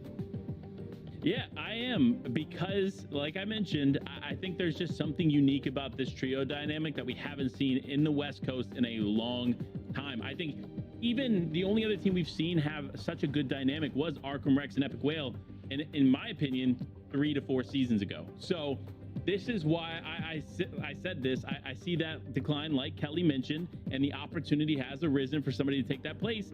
And here it is. Reet, Fabs, and Snacky, in my opinion, the powerhouse trio that Wes has needed to see change things up. You're not wrong, okay? Like, you aren't wrong. Okay. This is an incredible Reet, Fabs, and Snacky, and I'm so excited that we got to see this happen, because it seemed like Snacky and Fabs were so close last season. They literally were in first place out of after day number 1, and then it was Chris and Falconer, I believe, that got second place. So this is the best pickup they could have had to take down Arkham Rex and Epic Whale. But isn't it almost a bit short-sighted to literally be only focusing on a team that can beat Arkham Rex and Epic Whale? Because there's also a lot of other incredible competition. I mean, let's talk about this team for a second, which isn't on our prediction sheet, but Symmetrical, Temple B, and Wavy Jacob. These 3 players have all been on incredible teams throughout the last 4 seasons. You also, of course, have Quinn, Wave, and Cool, who have been together almost as long as Arkham Rex and Epic Whale, and of course, Chicken, Kytrex, and Mechton as well. I mean, there are a lot of great teams here. I think we're actually kind of limiting our scope a little bit just by looking at the big names of West. I think actually a lot of these teams right now do have a possibility of competing with our top 2 teams right now. Okay, Yeah. I like that. I'm kind of down with this. I almost want it to be like a let's rise up and end the tyranny that has been the unbeatable reign of Arkham Rex and Epic Whale. Thoughts, Panda? Okay, so this is one thing I will say to kind of support Kelly's point here a little bit. Kytrex and company, they had the best placement average, if I'm not mistaken, going into round 3. So that does speak to how consistent they can be as a trio. But it's going to take a little bit more than consistency to take that, because it's more about balancing those eliminations with those placement points, like I mentioned just moments ago, that really rise you to the top. And with Reed's team, going into round 3, they had 77 eliminations as a trio. Didn't they also get 25th place? 77 eliminations as a trio. Dang. Kelly Reed firing, setting shots everywhere. They did get a 16, 17, and 18 elimination game, as well as 2 9 elimination games. So yeah, they did play really well. But that's when there's hundreds of teams competing. It's down to 33 right now. They're all landing on their drop spot. I cannot wait to see the drop spot map, because with this new crash sites in the slipstream near Believer Beach and Arkham Rex and Epic Whale, the kings of mobility, I'm so excited to see how this is going to be affecting their gameplay. If it's going to be positive or negative, I'm not too certain, because again, this is really the first time that we're getting to look at this specific situation, these 33 teams competing. And I don't think we're going to see any teams purposely lose out and try and go through qualifier 2. Some teams like to do that, where they like to get a little extra practice in. I don't think that's going to be happening with the last season of 2021, though. That is tough. I mean, these are good points you guys are making, and I think, Kelly, you're kind of touching on something, and that is the new crash sites we have seen already. They're enticing, right? Yeah. They have a ton of floor loot, and they often sit between POIs. For example, there's one between North Side, which is Believer Beach, the Boney Burbs, and then Holly Hedges, right? Creating the old triangle of doom that we're used to seeing. The Bermuda Triangle. Actually, the Bermuda Triangle, sure, whatever we want to call it. But hey, it's enticing players, and it's also giving them access to those slipstreams. They can opt to try and push some of the streams. Now, no one's going to push Arkham Rex except Will. If they do, hey, I have nothing. Don't do that. But somewhere like Misty, absolutely push on some of those other objectives. Dirty Doc, let's do it, right? But with all that being said, you're hearing the change up. Okay, we've talked a lot. There's a lot to discuss and a lot more that we will be talking about throughout the rest of the show. But for now, we're going to hold our tongues. All right, we're going to go hang out with Clay and Sundown. They'll be casting all the action for us here in NA West. So give them a big warm welcome as we kick it their way. Thank you so much, Zeke, Panda, and Kelly, and what's up, Fortnite fam? It's been a while for the West region, but I saw you this morning over in Europe. My name's Sundown, joined by the fantastic, as always, Clay Stelling to call the action. Clay, how you doing today? I have just been so hyped the entire day, and when Panda started talking about dethroning the Kings, it got me even more hyped to see how they're going to play, because there's not really that many competition around immediately, right? Like, you look around immediately, no one's really going to rotate in like they talked about. But like they said, the team of Snacky and Favs, I think, does have a shot at coming in first. I think there's a couple of big fish in this pond, which I think just did a fantastic job breaking down, showing just kind of where the lay of the land was, as right off of the bat, you see some of the action being taken out as able to pick up the confirm on Rodrigo. K-Nox also getting Moho and Fabs getting Jaegers. So a few teams going down right away. Hov on the opposite side of that. But I think that there's one thing to also note too, is that like I've been new to the region before. I know how it goes. I picked against Epic Whale Arkham Whale once. It didn't go so well. Right, and I think it's very often where those picks end up being consistent. But right now, it looks like we got a little bit of a triple contest going on, something you don't typically see in competitive play. But Misty Meadows is popping. It is. There's a lot of trios around, and I think it's because of that crash satellite area right nearby. It just allows for so many more players to contest Misty, because you can get out very, very quickly. You don't have to worry about that long trek up to Lazy, and then there's that hill and the incline. And now it's just, oh, let's just go right over there. We'll take it, and boom, we're out. And you saw that is the perfect vending machine to get this season, is that pump shotgun vending machine, because 50 gold means you have a blue pump. But look who's getting pushed out and away. It's going to be Reed down to one build, 31 HP. They have the peppers to get back, but in all honesty, if they don't use that launch pad and they go down, it's going to end up being a waste of a material, because that's going to go right over. They had one build, they could have tried to place it, but honestly, even then, I just think they were in a really bad opportunity.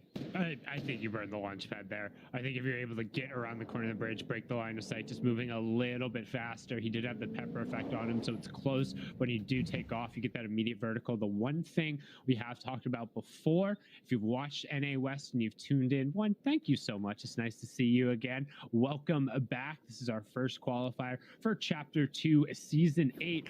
But 2, it's a reboot-heavy region. They already average right around 2.5 times more reboots than NA East in Europe before the changes to reboot vans. Now, don't forget this season, additional reboot vans placed on the map. Reboot cars now last for 5 minutes, and you don't have to go over and manually pick them up. You just got to run over them, and they'll get scooped on up. So Fabs, knowing that's the case, he's just going to scoot right around the corner, make sure he grabs that, make sure he gets the launch pad as well, because the team didn't have an opportunity to disengage down and grab that, and they're fine. They're okay with the 6 points and a cheeky reboot. At the end of the day, honestly, that's a W for them. Yes, Ree went down for a little bit, but they got the launch pad. They're gonna have Ree back with them. I don't see any real negatives to what happened there. I mean, it's nice. We talk about just how valuable eliminations are in Elam heavy teams. When you get to the round 4 with those 2 points per elimination, those end up adding up. And pretty much like we've seen in every single region, it's come down to the difference of 1 point, 2 points, or in Europe, all the way down to a second tiebreaker of how many Elams you had. So you want to make sure you're maximizing just getting as many points on the board as possible.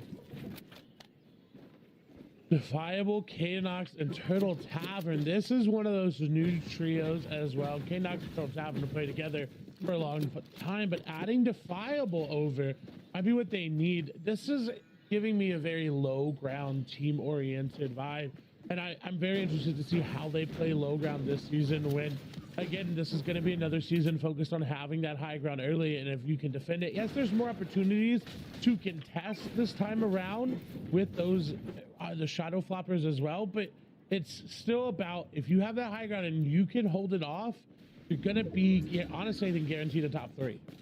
Yeah, particularly over in NA West, where you see that teams are a little bit more scared when it comes to challenging and going after the high ground. It's not Europe, where teams will full send as soon as they see that 5th zone and really prioritize it coming through. Back over to Caddy we go, just to check on Reed, and gonna be back up. Doesn't have the shotgun, but didn't really have one to begin with. So overall, ended up with better loot after getting eliminated and rebooted than he did from before. But we're moving over. Salvo made their way all the way out of Misty as they're trying to find Nitrix, Angel, and Hawkwell up on the hill. There is, Tangle was almost there for User, but not able to find it, and now they're going to be focused out, so they've got to drop back, disengage, get back to their teammates. Ooh, and Salvo just going to take a big team. Trying to pick with that burst there is very, very hard, and that AR is always going to have the advantage over your burst. Yeah, particularly in those real quick little exchanges. The burst is fantastic when you're able to get a beat on somebody and know you're either going to be able to line up that body headshot or kind of, I don't want to say the legendary, but it happens so few, those double dinks when it comes through the 80+ damage. It's incredibly rewarding, but it's also tough. And then one other thing I have to touch on, because you probably see Baka, you see Salvo, Baka representing Pulsar, and then user D11 over there. Make sure you keep your names appropriate. Make sure you keep your names, your branding coming through. It's important not only for us in the broadcast, for the people watching, but for you as a player. It's your brand, right? You want to make sure you build that up and you're able to represent yourself. Think of how often we talk of Epic Whale and Energy, or the 100 Thieves duo of Arkham and Rex, and they're able to be immediately recognized when it comes through. So let's make sure we kind of keep that in mind as we continue playing, continue competing, doing our best. And right now, Antrax is rocking that Mythic Burst as well from Sloan, trying to push down with the rest of his trio, and they have a decent position here, but it's kind of an awkward spot to get bogged down in a fight.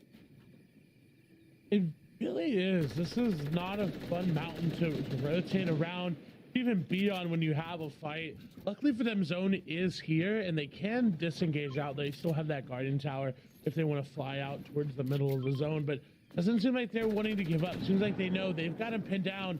As Antrax is going to take a little bit of damage, doesn't really put much back, but look at the pinch there coming from G5RC. They have it set up so well. Where is Altu, though, just now finally going to be able to join that fight? It seems like they aren't really doing that much, and disengage was called. Yeah, and that's what we're looking for. I mean, being able to get out of that situation, not get dragged down, but right now you can see Chickens tried to disengage, but ran straight into a big ball dragon. Now gonna be forced down, and while he has that legendary SMG, he doesn't have the HP to be able to put it to use. It's a trading weapon, and while you're able to get box to box and just kind of chip away and out resource somebody when you need one shots, a gray lever isn't gonna do it. Not at all. I didn't really have an option as well because the third party was shooting at them, not really letting them breathe in that fight. Again, had that launch pad, but you're really not going to be able in that moment to get it off. So they just tried to waste as many builds to stay alive as long as they could. Back up to the Guardian Tower. Antrax, G5RC, and L2 do end up making their way up there, trying to gatekeep anybody coming out from Retail Row. As we see, not really going to be anybody there, but they'll just use this to rotate through.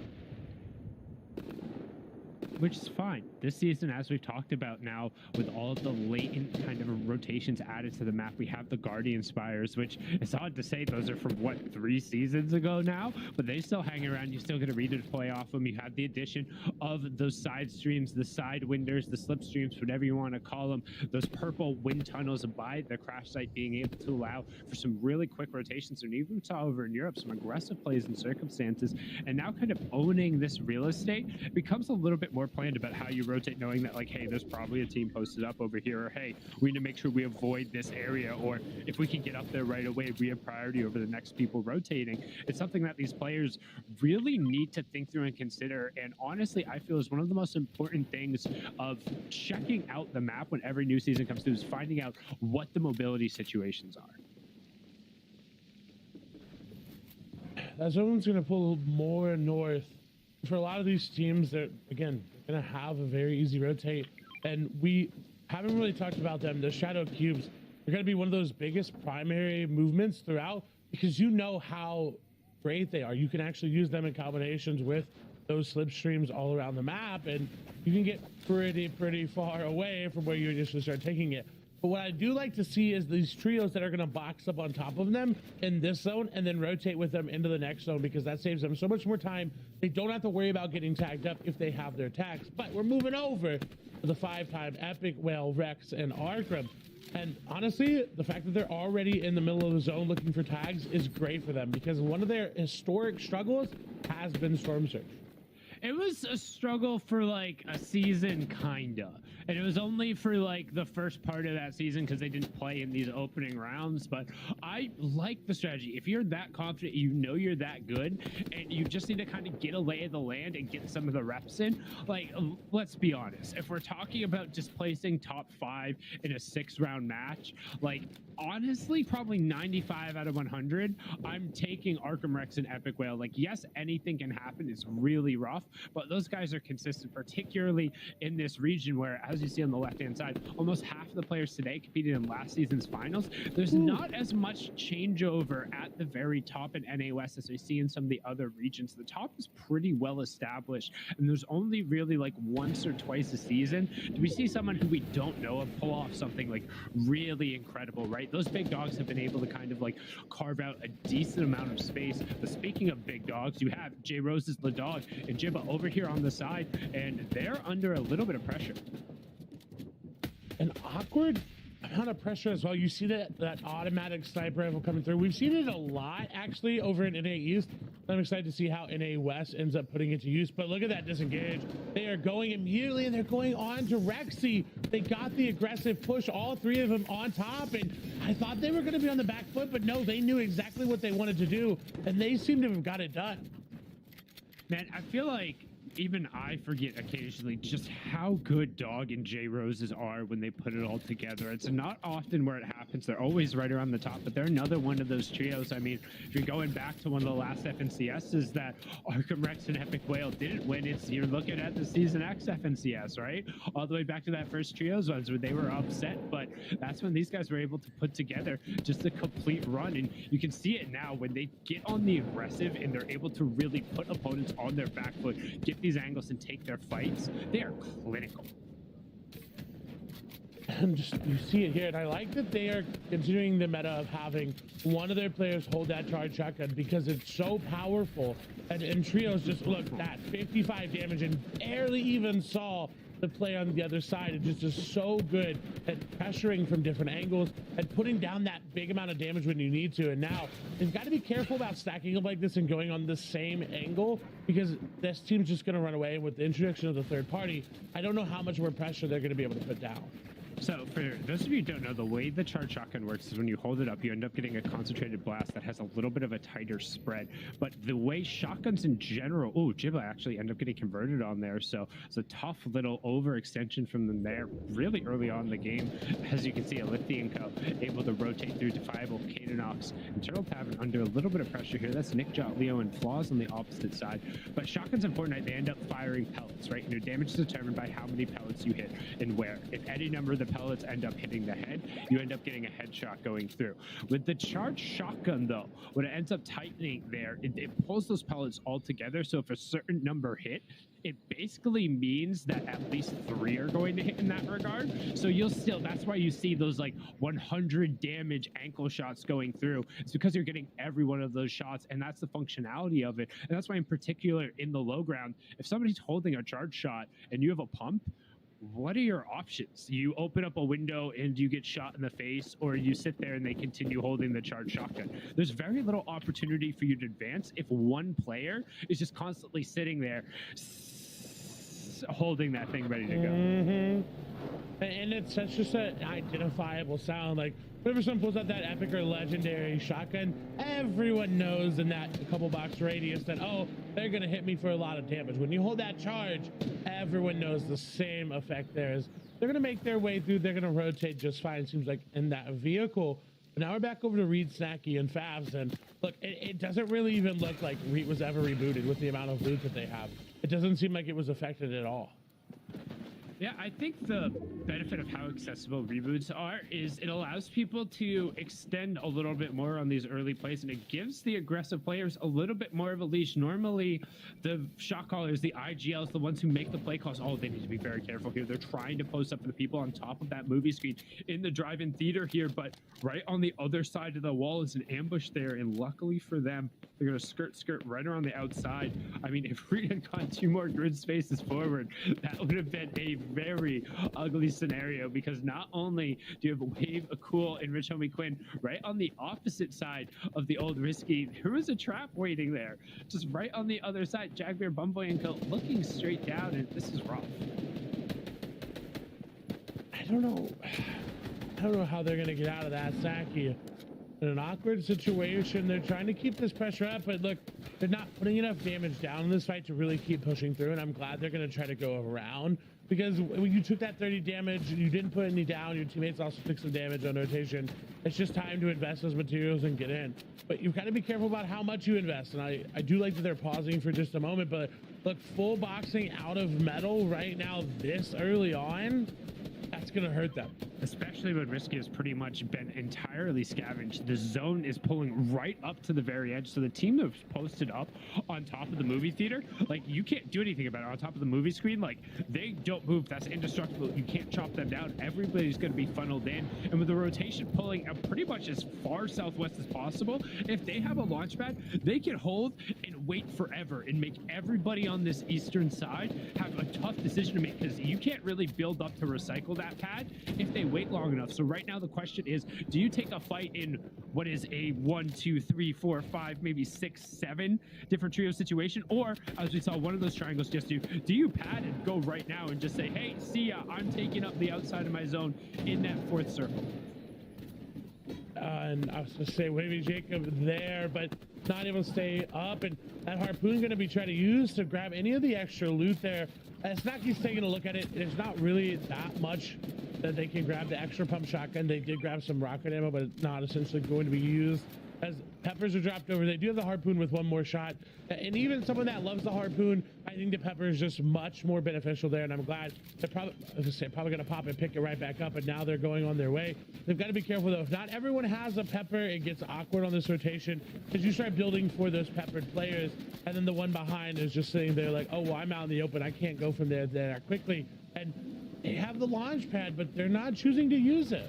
Yeah, I don't think they have to use it, because as long as they're able to time it correctly, I mean, I would have just used the pepper to go straight to the shadow cubes and then rotate through, but timing on that can be a little bit awkward, and as long as you hug right next to these, they provide a great job at breaking up the line of sight. You're able to get a free rotation there, and all these players who are packed into this eastern side didn't really get an opportunity to shoot at them, and with the exception of some shields, that was a pretty safe rotation. They still have a launch pad in case half in, half out pulls super far away. I'm very interested to see what ends up happening in the height situation when we see this fifth zone pull. We didn't necessarily get the longest storm surge in the third zone, so we're curious to see what its impact is when we see it pop here in about 30 seconds or so. We'll see the warning, then we'll go towards the close reveal. And I mean, right now you can see 302 on the right hand side. They're above. The question is, who is below? We'll find out. It's gonna be Prism, E1DV, and back Kitty here as they're below. They're grabbing some tags. Nope, now 77 is going back and forth here for them, and that's different from the normal back and forth. They were all, and we'd already seen it pop, and we'd already had that comfortable little cushion there.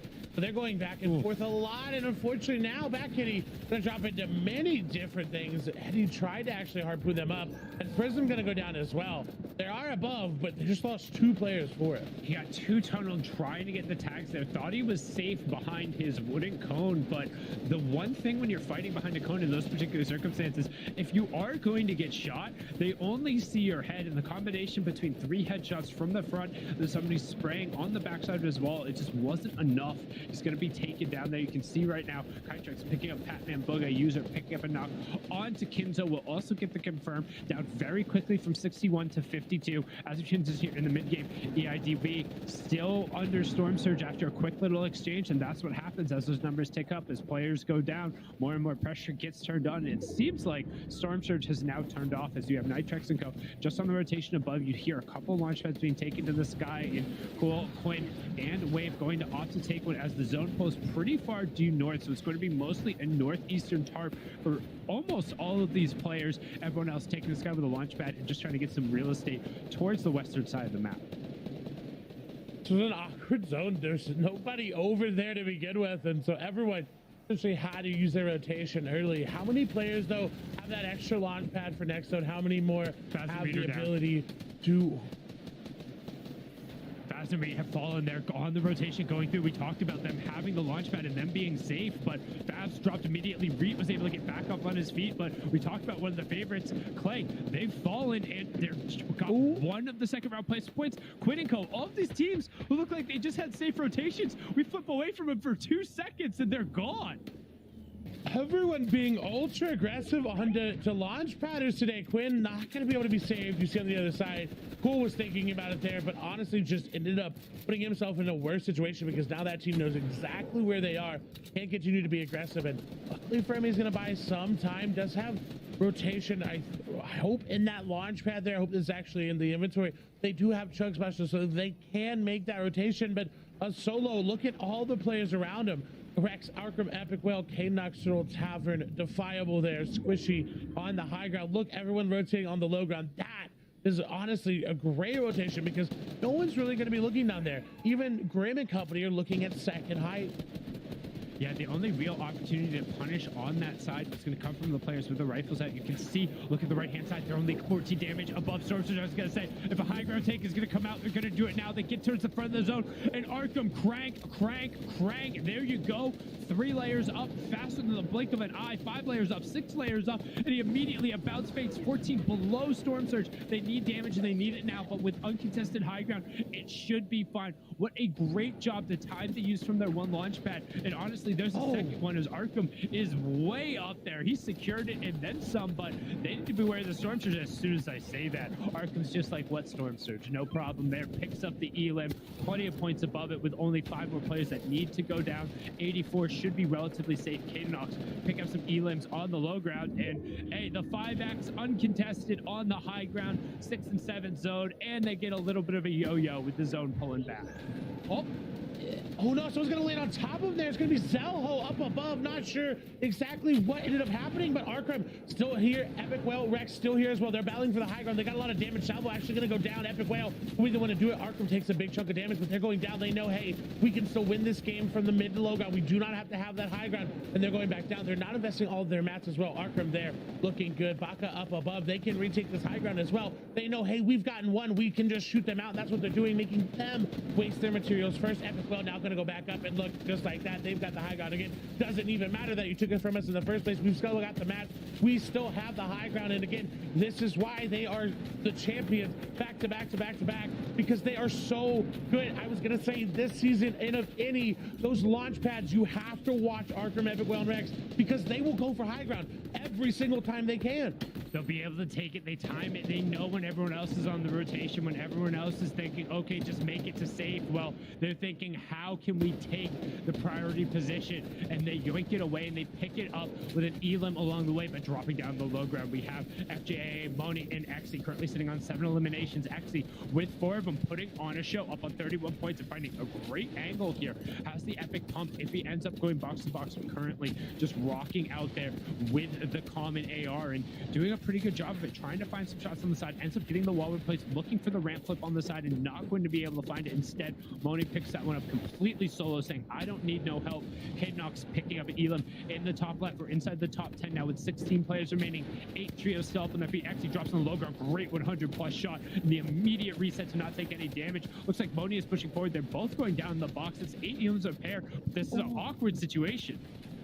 Very low HP, again, does have that epic AR, shotgun rather, can do a lot of damage. The fire truck rush is gonna come on through. That's gonna give that a little bit more momentum as we see Chicken and Mexican going down to the zone. Arkham all the way up yet again. Epic Whale and Rex starting to drop their way on down. This looks like they could win it, but X, FJ, and Moni are doing really well. The third party from the side gonna come through. That's gonna use a lot of their HP. FJ down very, very low. They're dropping mats over. They still have enough to do it with, but they're not gonna be able to do much more. Just look at Arkham, Epic Whale, and Rex finding everyone in the backside. This is just textbook them from there on high ground. 3v1v1, but the low ground is now 12 elimination as Exy living up to his name right there, just putting the shotgun to use, finds back-to-back shots, but the question is, no, you're not gonna 1v3 the 5 times, and what a better way to kick off Chapter 2, Season 8. He's got 5x in his name for the reason. NRG's Epic Whale, 100 Thieves Arkham, and 100 Thieves Rex take match number 1 from the high ground. I believe it was 6, maybe a 7th elim snuck in there right in the end if the total didn't update, but was there ever really a doubt? No. I mean, Panda doubted them, and you said it. You doubted them one time, and it showed up. But again, they're the 5 times in all respect for a reason. They are just that good. And like you said, they love high ground. They will win from high ground, and we saw it there. We're going to send it back over to Kelly, Panda, and Zeke so that they can break it down. Thank you guys so much, you incredible human beings, you. So I'm very scared. I'm very nervous because this is what we see all the time from Arkham Rex and Epic Whale. They get themselves a VR in 6 eliminations. Usually it's right around 5 or 6, and then they'll place anywhere from like top 5 or to like getting the victory royale. So this is already a much stronger start, Kelly, and I'm a little scared.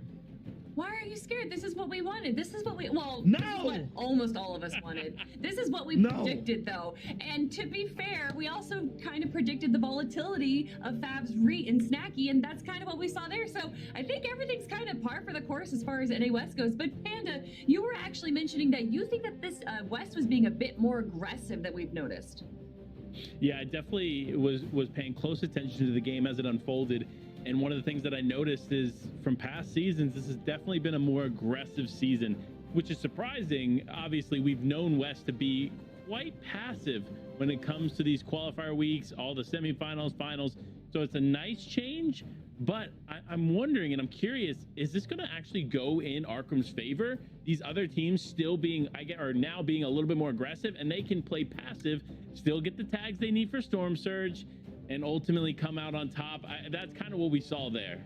I'm just going to say that we saw Favs, Reet, and Snacky, who had 4 eliminations by Zone 4 and 5, and they were below Storm Surge, whereas Arkham Rex, and only for a second, like a split second, whereas Arkham Rex and Epic Whale only had 1 or 2 eliminations at that point, and were well above it, so they're not in any trouble whatsoever. I will say, though, that the skill floor that NA West had, which I would think between the floor and ceiling was a huge disparity, is closing so much, and Arkham Rex and Epic Whale, they're not rising that much more anymore. They've hit that ceiling, whereas the floor is starting to rise up to them. So I do think that there's more competition. I don't think it's much.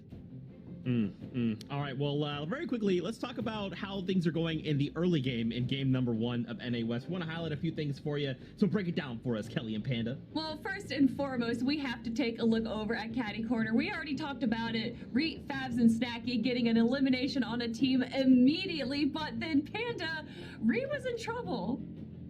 Reet definitely was, and it's because there are 3 teams landing Caddy Corner Weather Station split. So this is going to be a little bit interesting here. Will they be able to come back from that? That's the question. But we saw that Corny Crops was also kind of open, so one of those teams could end up splitting and going that direction. We also saw a lot more action going on here. We have it. This is the Caddy Corner action that we were talking about. Reet immediately getting a shot down. Oh my gosh, I kind of have to wonder what was that other player doing in that moment. And it was Mojo Nigel Rodrigo. This is an incredible team right here. I'm wondering if they just weren't aware that Reet was literally 2 feet. I actually am kind of confused at this. Yeah, I definitely think this was in their game plan. They knew that Reet and company were going to be landing here at Caddy Corner, and I think it threw them off guard. I think they maybe underestimated the team, but this is another situation where these teams got underestimated. Turtle Tavern, Defiable, and Cadenox landing up here towards Craggy Cliffs at this IO base, and ultimately found themselves getting some quick eliminations here in the early game. Yeah, we saw this in Season 7. A lot of people landing in this POI right here. And with that slipstream right next to it, I think that this is a new opportunity. I think we're going to even see more teams here after this spot. But of course, we're going to end everything off at Misty, and you can see the 3 teams flying in right now. I don't know exactly what happened because we were paying attention to Caddy Corner over there. But again, you just mentioned it, Panna. Corny Complex is open. I believe we actually saw even a few other POIs. Coral Castle has 1 team kind of landing towards the left side island. So there is still some opportunities. And obviously with this new map, with the crash sites everywhere and all the new floor loot and chests, that there's a lot more opportunities for these teams. But you have to give it to them. Moni, EXE, and FJAA having, I believe, how many? 12 eliminations before they were knocked out. So even though that was Arkham Rex and Epic Whale pretty much dominating in the standard tradition from the high ground, you have to give shout-outs to EXE's team. So good. 12 eliminations. If they keep this up, which I don't think will happen, we could see some shakeups. Remember, we're just playing for top 5, so right now it's not too crazy. but we'll have to see if this continues and, you know, falls through in finals. But you heard the battle bus, which means it's time to jump back into game. Remember, this was just the first one. We got 5 more ahead of us. So for now, Clay, Sundown, we're kicking it back over to you. We're kicking it on over to match number 2. That's right, we got 5 more to go. Game number 1 went to our 5-time FNCS champs, 4 of them as a trio, back to back to back to back. Then they got a duo and a solo one in there, and you can also see return of the Boundless sets, both arena and competitive. Nice to see those guys coming back in. They are some very interesting combinations that can be made with them. You can do a lot of different things, but I wonder exactly how FJ, EXT, and Co. are going to perform this round. They did end up getting first place overall after game number 1 because they just popped off, and that was on the back of EXT. But we're going back over to Caddy Corner where the same thing seems to be happening. Fabs is going to land first, in fact, and oh no, they're going to land short. They're going to land right on top of Reed. It seems like it already going to be engaged upon Reed. Looks like they're getting some damage off. Snacky getting tagged up as well. Snacky actually going to go down. Nigel will fall. Fabs with 1v1 is going to go down, and Reed cleans them up. As just a straight 50-50.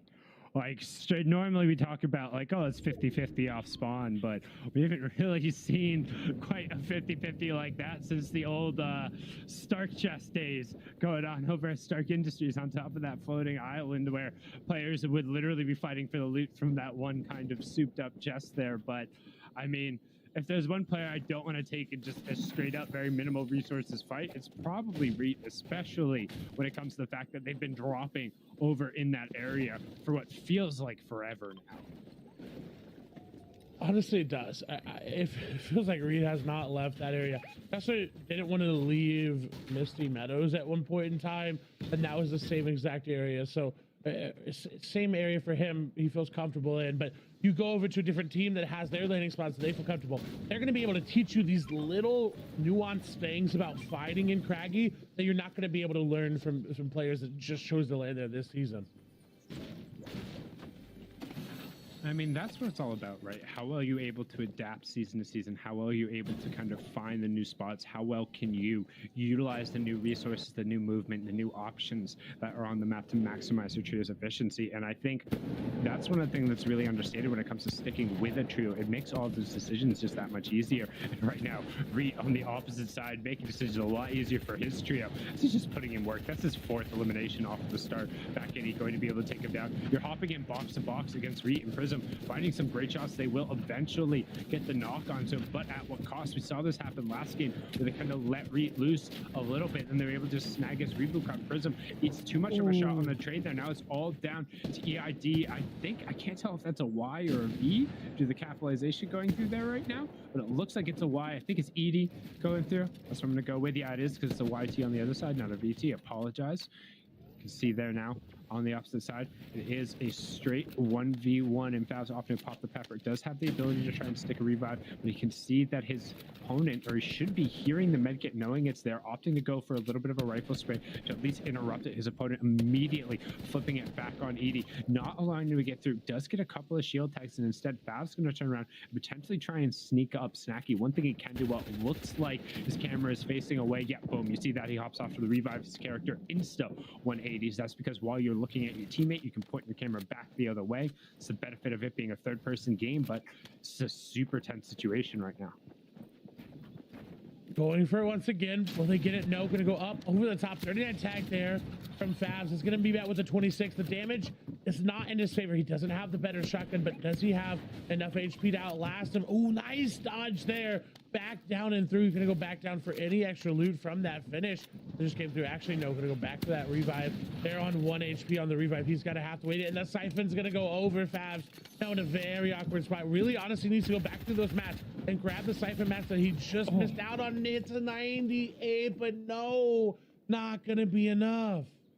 Yeah, and unfortunately, even if the Siphon hadn't gone over, it wouldn't have been enough. And that's really disappointing. Like, after you get the immediate wipe and then you get in a situation where you're able to pick up one, you feel like Snacky and Fab should be able to get down there and just be able to help that situation in some way, shape, or form. I mean, it's not like Reek did insubstantial damage after that, but that's a problem when you get a little bit too separated. Now, all of a sudden, you're looking at your first 2 games, and just over in Europe, for example, you had to average right around, I think it was like 23 to 25-ish points to crack into that top 5.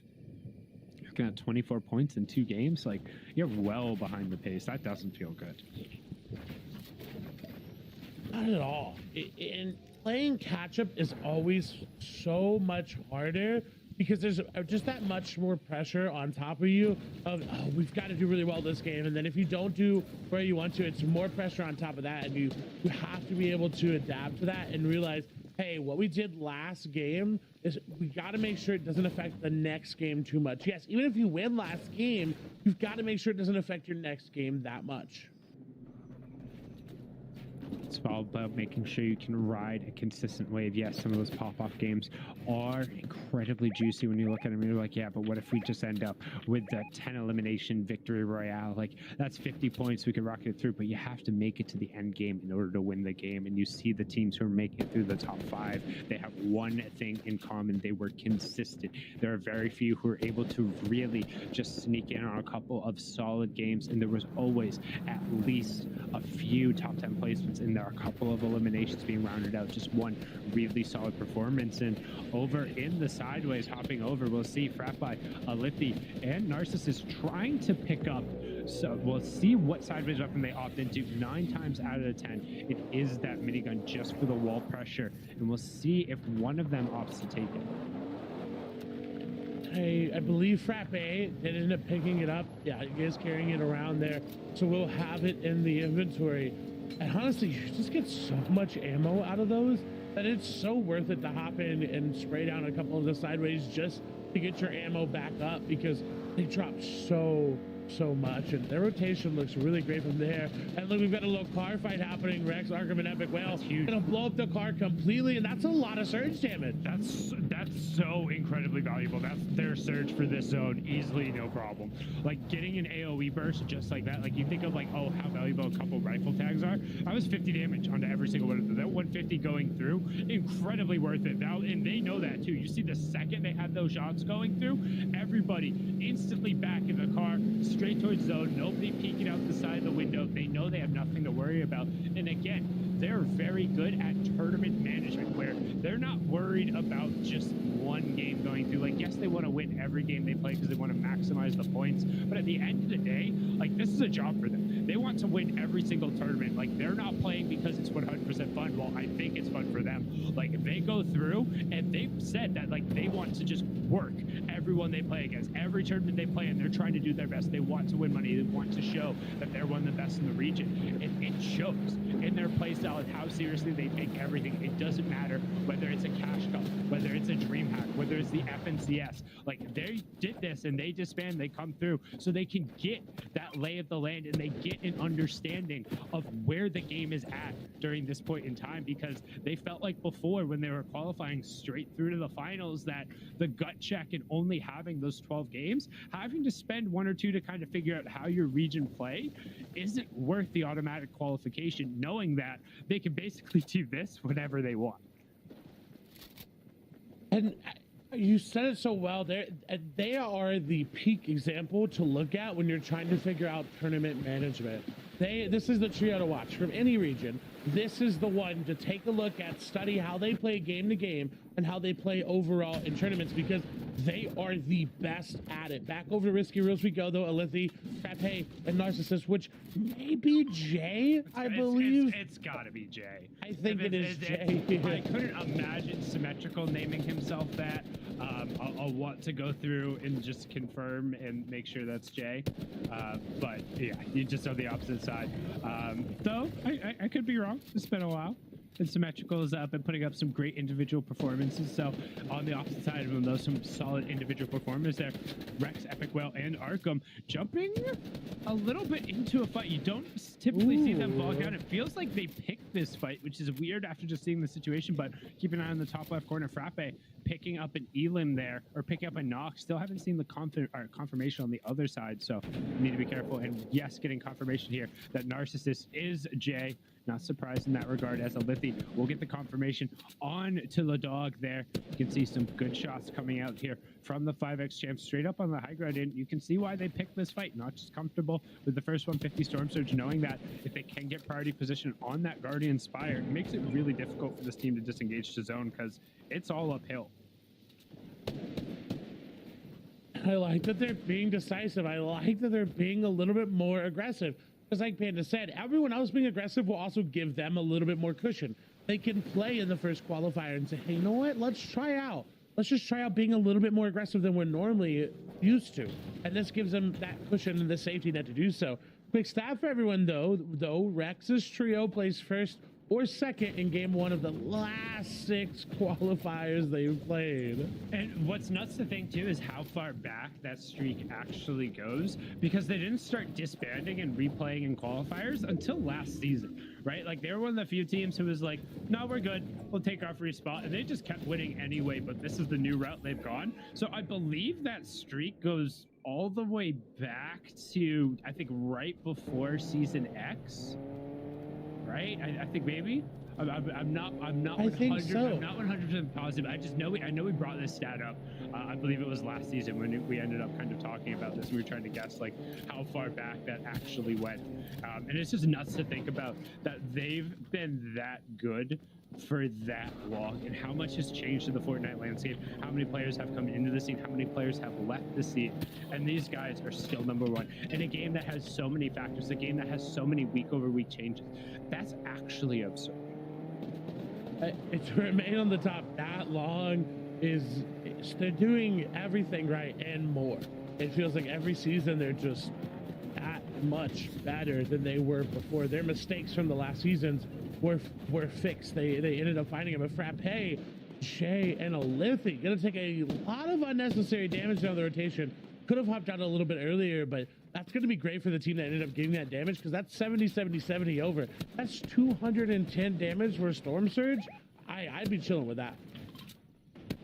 Yeah, so it's going back right now to just talking about that qualification for the Epic Whale, Arkham, and Rex one. That's going all the way back to Chapter 2, Season 4. So a very impressive streak as we see Salvo and Elimination coming over there. We see Dragon Robbins and Timber's Chicken trying to find a little bit of space over here. You see Notch, Fletch, and Grim wall-to-wall with Nick Jaw and Co. with a little bit of pressure coming through. Need to be careful of the marksman rifle just firing off the shots, and the confirmation coming through for Epic Whale, Arkham also picking up a knock and getting a little bit started here on the eliminations earlier than they usually do. They're not ones known for necessarily picking up elims off of their drop, even when they were contested over at what was Sweaty Sands into Believer Beach. I mean, they were much more happy to just kind of sit back and grab the loop, but right now, not just happy to just sit back. This is the exact situation. 2 tiles away, full charge shotgun, and barely sees the opponent. 111 to the face, breaks their armor, knows that he can just sit here, and as long as Grim is breaking wall, that opponent has to just try and hold the wall and disengage. Notch's entire job is basically support artillery right now. Ooh, and this push is gonna give him a little bit more protection there as Leo is running away. The wide tags come through. That's gonna be the key for them to go forward, but look at how many teams there are at this gas station and in and around it. They've got to be very careful with this push. Be very, very careful. Be hunting NA West players. The dangerous speed right now, not particularly in season, as everybody wants to play defensive. You can see Storm Surge finally turning off there. We are 1 trio down from the first placement point threshold being doled out, so that'll be +5 points. It's kind of that first checkbox everyone is looking for in that regard after you survive the Storm Surge. So Notch and Coat rotating through and also rocking that legendary pistol, Clay, which I could talk about forever. And in all honesty, this is one of my favorite combos in the game right now, is the charge into the legendary or epic pistol, because you follow up so quickly and everyone's like, oh, it's a pistol, it's not going to do that much damage. But the fire rate on that pistol combined with the damage that it does do, oh my gosh. And on top of that, too, don't forget the pistol has one of the fastest first shot accuracy resets. So these players, unlike me, have very good aim, and they're able to hit those shots whether at distance or in these close quarter situations. It also carries light ammunition. On top of all of that, it still has the 2x headshot multiplier. So despite having 25 damage body shots going through and being a little weaker from the ARs, if you hit the headshots, it's a little bit more efficient. You get 50 tags coming through. So that's 4 headshots. It's the same as an AR. Exactly. It's just that good. And with it in combination with that charge shotgun of it all, so it's just a win-win scenario all around. It's such a good weapon. And on top of that, you don't use the AR ammo that your team does. So you're pulling all the light ammo onto one player and just putting the AR ammo onto 2. And so that in of itself is another great benefit, because then at the end of the game, you have one player that still has a lot of extra ammo left compared to no one having any. Yeah, and generally, if one player is carrying one of this, like maybe one other will be carrying an SMG, but odds are not, so you just funnel all the light ammo into him. And it just kind of solves one of those issues that can end up being annoying, because with the addition of sideways, and as long as you're efficient about making sure and actually getting the loot boxes that are around, generally you shouldn't ever end up in bad ammo situations. But as we say that, we flip over to Moni, who has literally what's in his clip and then 10 extra bullets, and that's it. It's going to be very hard for them to pull what they did last time. Look at Nauseous. They just went through about 120 ammo there from the time we swapped off to now. Bring back on, maybe drop some over to the teammates, I'm not sure, as we move through. Fletch, look at that, 346 AR, no light ammo on them. Maybe Grim ended up picking up some there, but not exactly sure. Just honestly, and that's the thing that's dangerous though about the pistol, is you can just sit there and fire it off because it's so quick. It's so quick, and I'm not even gonna lie, it's just fun to shoot. There's very few guns in Fortnite where I'm just like, yeah, this thing feels really awesome to just pull the trigger, click the mouse, and have the response. The pistol is one of them. I think the charge is another one that's incredibly rewarding when you're able to hit those shots. But the pistol is one, I think either one of the legendary, the epic pumps with the sound that comes through. I think the legendary, the epic tacs are in that kind of same area, but all of a sudden, like we talked about, it's just like, oh yeah, I just went through 10 clips of it, I'm good. And it's just like, that's 120 bullets. Like, those are expensive. We needed those, man. You've got to be really careful about that, because you think, oh, I've got the only light ammo, I'll be fine, no one else is going to need it. And then you get to that high ground position, and you've got one clip left of that ammunition, and so you're just stuck up there with the shotgun, and you don't have the AR, so your team can't even give you any ammo for it. As Fletch, Notch, and Grim are looking to be aggressive here on the team above them, but are going to be dissuaded back. They have 453 damage above. They don't really have to worry about going for that. And so Fletch does have some, right? He does have that SMG. Yeah, I was about to say, Fletch sitting on 408 and the SMG. Also, what is that peek he's taking? Peeking from the low ground on a left hand up into somebody. Like, luckily he wasn't punished there. If anybody was on the opposite side of that wall who was even remotely prepared for it, they would have been put down immediately.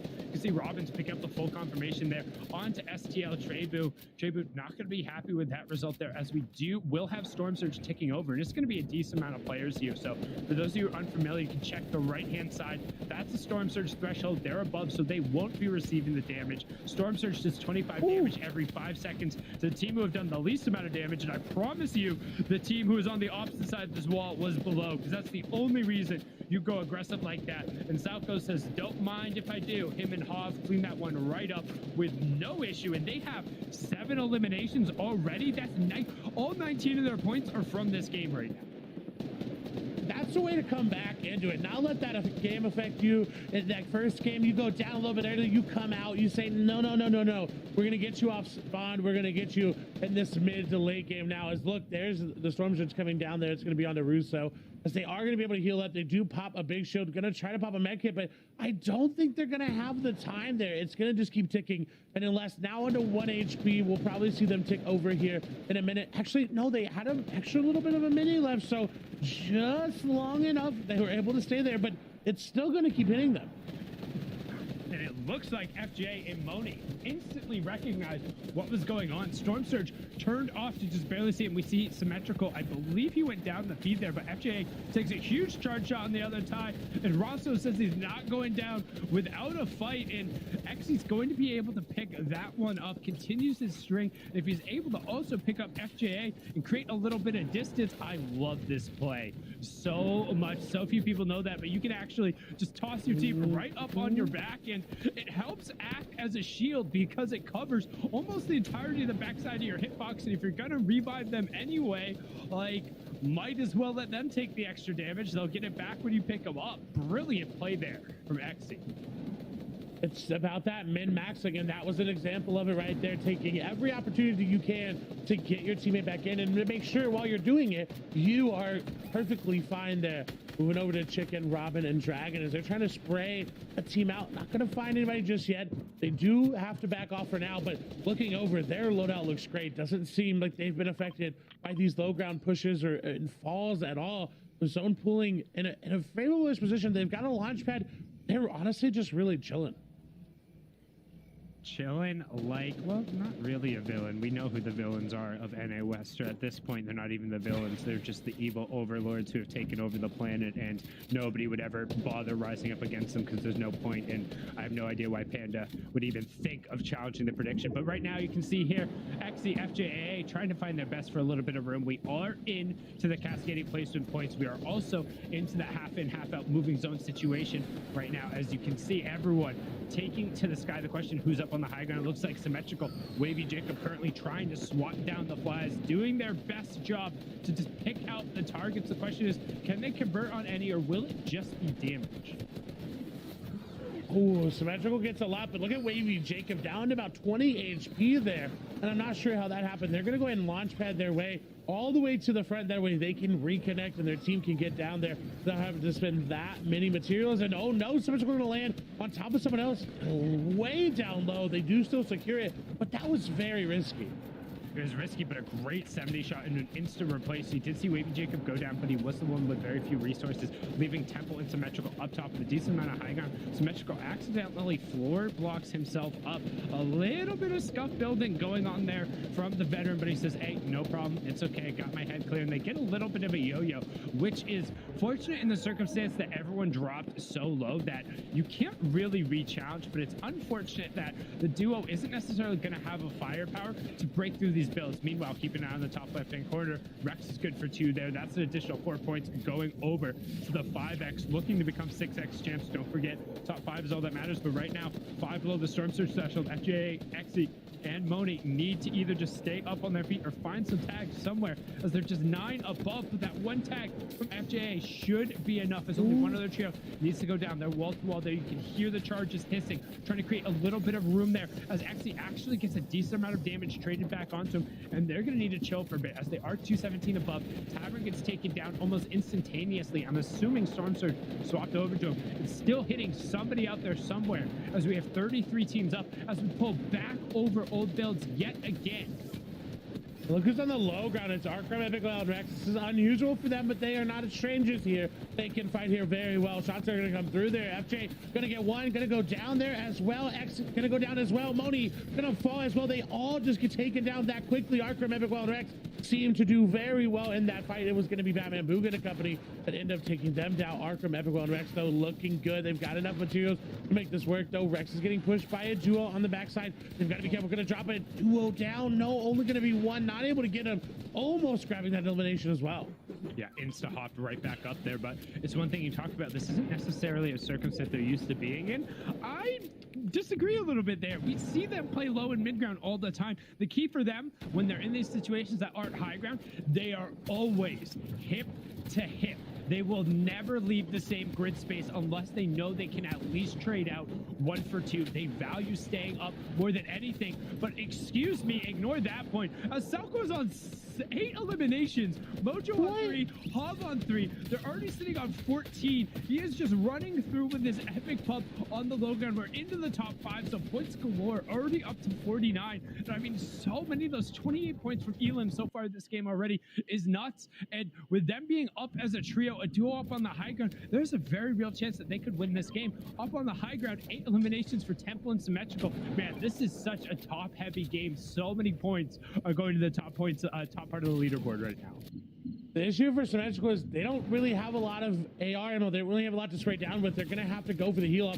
Already prepping for it. Arkham prepping as well. Needs to take that one tick of zone damage, though. He's got 3 floppers. He's got 2 medkits. There's no way he's going to lose the heal off unless someone up above has chug splashes. And you see they're already using some of them as well. Temple and Symmetrical up on the high ground, looking like they've already healed up. They're setting up for it as well. But Salco, no heals. Hob, no heals. They're going to have to drop down to try to interrupt this, but it doesn't even matter. Rex says, interrupt what? You're going back to the lobby. That's going to be Epic Whale going down, though. But again, Arkham is the one going for the heal off. He is the one trying to find all of this loot. He is the one going back in the zone, popping the floppers. Not going to be able to pop the medkit. Symmetrical going down. Arkham back in the back, popping all the floppers. Symmetrical going in. No HP. Is going to find Arkham in the back. Can they do it? Can Arkham pop the flopper in time? He does. A 1v1. Will he get the damage off that he needs to? Find Symmetrical, gets the siphon, and gets the dub again. Back-to-back victory royales, this time with 9 eliminations. Wow. They're pretty good at this Fortnite game, huh, Clay? It would seem like, you know what, these new up-and-comers, they just came out of absolutely nowhere. What were those names again? 100 Thieves, Rex, Arkham, and I think Energy Epic Whale. Make sure you write that down, because I think that this trio has a very promising future. That's the first 2 matches. First 2 matches coming out winning. They you know, on top as well, multiple eliminations. They're showing such prowess of a team that's been around together for such a long time. I just really can't believe it. We're gonna kick it back over the desk. Zeke, Kelly, Panda, take it away. What? What? Hello? Is this thing on? Hello? Rex? Arkham? Epic Whale? Why? Why are you gonna sideswipe them like that? Why are you gonna do us like that, man? It's just qualifier 1. Calm down. It's not that serious. Okay. But it is that serious. Zeke, this is the FNCS. So. It's the last season of 2021, okay? They have to be the back-to-back champions, trio champions. They're already 5X, but trios. Apparently, Kelly, they just decided, you know what, guys, I know this is qualifier 1. We're just going to full send it. We're just going to send it as hard as possible to make sure that no one is even questioning us at all, Panda. No one. I mean, it's tough. It's tough to watch.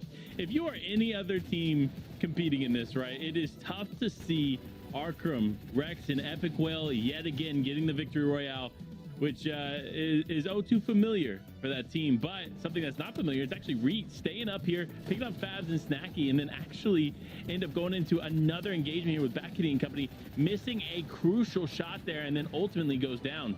Yeah, it was a little bit of the inverse of what we saw from the last game, where Reet was the first one to go down. He was a bit too aggressive. Here he is able to bring up his teammates, and now it's just Fabs. And we were kind of screaming at the screen when we were watching this go on. All he had to do was back off a little bit. But of course, we have to talk about that end game. Arkham, Rex, and Epic Whale just playing so smart, and you could hear our casters talking about it. He had the floppers, he had the medkits ready to go, and then he even still jumps in for that 1v1 final situation and gets the shot off on him, and he doesn't even really need the siphon because they're already there. It's the end of the game, and now they jump up and took first place with a 22-point lead.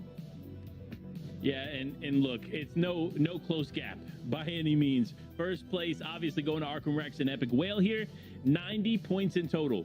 90. And second place being 68 points. I mean, oh, it's rough to watch, but it's amazing for a team to be so consistent.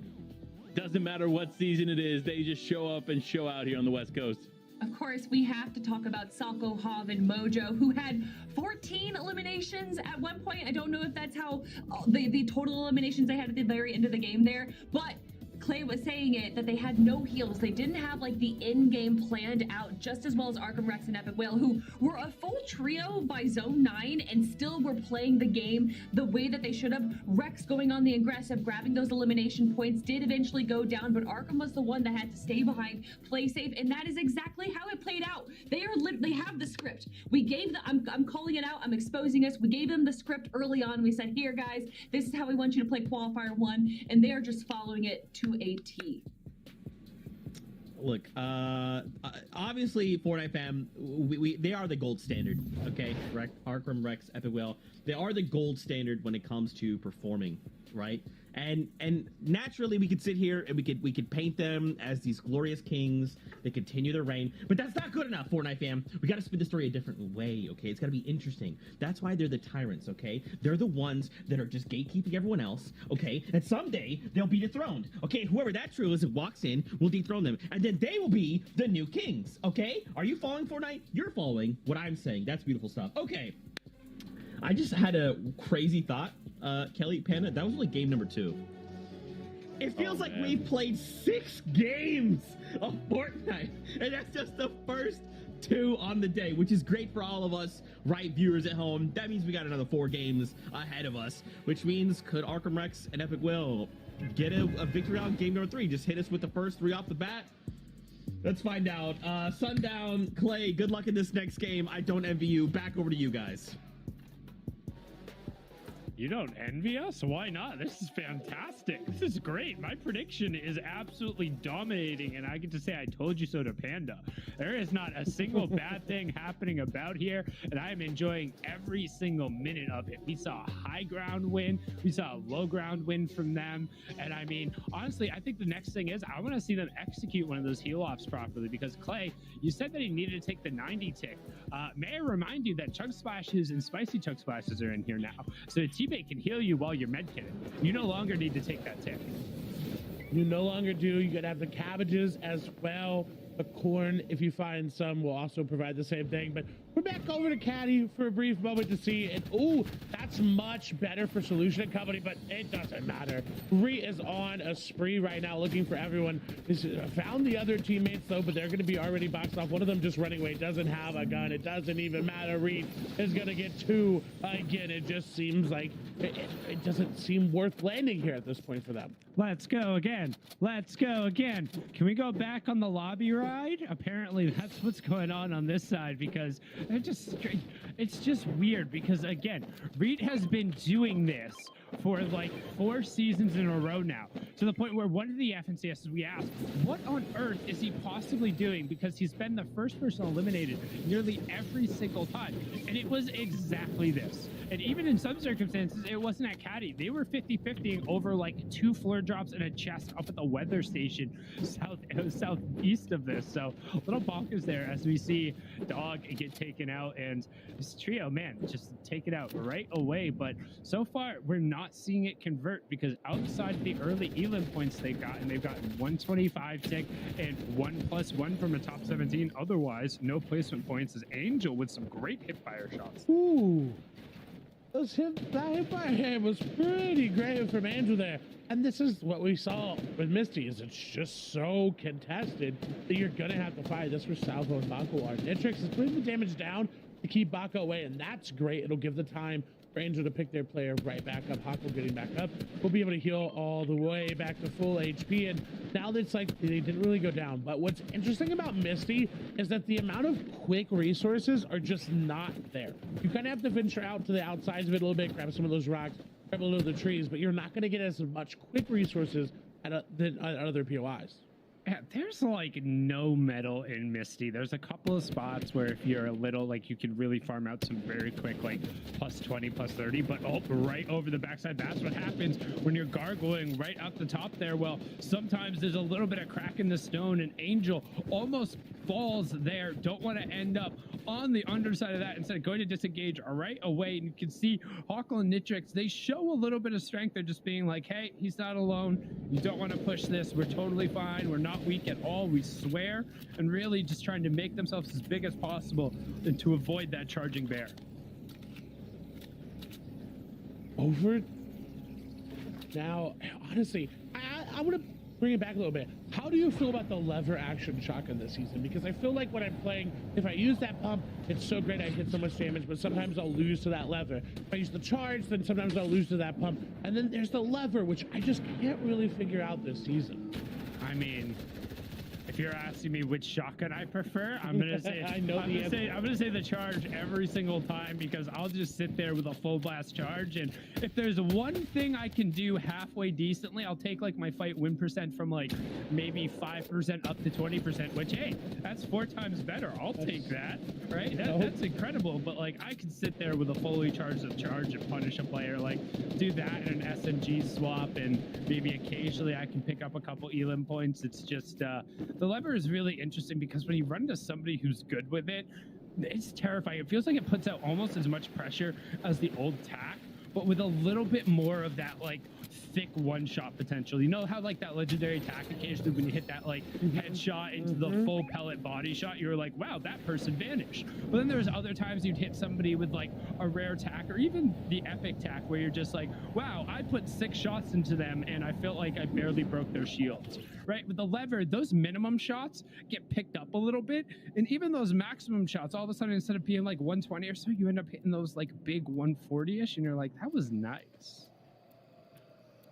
It's a very risk versus reward. I feel like I think a little bit more than the charge. We're moving over to Legacy, where Red Snacky and Fabs are not happy with how they were playing and decided to, hey, we're gonna extend our reach just a little bit there. They want to go for Lazy Lake players, and you see that blue arrow is dipping out. They say no thank you. I think they even launch padded away. Yeah, just trying to create whatever amount of distance they can. You can see Caesar plus row and Keto trying to hop in right there. That's cool. Who's not so cool than Quinn, putting tons of distance. That's something we're going to see a little bit more of this season in particular, where if parts of your duo or parts of your trio end up getting taken down and you can create any amount of distance and you have any form of heals, just run for the hills. You got 5 minutes to loot back. The reboot cards effectively last nearly as long as any reasonable rotation would. So if you can make it back over there, you can get people back on their feet. And in NA West in particular, where we're already had previously been way above the average amount of reboots, I'm not surprised to see what is arguably one of the smartest minds in Fortnite. If you go through some of Quinn's in YouTube videos where he breaks down some of the stuff, like he knows the deal. He knows that like, hey, well, I'm playing for placement points, so that +5, or if I can loop back around for your cards. His brain is honestly one of the best to just sit there and watch. And anytime I can hop into his stream and he's discussing things or going over VOD reviewing, you just learn so much more about the game. And that's the thing about Fortnite, is there's always just that much more to learn. Lever from the last finals, but that still means that there's 52 players that did not play in the last MCS finals that are looking to make even more of a name for themselves here. Well, 51 since they're trios, you know, yeah. odd man out going on there, but it's all right. I'm one card short of a full deck anyway. As right now you can see Epic Whale, Rex, and Arkup doing something that is a little, like we talked about them being hip to hip in the end game. This is something you see them do incredibly well. I would argue better than other trios, is they posture out, they get real wide, and they get these angles where they can support each other, and boom, all of a sudden driving straight into it. It looks like you're driving into a 1v3, and Rex is able to box out, but then over on the sides, they're going to pincer and look at those green arrows coming in to help, and all of a sudden they're going to get an opportunity to take a 1v2 where Rex is going to be able to push into somebody, and he's going to have options collapsing on the back. And now what looked like a situation where Rex was the one being trapped, they've all of a sudden been able to pincer and trap these teams up here. You can't really disengage from this situation comfortably, whereas if they want to get out of dodge, like right now, they throw up a couple walls, they dip around the line of sight, and they should be good. And they're going to do exactly that. They're out just like that, and it's such a high-level play for them. And look, they also know exactly where their extra shields are. That's so good. So they set a trap up outside of Bodhi after they had put excess shields that they couldn't carry anyway, all the way back in a cone trapped in there. So like, yeah, that looks like a semi-risky play if you don't have one of the best individual fighters in the game there, and Rex able to just quickly disengage as soon as they recognize there's not an advantage to push. It's like, all right, reset, we tried, it's okay, we threw our line out there. The fish was a little heavy. You know, we might have got a crocodile that time, but the crocodile didn't walk all the way into our gator trap, so we are now going to leave. Or crocodile, gator, I don't know, man, you know what I meant. The reptiles that live in the water and are scary and they chomp. Those ones. Both of them. Exactly. Both of them. They're both very scary, and either one you wouldn't want to come across. It feels like. But Favs, Re, and Snacky, once again, I said, and Lazy dominating. They're still here. That's going to be LKS going down there, healing back up. And once again, now 6 eliminations. They are playing more aggressive, and that benefits Re so well. When he has players that can keep up and be there with him in his aggressive nature, Re pops off. I just absolutely love that he's doing it in this outfit too, with this particular combo on, because somebody is just rolling up to you in just like bright turquoise like boots, this pink and blue onesie, and they're just bopping you before you even know what is going on. I mean, I also just huge shout out to the entire Fortnite art team. I mean, they just eliminated on every single thing they do, like let alone the Icon series and all of those, bringing in just all of these cool different IPs into Fortnite and being able to see just the favorite characters for across. Like, that's one of the most surreal experiences, period, in any game. But the original ones and just the human build and the customization options that have come out recently have really changed the game in terms of how you're able to represent your character. I just think they look so cool. I love having customizable options. I think I always rock the Daring Duelist with the mask on. I was always so hyped when you got the mask on, mask off removal aspect. But now the fact that I think that onesie outfit, I need to look up the particular name just so I can give it its actual credit where credit is due. I think it has like a couple thousand or like tens of thousands of combinations that you can put on there with all the wraps and stuff, and that's bonkers. I love the ability to do that, especially like we saw those just the wrap ones are so great because there's so many different wraps in Fortnite. It feels like they're endless combinations. So back over to Weeping, we're actually finally pulling a little bit more to the south. We always talk about south zones here in Fortnite, and now we're finally getting to see one. This one's pulling towards Misty. And we all know south zones in Fortnite mean a lot more mountains, a lot more elevation changes, but this season, a lot of that will be mitigated by the abundance of those launch pads. Yeah, I do find it kind of funny how in Chapter 1, like, everyone always wanted to avoid just that northwestern corner where all of the mountains ended up going, that whole, like, western mountain range that very resembled the Rockies just outside of Tilted. Now this season, it's just like, you want nowhere near the southeast. Just everything that has to do with Caddy, and honestly, even just the southern central part of the map. Gorgeous Gorge, as we see, like, it's in play in this map in particular, it's right around central, so it could end up seeing the end game. It's just one of the most, it's both frustrating and just thrilling end games because the changes in verticality are like almost no other spot in the map, and it really forces the third person aspect plus the up and down of Fortnite that no other BR or very few other games have. There's such vast changes in the rotation that end up coming through. It's so exciting. I mean, we're dropping right over some of those mountains right now. It's going to take a little bit of a northeastern pull, but we do hear that storm surge warning tick on the right hand side. I believe only 5 players are underneath, but one of them right now, you can see the exchange going on, and Mechton right now on the opposite side of it are doing a good enough job to back them off, and they've been very consistent so far. And it's kind of gone a little under the radar, and that's usually what happens with these teams that are consistently getting into that top 5 is they do really well at getting there, but they don't really have those pop-off moments. But at the end of the day, if you get top 5 every game with a consistent amount of eliminations, you're pretty much guaranteed. You may need one pop-off game here or there, but you're pretty guaranteed to get into that top 5.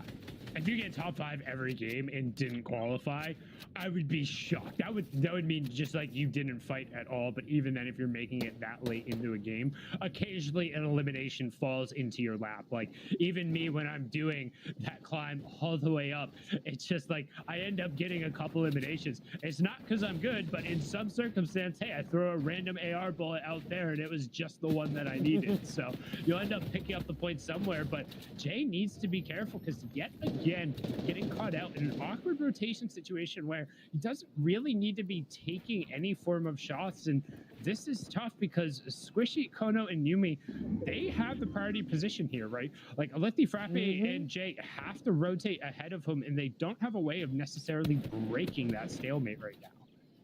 Ooh, and I like that they're not just letting him run. They're putting the damage back down because that'll keep them from getting shot back at. Because, hey, again, if you have a team in front of you and you want them to rotate, just put the pressure down. Don't put enough pressure that they crack the shield, but put that pressure so that they keep going, moving over the symmetrical. Tempo and Wavy Jacob. Too much pressure has been put onto them, and Wavy Jacob now going to fall. Unfortunately, their Tempo down very low. Symmetrical will get healed back up, but that zone is coming. Tempo says, I've got to go. Symmetrical, you are going to be on your own. Symmetrical, one of those players that's been around for a while that we talk about, has solo clutches, can put up solo performances to themselves, and look at that. That is so smart. Recognizes, hey, they're going to go that way. Tempo went around. I will just waste the match that I need to get back into this fight, to get back into this game, because looking at his loadout, it's great. He's got that charge, but doesn't even have a full clip of AR. Doesn't really have any wide heals. This is going to be a struggle. Really weird that he was building there. Tempo should have given him the information that that was all clear. He knew the other team rotated around the side and not above. If they rotate above, they would have already been putting shots down there. When you're so limited on resources, I feel like that was probably just a miscommunication there between Tempo and Symmetrical. Maybe not necessarily having the chemistry needed, but right now, what might not look like a miscommunication, you can see Janko trying to potentially go straight up into one of these high ground power positions. They are ramping up. They do have the zone at their back, but they could have stayed a little bit on the lower ground to avoid some of these firing angles, instead going up 2 or 3 layers and really making themselves a priority target here. No, actually, as I say that, you see why they didn't. Zello, Dynamic, and Rexy were waiting for that situation, so they definitely know better than me. No bandage popping going on in that situation, as Blizzy, Nate, and Regular are also poked up right above him, and oh lord, this is gonna hurt. It is, and I'm excited to see these mythic miniguns being used, because they are all around the map. If you find one of those anomalies, you can get them, you can hop in there, eliminate those sideways, and get them for yourself. And we haven't really seen the minigun used very effectively and competitive in a long time, so I'm excited to see what Frappe can do with that. Oh man, shout out to Brutus. That was a season for sure. That thing was able to just rip through players, rip through builds, and when put in the right circumstances, I mean, it was just a terrifying weapon. This one still has the capability of doing such, but it takes a little bit more for it to happen, largely because, again, the time investment that ends up coming out, the fact that you can't guarantee yourself kind of power positioning and so much other stuff that came with the Mythic Outpost, and the fact that the sideways while hopping in there is efficient when it comes to ammunition. That's really about it, It is. It's one of those weapons that if you know how to use it, it's going to be really well. You can do really well with it. But if you just pick it up thinking, oh, I'm going to use this, I've got it, it's going to punish you very hard. Moving over Bluzro, you do have those spicy chug splashes in the game this season, and I don't think they have been fully optimized yet. I think there's still a little bit more potential there with them, and I'm really intrigued to see how they develop over the course of these couple weeks, because I still think there's a lot more that they can be used for.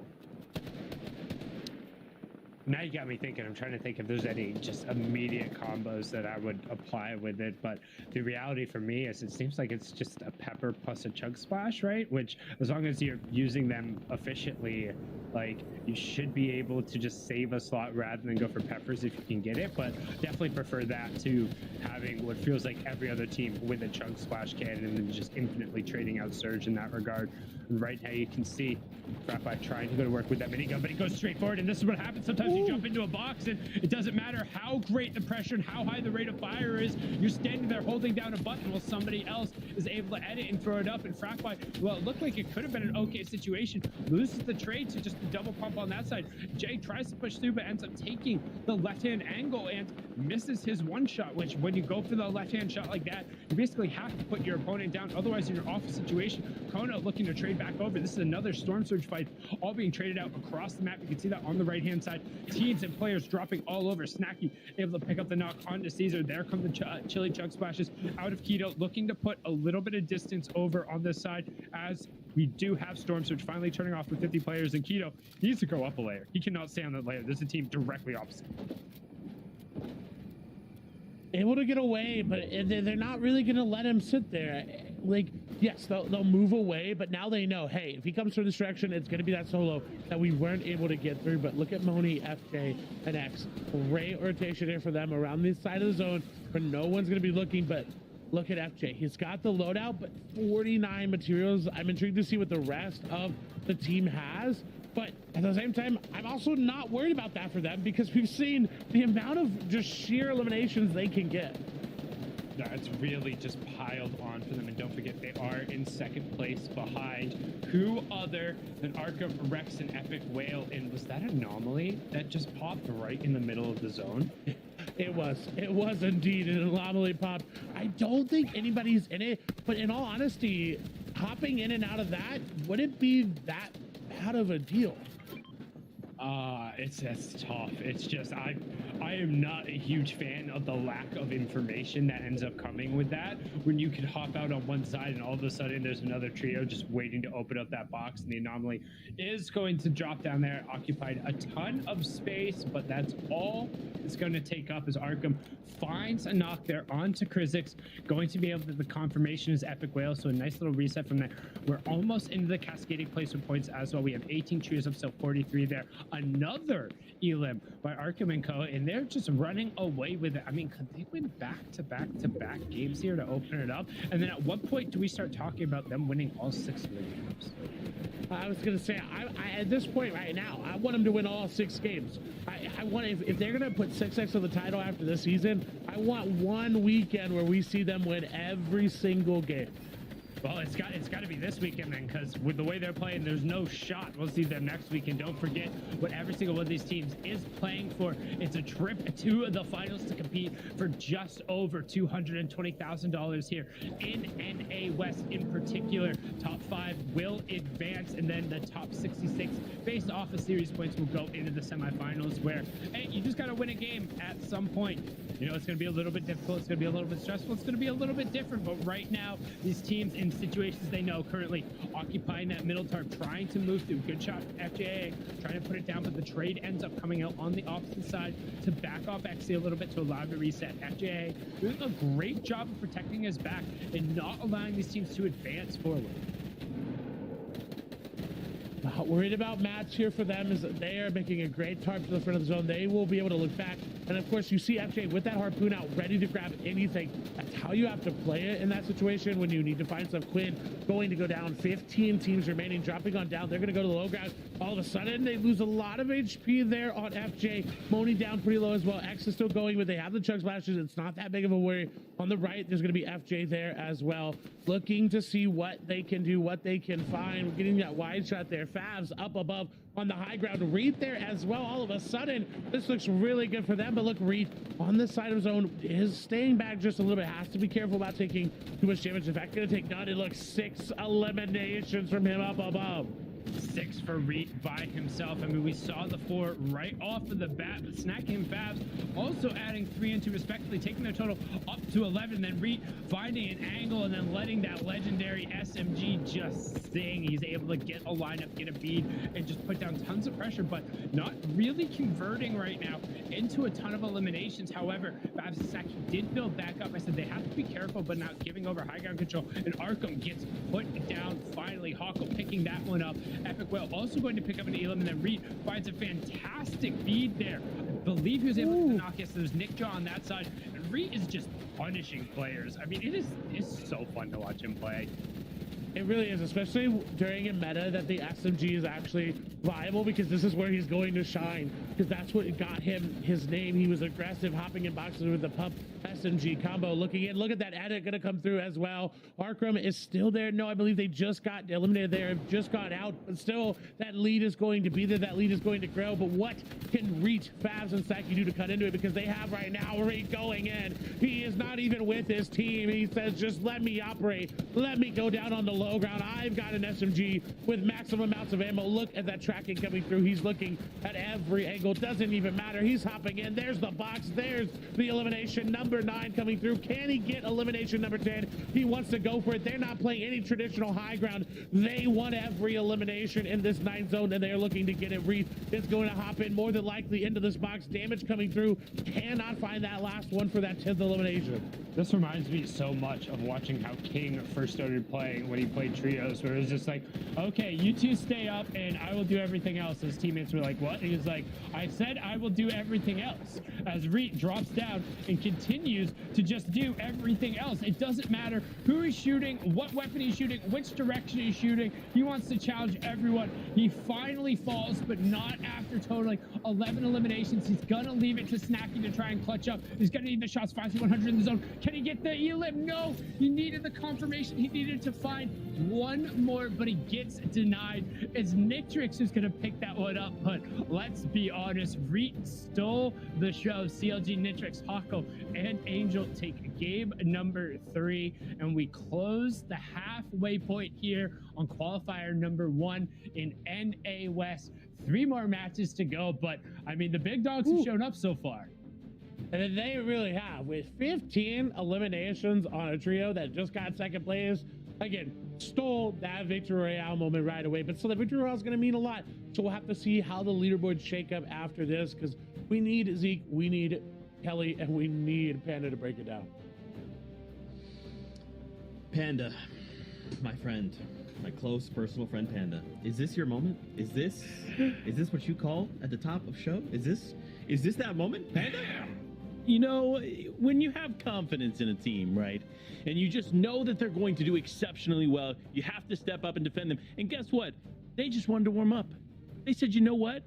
I'm gonna go ahead and show you why we're the champs, why we're gonna dethrone the champs here in season 8. And man, oh man, 11 eliminations from Reed, and what was that? Another 5-6 eliminations from Snacky and Fabs. Like, okay, even though it was second place, I'll say, you know what? Maybe they could have done a couple things differently to get the VR, but second place, tons of eliminations. It doesn't get much better than that. And you know, I have to feel like this is credit to season 8 and the changes that we're seeing. One of those changes that we're seeing right now is that you can actually ride on top of the car. A little risky, but also a lot more visibility there. And we do have to look, of course, at some more changes that we have in our end game.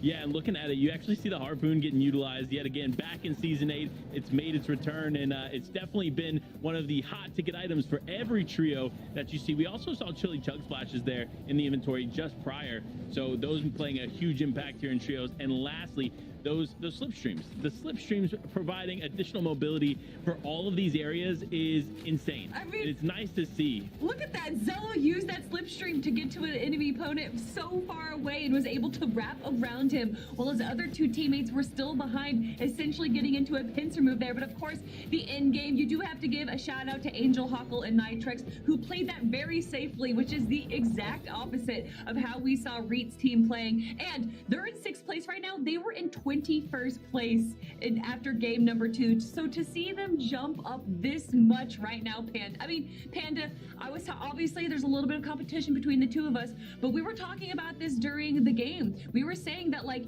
even with Reet, Fabs, and Snacky, they could have 4 terrible games. All they need is that one explosive game, and they're going to make it into our top 5.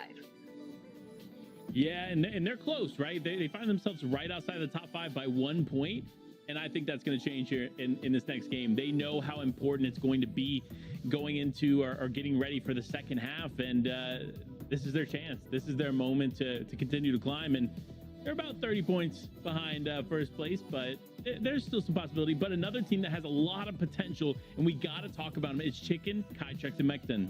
Yeah, an incredible team here. They've been together for a really long time now. And in fact, they've gone 3rd place twice now, as well as a 5th place finish. So they are going for the consistency each time that they have placed. They've grabbed a handful of eliminations, 3, 4, and 5. So not the craziest performance like what we just got to see from Reet's team, but an incredibly consistent team. And that's why they're currently sitting in 2nd place. Guys, I'm just completely dumbfounded that 16 eliminations were dropped by Reet and company. But look, Panda, as much as I want to side with you, okay, my best friend Panda, that is, I'm close friends. Whoa, wow. I feel like I can't, okay? Kelly, I'm taking your side here. I feel like I can't, because if you just look at their stat line, game 1, 18th place, 4 eliminations. Game 2, 31st, 5 eliminations. It's just now they're coming online with a 2nd place and 16 eliminations. Yes, they can put eliminations on the board, but what they're not doing right now, Kelly, is they're not mixing that well with their placements. It's not happening. Well, I think part of that isn't really their fault. We know that they're being contested, not just on Caddy Corner, but there's also another team that's landing very close into Weather Station, and they're taking risky engagement, so it's kind of their fault. But you know what? Who cares? Because after that performance, they did so well. Okay, look, Zeke, I thought we were friends going into this. Clearly, I see that things have shifted, and it's unfortunate. But Reed, I believe in you. Snacky, I believe in you. Favs, I believe in you.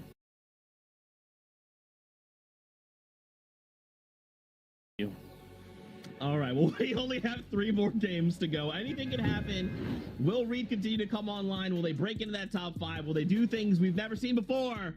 It's time to find out, Fortnite fans. We're jumping on the battle bus once again. 3 more games. Buckle up.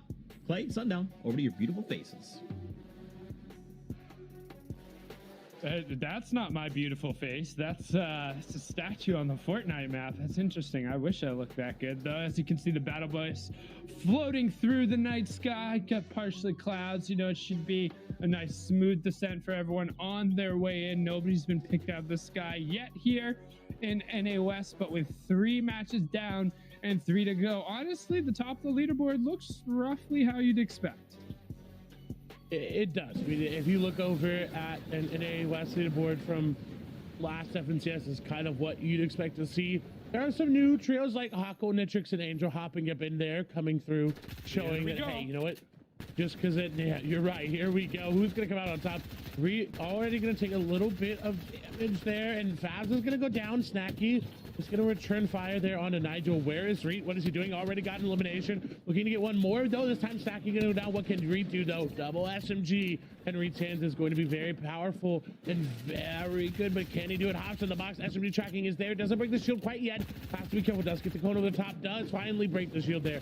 Running out of ammo, though. This player ran into the vault, and they're not going to win that fight. There's no way you're going to win that fight versus Reed. It's just going to go over to him every time.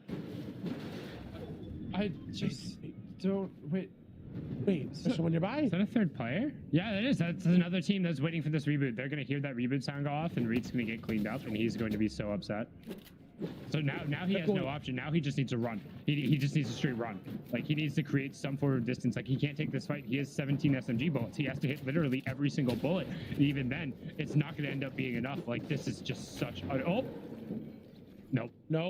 No, he got hit out of it. And honestly, a great play from Backhitty, Prism, and ID, because they knew, hey, this fight's going to happen every single time. Let's just send someone down there to sweep him up.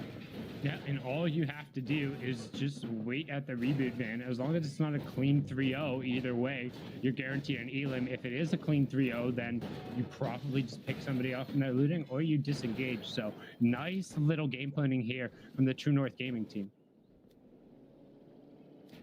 And now they get all of the satellite area as well as Caddy. And that is a lot of loot. The shields that you can get there, the amount of just pure loot, the ammo as well, they're going to be sitting very well. Moving over to Kytrex. Again, we talked about them. They've kind of flown onto the radar. They've got 3rd place 3 elims, 5th place 4 elims, 3rd place 5 elims. So they're getting top 5 every single game, and they're in 2nd place right now. This is how Kytrex plays every single game of Fortnite. Get to top 5, and then just find any elims we can. Yeah, just play for endgame. Play for endgame. Don't worry about anything else. Play for endgame. The SOM method coming through in this regard. And right now you can see it's paying off for them as they're able to move around the map. And again, you can see just rocking that all green, but also has the nice little... It's a nice little mask on there. What was that set? I'm trying to remember now. From the heist set. Yeah. It's one of my favorite outfits going out through. But this fight now, you can see it. See Bacchity actually throwing down some of his extra consumables to his teammate, trying to make sure he can get topped off there as Antrax is wall to wall. This caddy corner turning into a little bit of a party zone as ED has Antrax pinned. I believe they have him surrounded right now. Antrax might be a little overextended. Able to get away, but using all of the builds to do so. Able to get back into the main building here at Caddy, and now it's back on even footing. And look, you're going to find heals to get back up. You're not going to have to use those shark splashes right away. Pop those minis, you're back up to 150 HP, and just like that, all that damage never happened. We don't really have the negateability that we did last season of that chug cannon. We don't really have that. We've got the chug slashes, we've got the spicy ones, but those are finite. It's not an infinite amount that's going to constantly refresh. We have back hitting in an awkward situation is going to take a little bit of damage, but put some back down. The SMG spray and the AR spray going to come through. It's going to be a little bit too much unless they're able to make a play, and they try for it, but not going to do enough damage. And Altua, again, another trio that came through, realizing, hey, Reet and them are going to fight every single game here. Let's just rotate through and clean it up, and they're doing such a great job of cleaning up Prism, ID, and company. That was an interesting decision from Backety to just kind of, throw himself out the door and be like, well, I hope I one-shot you. You already knew he was in the white HP, but good job for Altu being able to clean that up and positioning himself to the side where the other teammates weren't going to be able to support Backety. It allowed him to get the shots onto him and really not allow, because if they had moved over, then Antrax and Goddam would have been able to put some shots down. So the small things allowing them to pick up an Elim there, but unfortunately the teammate did go down as well, so they're just going to grab that reboot and opt for disengage, take whatever extra points there, because as long as somebody's on their feet, well, you can get them back up eventually. Moving over towards the bottom of Lazy, this is that Misty Meadows fight that happens all the time. It seems like everyone rotating out. You see Nitrix going to get elimination there. Angel, unfortunately, going to fall down there, but looks like they should be good. They actually might be right below. Is Trey is trying to find any sort of angle that they can. The double edit will come through. They're not going to find much. Hako will go down. It will end up getting converted on that elimination. The edit's not going to be in their favor. They do get the stare on through. Will they get the double edit in time? No. Not going to be able to do so, but they're gathering a lot of information right there. Know exactly where they're rotating through.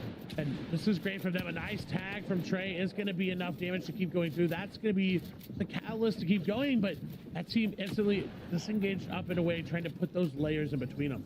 Yeah, but Trey also got backed off a little bit there. Can he drop down to only 2 shields? If that had been broken, you might have seen some aggression come out on the other side, because they're going to try and push this 2v3 at some point in time.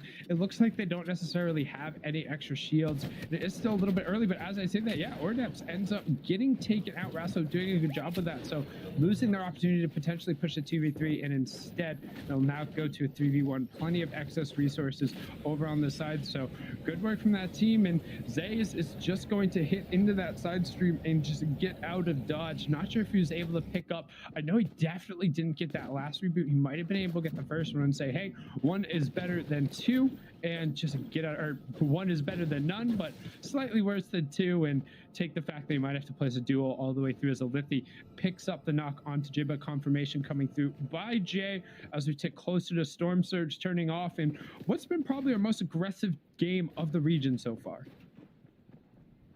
And it seems like West is getting back to that aggressiveness that it was sort of known for. During those World Cup days, West was very aggressive, and then when we got into these FNCSs, it kind of stalled out for a little bit. West started getting a little bit more passive. They weren't taking these fights that were, quote, West-like. They just decided, hey, we're going to play a bit more passive, we're going to slow it down, and we've seen every season up until then be that way. It's been one of the most passive regions, has the most reboots. This season, I want to compare it heavily to last season comparatively, and I'd love to get the breakdown on that, on how much more aggressive they've been, because we're seeing fights like right here in Coral just continuing to happen over and over again. 76 players live. Last season, we would have seen maybe 90. I think it probably would have slowed down a little bit more. Like game 4 and game 5, like they get a little bit looser in that regard. They're not necessarily to go out. But I think one of the things that's changed in particular for West, and we talked about this a little bit on EU, but with the addition of the craft sites on the map, there's so much floor loot, so many chests in that area, that all of a sudden now a map that realistically had maybe around like 25 to like stretch it out to maybe like 28, like really solid drop spots for trios, all of a sudden turns into a map with 31 to 35-ish different drop spots if you're able to get a little bit creative. And what that does is it kind of spreads the teams out a little bit more. There's a little less of those like desperate hard contested over POIs, and you see a little bit more of kind of these cheeky elimination plays, these fights for space. And it reminds me a little bit of kind of how Squads was, right? Where the fights weren't necessarily how like, yeah, you got these straight up fights over certain POIs, But the times where we saw resolved fights in these chipped fights, it was more, hey, everyone had already looted, everyone has decent gear, but somebody's able to get the upper hand and then you press. And that's what I've seen so far from the FNCS today. And don't forget, the FNCS is much different from any of the Cash Cups, because I watch all the Cash Cup VODs, but it's just a different beast altogether. When you get into those set lobbies, it's just so much less predictable. In the Cash Cup, you can kind of predict, hey, I shoot this player and do this much damage. I know how they're going to react. Or I know this player is going to be ultra hyper aggressive all the time because they want to get those elim points and as many elims as they can. But yes, it's definitely different. What is very intriguing to me, though, is that there are 3 teams in this area that have never seen this before. I mean, it's not the worst of areas. There's a ton of excess brick that you can very rapidly refarm, which Squishy desperately needs. There's some innate rotation coming out, which you're able to kind of utilize, but I mean, Zone so rarely pulls up over there. There's so much water that if you do end up stuck in a rotation, it's just awful. It is just not a situation you want to end up being in. And speaking of a situation you don't want to end up being in, is that 4 trios on top of each other right now? I think it is, in fact, 4. That's that'll be a lot of fun. And you can see there's still one other trio who's going to rotate through. They're going to have a nice fun surprise as they crest over the top of the hill. But as I say that, looks like there's going to be a nice little changing of the guards on top of the hill. So timing very fortunate there. And if Trebu, Russo, and Co go now, they should be good to leave. But they need to be aware of when other teams leave, which arguably I feel like is one of the most important pieces of information that players don't track enough. Right? Like, yes, knowing where people are is important, but when people should be leaving and when should be the going is kind of that next step, right? And then you're able to find those little windows where, hey, normally in this circumstances, I felt like I would have had to burn a pepper, but now I don't have to do anything, and I don't know if Kono did that on purpose. Everyone's at 100 HP, so it shouldn't matter, but the Chunk Splash put it at the campfire. It's just like, come on, don't do that. You already let it. It is. It's one of those things that's like, you just, you could have had, okay, all right, yes, okay. But interesting note for everyone, I did ask, and so we do find out that last season NA West averaged just under 3 teams eliminated within the first zone. The last 2 games today, there have been double that amount. So yeah, it's just been more aggressive. People have just been fighting, not necessarily afraid to get out there and take it, or maybe knowing that, hey, to get top 5, you're going to have to get some eliminations in this format. So if you want to be playing in that finals and not have to deal with that victory royale slog that's going to happen through the semifinals, I mean, now's the time to do it as we peep on over. And got a little bit of vertigo there, secondhand vertigo there for Jelty, even though it wasn't his perspective. Felt like he almost accidentally fell down the Spyro side, but they're going to hop into the taxi and head towards the outside of zone because they're below Storm Surge. You can see the warning that 25 damage every 5 seconds is coming through in 30 seconds, Clay, and that is scary. Woo. And look around them. There's very little people. They're gonna have to keep going, and unlike Dog and Company here, they are in the middle of a fight. They have that opportunity to continuously get that damage. They're 264 below. It doesn't even seem to matter that they're in this fight. The damage they've done, now 347 below. They need to do damage, and they need to do it quickly. I'm honestly not even sure how they are this far below. They must have not shot anybody this game. That is bonkers. That number is absurd. Like, they have to be so far below, and with the loadout they have, like, that's very surprising to me. They have the opportunity to dive into boxes, but at this point, like, even if you dive into a box, a full 200 plus the elim would not be enough. Now, luckily, they're able to get some damage. They just barely get back up and above, but man, that was awkward. It was, but they're coming out on top. X is going to go down. J Rose has got the pressure on him, but Dog and Company should be able to get back. And look, J Rose is using that spicy chug splash just to really get on out, really disengage. They've got more than enough damage now, but it's going to be at the price of Dog. Was it worth it for them? Yes. 100%. You have 2 members up. You're above Storm Surge by a lot. That fight, yes, 10 times out of 10, I would take it as well. Now, looking at the leaderboard, the trios who have been eliminated, who are in contention, we have 3rd and 6th who have dropped. 3rd place, CLG and Nitrix, Huckle and Angel. We saw them take game number 2 going down there, or game number 3, excuse me. And then we saw Reet, Faz, and Snacky with their incredible run last game. Both of them have been taken out. So some opportunities for the teams 7th through 10th to potentially make a run, but then also the teams in the top 5 to put a little bit of separation right now. Che Roses is worse for wear. Doesn't really have anything to deal with. There's fireflies there that they can use to start to burn things down, but there's not really a lot, and they don't really have a lot of builds. They're going to go aggressive onto this team behind them, and I like the damage there coming from J Roses, but not really able to do much more than that. The 34 tag, now the 59 tag. Putting the damage there, but they don't really have the follow-up. This team is going to continue to disengage, and I like that they're going for this disengage here, but there's not much that Flaws and company really have to avoid. I mean, they can just go aggressive. J Roses and teammate just really don't have a lot. They've got 15 builds. They have to take this fight.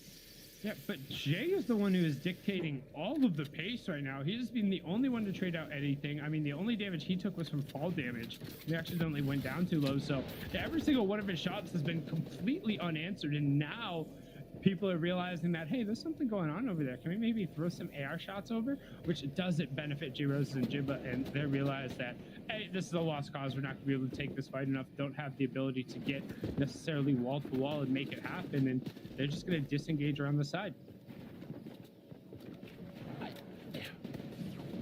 There's no way they should have been able to dictate that fight. That's just, this is so unconventional Fortnite there, but it worked out in some sense of the word. Big stat for everyone. Game 3 was the first time in NA West that 2 teams had over 15 eliminations. That's essentially 1/3 of the lobby being eliminated by 2 teams. And that's a lot of points being given over to them. And Anomaly popped right on the edge of zone. And this is what I talked about, that lack of information being sucked in and sucked back out. And right on the outside, it looks like Healthy Kids of Informer were the ones who were able to take advantage of that. Just cleaned up the trio who was not exactly sure what they were doing, potentially trying to rotate through it, trying to act a little cheeky. I don't know, but they get taken down. Interesting, and I still am intrigued by these anomalies and how players are going to choose to play around them this season. Seems like ultimately avoiding them right now is the case, and I would agree. But those early game anomalies, I'm intrigued that people are just running by them and not using them at all, and I like that we get a nice little refresh on that launch pad from Kytrex, but he went without his team. He went out in the open. He tried to go for the beam, and his team is going to get one back. That should be enough. No, they're going to steal him away. From an analytical perspective, I am highly disappointed in Kytrex there because we've been hyping him up, talking about how good of a veteran he is, playing for top 5, all of that stuff.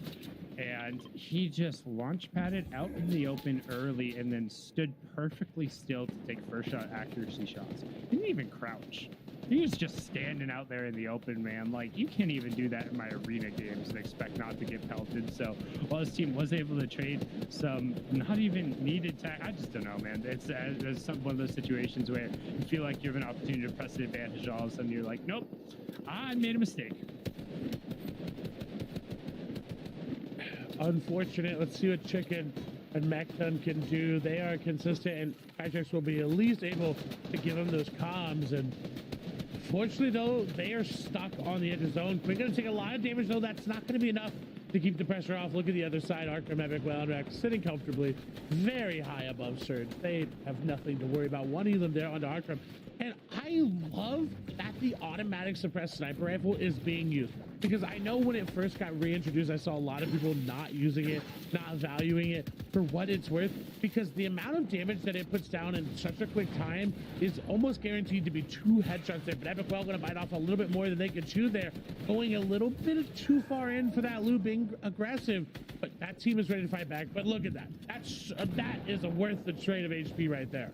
Yeah, able to pick up all of that stuff. And honestly, the suppressed automatic sniper, it reminds me so much of the marksman rifle when it's put in. I was honestly calling it as the marksman rifle earlier because of how these players put it to use, just ripping those shots out nearly at full speed. It effectively acts the near same way, especially with that bump. It nearly has no bullet drop compared to some of those other weapons, so it ends up effectively filling the same role. But there's a reason why you saw Thomas HC carry it all the time. All the players who are used to picking for those storm surge tags, you can effectively use it as a one-up weapon from a lot of those ARs, and it really does put in the work if you're able to get a bead on someone. As you see Yuumi stuck over in the zone, he is going to be able to pop a flock to create a little bit of distance. He has a launch pad, and I was about to say, you got to take to the sky zone. That is a 5-tick zone, and you got a whole bunch of space. Oh no, the player on the side of the river almost got a straight bead on him. That's your worst nightmare when you're flying in, that somebody opens up a window and you can't change directions. You got to zig, you got to zag, serpentine Yuumi, and he's able to get in there. But up on the high ground, we have Cool, Wave, and Quinn. There is also that zip line in play. Need to be aware of that. We've seen cheeky zip line shenanigans happen in NA West before. Wouldn't be the first time, as you see yet another Elim coming down for Arkham Rex and Epic Well, and it actually looks like they're trying to yoink back two bodies at the same time. And they do, and this is so good for them, getting this extra loot. And in all honesty, this was one of those things that last season they did falter a little bit with. Again, for them, a small falter is not that much because they are so good. But what's finding these in-game eliminations right before it transitions into moving, because we saw many times they would end up in moving zone with not the entire trio up. It would be Arkham, it would just be Rex, it would be Rex and Epic Whale. It wouldn't be the whole trio. But look at them, they're performing today. I mean, we talked about 150 being a guaranteed qual. I heard it at 126. We still have 2 more games to play after this, Clyde. There's still 42 people up. We're just into the cascading placement points now. If they push into the top 3 with any more Elams, this is their qual right here. And the one thing I love, too, is how they will 100% try every single weapon to see how it works. And right now, I'm going to use a launchpad play, see what's going on.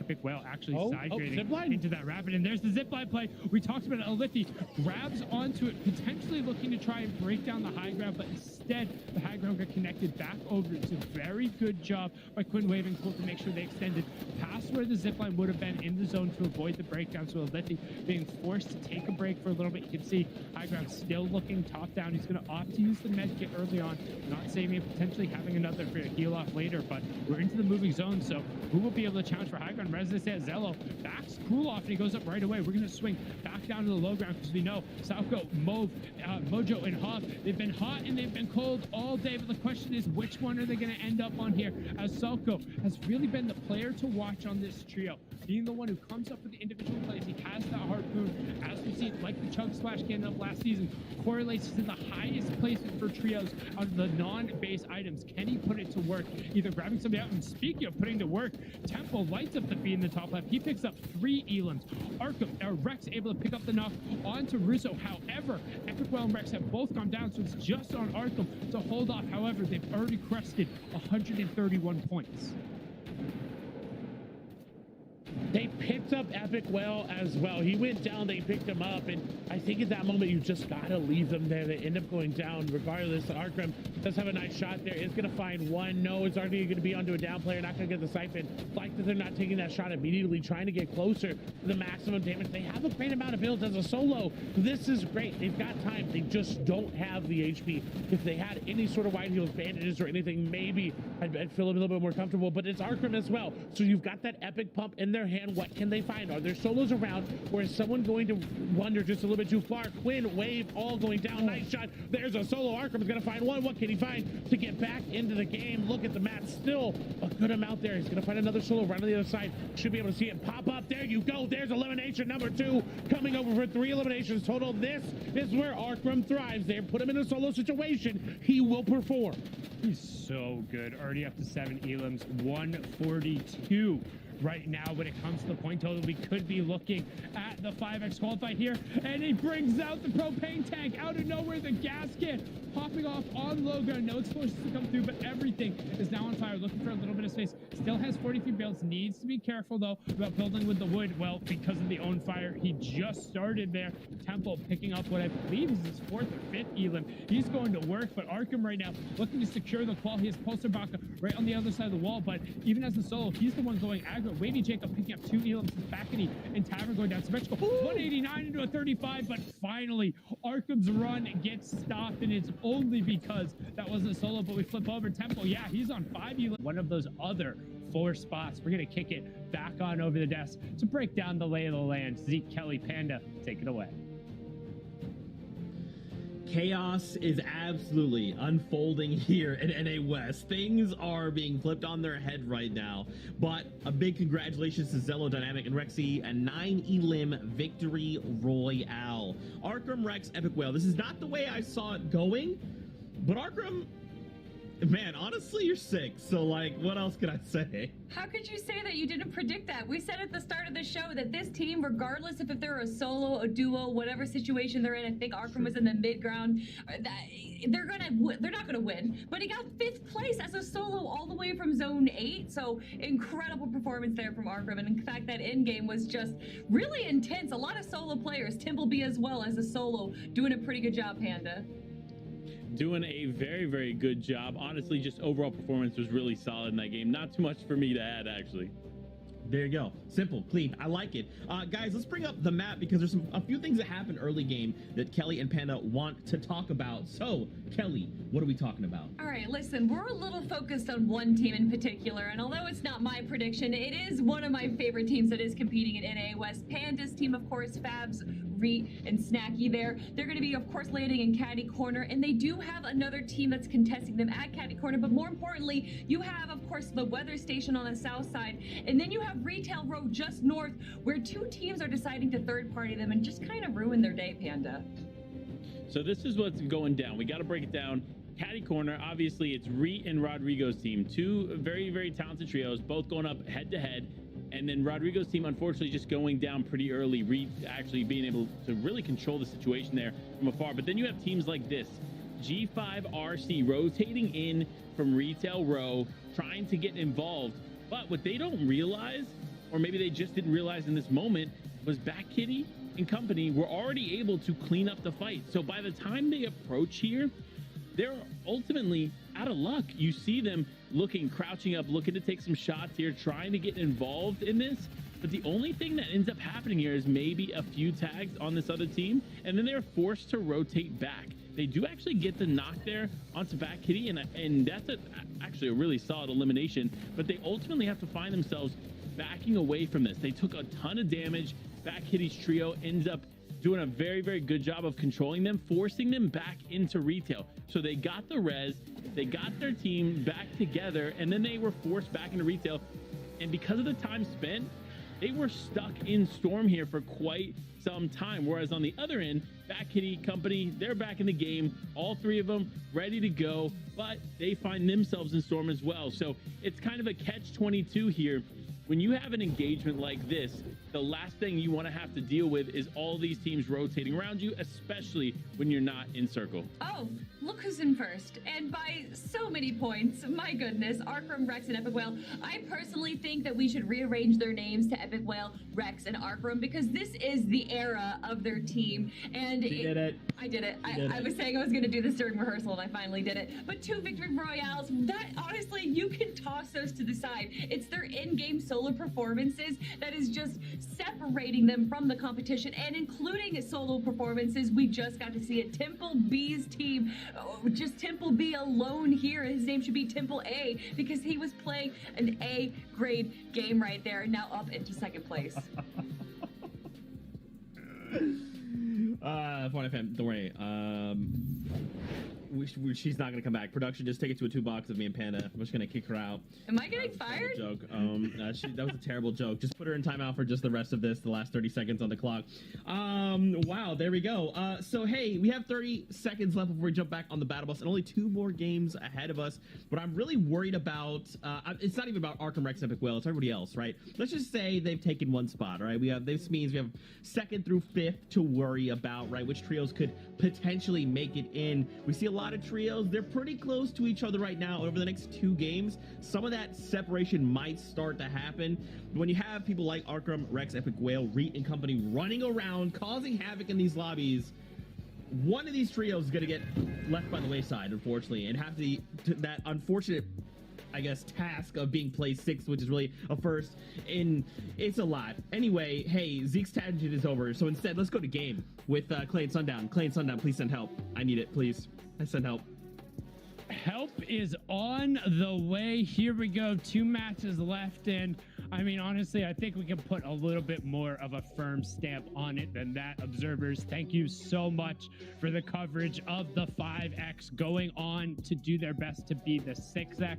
But I think at this point, they've got a ticket to the finals. One top 24 will be the +5 to push them into 150. I think they're going to get it in the next 2 games. Let's shift the kaleidoscope of focus a little bit. Let's look at a little bit of a prettier picture, or in this circumstance, a little bit of a more confusing one, because yet again, roll the dice, see if we come up odd or even, because we're 50-50ing at Caddy. Yet again, a little bit more split on the drops here, and it's going to be Favs trying to put the team on his back. Snacky and Reek go down near instantly, and I mean, this is some old school chapter 1, season 1, no builds, no nothing, just get out and crouch spam and shoot. And this time, Reet and Co, they go down, and honestly, it looks like we might have to start another Save the Panda campaign after match number 5, because they're looking real endangered on that prediction.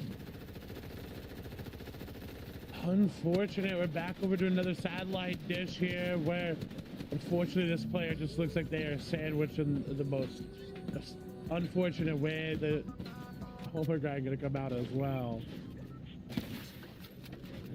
That is one of my favorite emotes. If you don't know the story behind that emote, hey, shout out to Karos, and then going all the way over to the Gearsdorf family, Papa Gearsdorf, rocking that one out at the Solo World Cup and really kind of immortalizing that in Fortnite history now, a part of Booga's icon collection. Again, congrats to him for that. But right now, the iconic performance is coming out of Arkham Rex and Epic Whale. And as we said, hey, it's more about what's happening 2 through 5. So currently 5th place, 97 points is how tall you have to be to ride the ride. Moni, XC, FJA, Nitrix, Hawkle, Angel, Reet and Co, all on the outside looking in.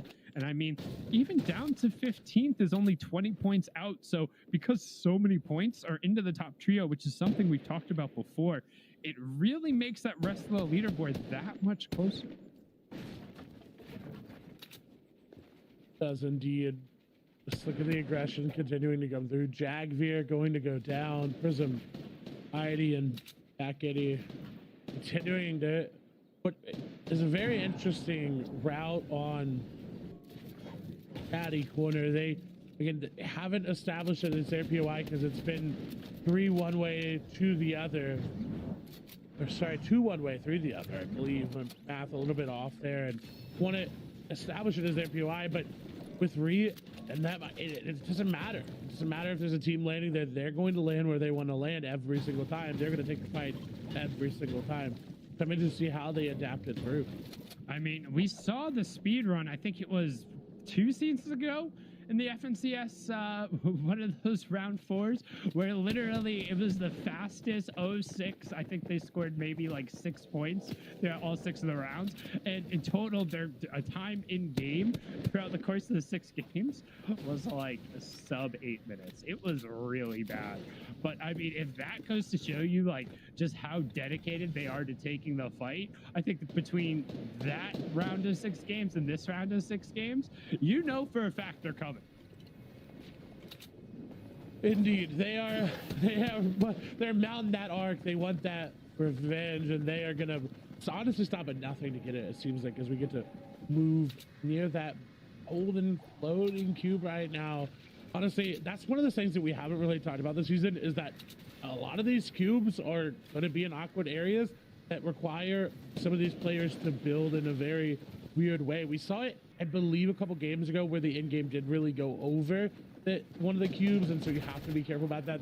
And that's just one of those things this season that you're going to have to path around Poppy. They're going to find a solo player out here with Eclipse. They're going in, they're going aggressive, they're going to find him, and unfortunately it seems like that's all that player can do is just go down, though. Isaac put up a fight, but when you have two players in your box, SMG spraying, there's not much you can do. Did he really put up a fight, though? He just got separated out like he was the sick deer in a herd right there. They're like, no, you come with us, your dinner, thank you. Appreciate you, thank you for your service, because that was bad. I mean, they ran him down. Like, that was from very far away. I believe they might have even burned a launch pad to chase that. Like, that was a lot. But, I mean, they were very confident they were going to be able to convert. And right now, again, we've talked about some of these other regions have gone down to not only first tiebreaker, second tiebreaker, or 1 point being the difference, or one elimination. And that could have been that one elimination, as right now we see user Salvo and Baka able to pick up 2 of their own. However, Salvo, who's been doing majority of the work for this trio, has been taken down. They're going to want to prioritize a reboot. And luckily enough, there's a lot more opportunities there for them around the map. Many more reboots, and of course is going to come through. They are going to box them up, missing the shot though. Unfortunately, they will take them down. Dragon did try to fight back there, but again, when you have 2 players on you, there's not much you can do. Where did that shotgun shot go? I'm going to go back and rewatch that one because it looked like he had it on. He might have fired a little bit too soon and caught the bottom of the wall, and the wall ended up eating it there, but it felt like that one was pretty much right on the dot. I was about to say really well done from there, but luckily able to just barely clean it up with the trade-off there. We're going to swing on over. I feel like we haven't necessarily talked about Symmetrical, Wavy, Jacob, and Temple enough today, minus Temple's just a couple of their individual performances, but they've been doing solid. They've been making it into these end games, and while it's been a little quieter, a couple of elims there, a couple of elims there, and then a consistent placement points, and I love this. I love this so much, Cole. Using these very effectively to get around the map is one of my most favorite things. The quick stat for everyone, Temple's Trio is the only team with multiple 10 elim games, and while I think seeing Symmetrical in the trio makes it a little bit surprising with maybe Jacob and Temple. I think it's not, and I think that right there is one of the ways you could use some of those spicy chug flashes just a little bit more effectively, because they do impact how quickly you move through the air. So if you, on rotation, need to get there, you're worried about zone, you can do that combination with the spicy chug splash, and then you go even further. Yeah, able to use that. And one of the key things is you think, well, why not just get in the car? Well, when you're up above that far, you can scout for information. So they're using the 2-player in the car to cover whatever's on the ground, but then the player up above, Temple, is able to let you know, it's like, hey, there's a team over here. We can sneak a couple Storm Surge shots. Boom. You don't get that information if everybody's in a car, and potentially you end up driving into an ambush like we saw happen to Alithi 2 matches ago. Right? Granted, it didn't convert on them there, but avoiding that situation altogether by just leaving a scout out there, that is fantastic. Fantastic advancement in tech, but right now we can see Salvo did get the reboots. That user hitting a great shot there. That's an 84 cleanup. Baka had already done majority of the damage to Baka now. Needs to be careful as Salvo ends up getting traded out. Baka also going to nearly be traded out. He gets pushed back near instantly in what looked like was a clean fight. Jelty said, no mas por favor. The buck stops here, and the Spanish trio putting them back down real quick. Haven't really getting to see much of Jelty today, but great fights there for them, moving over to X, Moni, and FJ. They had a very great start to these games, have not really had the best of the rest of their games. Coming in, believe, I think, currently sitting nearby, just top 6 there for them. They had that second place, rather, very, very close. And they want... They're so close. They want that win. They had that second place, then they win 11th, 10th, and 19th. So they're there. But in all actuality, after that second place, Sundown, they just haven't found their rhythm. They're just on the outside looking in, but in horseshoes and hand grenades is the only time where close counts, because right now they're in that 6th place spot. Regulator, Blizzy, and Nate, current guardians of the top 5 at 97 points coming into the match. Then you had Notch, Grim, and Fletch, Chicken, Kytrex, Mekton, Symmetrical, Temple, and Wavy on the back of that huge last match. And then, of course, up top already qualified, the 5X trying to go on for 6X. Now, we got 2 thresholds we just hit. If you keep an eye on the top left, 70 players down means no Storm Surge. So that means zone number 5 is going to be the first time we see a Storm Surge temperature check, which means it could get a little awkward for some of these teams who haven't taken fights. Additionally, we're at 24 trios, so everybody has gotten their nice little +5 placement points for that first threshold. Team going back into towards zone, looking to grab a launch pad there, I think is what they saw. Better use it on a fishing spot, I believe. Yeah, it looks like it was a launch pad there. And I agree, always worth it. Yeah, going to be able to grab it, and that's one of the reasons we talked about the harpoon and its versatility. We touched on it a little bit. It was during an end game, but I want to bring it back now because we talked about it a lot last season. Last season, the weapon or item outside of the core, you know, shotgun shields and all that, that correlated best with a team's successful placement. That means if your team is holding this, your team had a better job of making it or winning the game. It was the Chug Splash Can, the exotic Chug Splash Can. It made sense. It gave you as much heals as you effectively wanted for a time trade-off. This season, you might think that, like, oh, it's the Chili Chug Splash, or oh, it's the mythic burst rifle. Nope, it's the harpoon gun. Its ability to be able to break through walls, its ability to grab resources late game, it's just so incredibly versatile. Right now, Blizzy needs to be versatile. It goes to work, charge shotgun straight into the box, but that's one of the situations where it can be a little bit rough if you're not getting those full charges off and you only hit 1 or 2 pellets in the quick shot. I was back-to-back 30 shots, which with the blue charge, you're like, really? Really? Now, unfortunately for Blizzy, he might be out of his number 9 life. The unlucky cat looking to try and avoid just being put down here. If he can get a little bit of distance between him, he's going to be able to do it. And that's a fantastic disengage from Blizzy. And he's getting into the semi-truck, which it might seem like not that big of a deal, but if he had been in any other car, it would have gotten blown up in that circumstance. The semi-truck has a little bit more HP, so while he didn't make it far, it's a little bit longer. And it has just more protection for you. It's harder to actually, I feel like, shoot a semi-truck there because the windows are just a little bit smaller. And overall, it's just bigger. So, great play. I mean, you have to do what you have to do, but now it's a 1v3. They're all coming together. They're all converging there on you. You've got to be careful. You have to hope they push one at a time, but that's not how Arkham, Epic Whale, and Rex do things. They're not going to go after you, and there's no way. There's no way they know he's still here. I was going to say, there's no way they let him disengage there. And, oh, no, Arkham's going to find the toes there. Is going to shoot him out, looking to try to keep up with him. There does, but doesn't do it just yet. Oh, and Rex actually going to be taken down. So Squishy getting a little piece of this. And the reality of the situation is right now, while watching this fight is cool and helpful, look at the points. They're on 150. They qualified. They're through. They're good. The reality of the situation is none of these other teams, I think, are near them. So just rotating past these 5x, 6x. And if Blizzard can get out of here, he stalled enough. He delayed enough where despite being then identified, the fact that Rex ended up getting down by Squishy from the side might have gave Blizzy enough room to just get out of here. Maybe it might just be enough. We'll see what Squishy, Yumi, and Kono can do. They're hopping in. Oh, he's right there. He's in the bathroom. All they gotta do is go inside, but not going to. And I love that they're just holding the charge. They know how much damage it does. They know the powerhouse that the charge really is. I think Reboot card may have been grabbed there for Rex. No, I don't actually. Wait a minute. He's not down. Or he's not eliminated. He's just down. They are gonna go and grab him. Oh, I thought they were gonna be able to get to him in time, but no. Grab that reboot card. They are dipping their way on out. And now they got to be careful. They cannot go for a reboot here, but Blizzy, there's no way right now. He's got his lucky gnome with him. He's like, nobody will ever push that door. What are you gonna, like, gnomes are terrifying. Like, the gnome is guarding the door. He's good. Well, I also didn't realize, like, this is the team right now. They're currently in 5th place. Like, when we talk about every single point mattering and needing to make it through, if Blizzard can get a reboot off over here, that's going to be absurd. It's going to be legendary. He's going to opt to hop in a taxi and just go for a joyride because he knows he can't stay near here. Somebody's got to know what was going on. But the only people who would have known left So he's kind of in this awkward situation where he feels like he needs to move, but the second he gets found out, this is not going to be a good place for him, and he's just going to recycle back. And he has 7 builds, Clay, 7 builds. Holding on for now.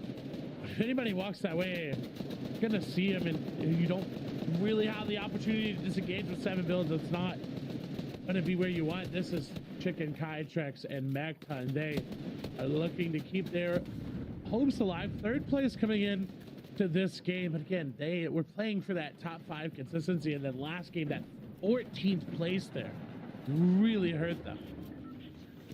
So, but I think it speaks to how good they've been, where we can say, yeah, 14th place really hurts, where any other trio would look at that and say, hey, 14th, like, we're making it into, like, 5th or 6th circle. Like, that's going to feel pretty solid. That's 8 points. Like, yeah, we might not have gotten a ton of eliminations, but it's still something, right? When we were playing for consistency, the rough games are the ones we end up going over, not picking up that +5. Like, at least you're still able to add into that average a little bit. And I'm just very impressed by Blizzy right now. It might not seem like too large of a deal, but this is such a stressful situation, and to be making all the right calls to just even be able to avoid people in that situation, it's a little bit of cheeky rat behavior, but you might be able to pull something off. Of course, you can see him. That's the bottom left-hand side of the screen. He's trying desperately now to get away. It looks like Squishy and Kono have figured out where he is, but he keeps just kind of dipping and diving and ducking and dodging through all of his old builds. Yeah, that was the 5Ds. Nailed it.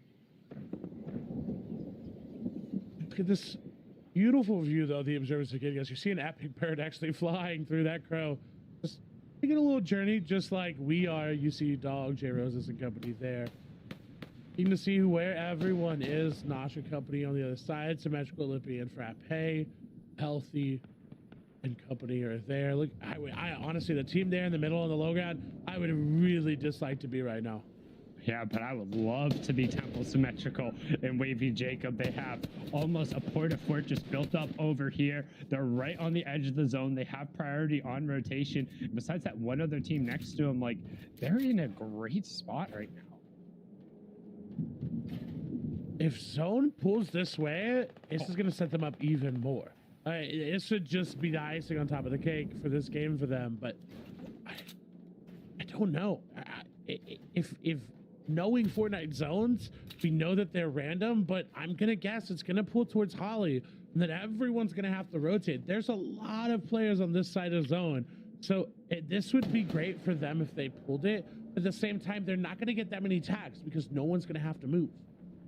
Nah, zone's gonna pull northeast side. They're gonna have to go a little bit, but it's not gonna be too hard. I just don't think it's gonna be right on top of their head. It's very rare that you end up seeing zones when they pull towards this side to kind of keep pulling towards the coast. It tends to come a little bit back more towards the center. Not saying every time, because of course we've seen zones all the way out on the outside. Just as somebody who keeps records over all of that stuff, and again has to rotate to the middle of the zone pretty much every game if he wants to even have a hope of getting placement points. More than likely going to pull up towards the northeast based off of the last one. However, we'll see here still about like a 20 to 25 chance it ends up going towards that western side of the map where basically no one is. So now we can swing on in. You can see F-Quail, Rex, and Arkham Rex back up on his feet. So the reboots sticking in there. You can see FJ, Axie, and Moni right on the other side. We've talked about them a little bit. They were on the outside looking in and still are currently sitting in 6th place as Jay will pick up on the knock and the keto. And this is about to be a thick storm surge, Clay. 17 players are about to drop. Observers, you're about to have your work cut out for you. Can you show us the teams who are going to end up being below storm surge when that ticks over? Otherwise, we'll take whatever relevant fights we got right now because things are about to pop off very quickly. And look at how aggressive some of these players are being. We do see Rex ended up getting picked back up, rebooted back into this game, and now they're continuing to be aggressive, and that's going to be on to FJ, X, and Moni. They're 6th place. That's first going at 6 right now, and with 3rd already out, I believe, just looking so aggressive. No, 5th already out there. My apologies. They dropped down, and now FJ getting straight out from multiple different sides. Rex, Arkham, and Epic. Well, they were going to really take out the competition. They go aggressive now, but that zone finishing up, closing. Looks like they are in an octopus run as well, though. If they go too aggressive one side, they're going to get pinched from the other, and that's exactly what Epic Whale is doing. He's getting shot at from the other side, so they have to disengage. They have to drop down. Beautiful from Arkham just to put that distance there.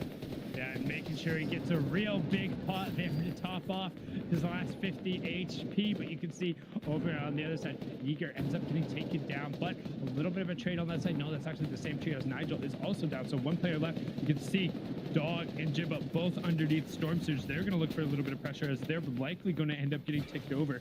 Not a situation they want to be in as players are dropping all across the map. You can see just 2 more need to fall. The Storm Surge will turn off, but plenty of heals being worked through here. Need to make sure they group up for those chug splashes to just try and outlast it. They're 210 below. They have the medkits going through. Let one player go down. Stop splitting all of your resources. This happens every single time we get in this situation. Sacrifice a player so the other 2 have an opportunity to play through. And actually, as we say that, we end up dropping below. Wavy Jacob got picked up there. I'm not sure if this full trio ended up getting confirmed over, but if that is, that's second place, who was looking to cement their qualification, might have a little bit of stress on their shoulders.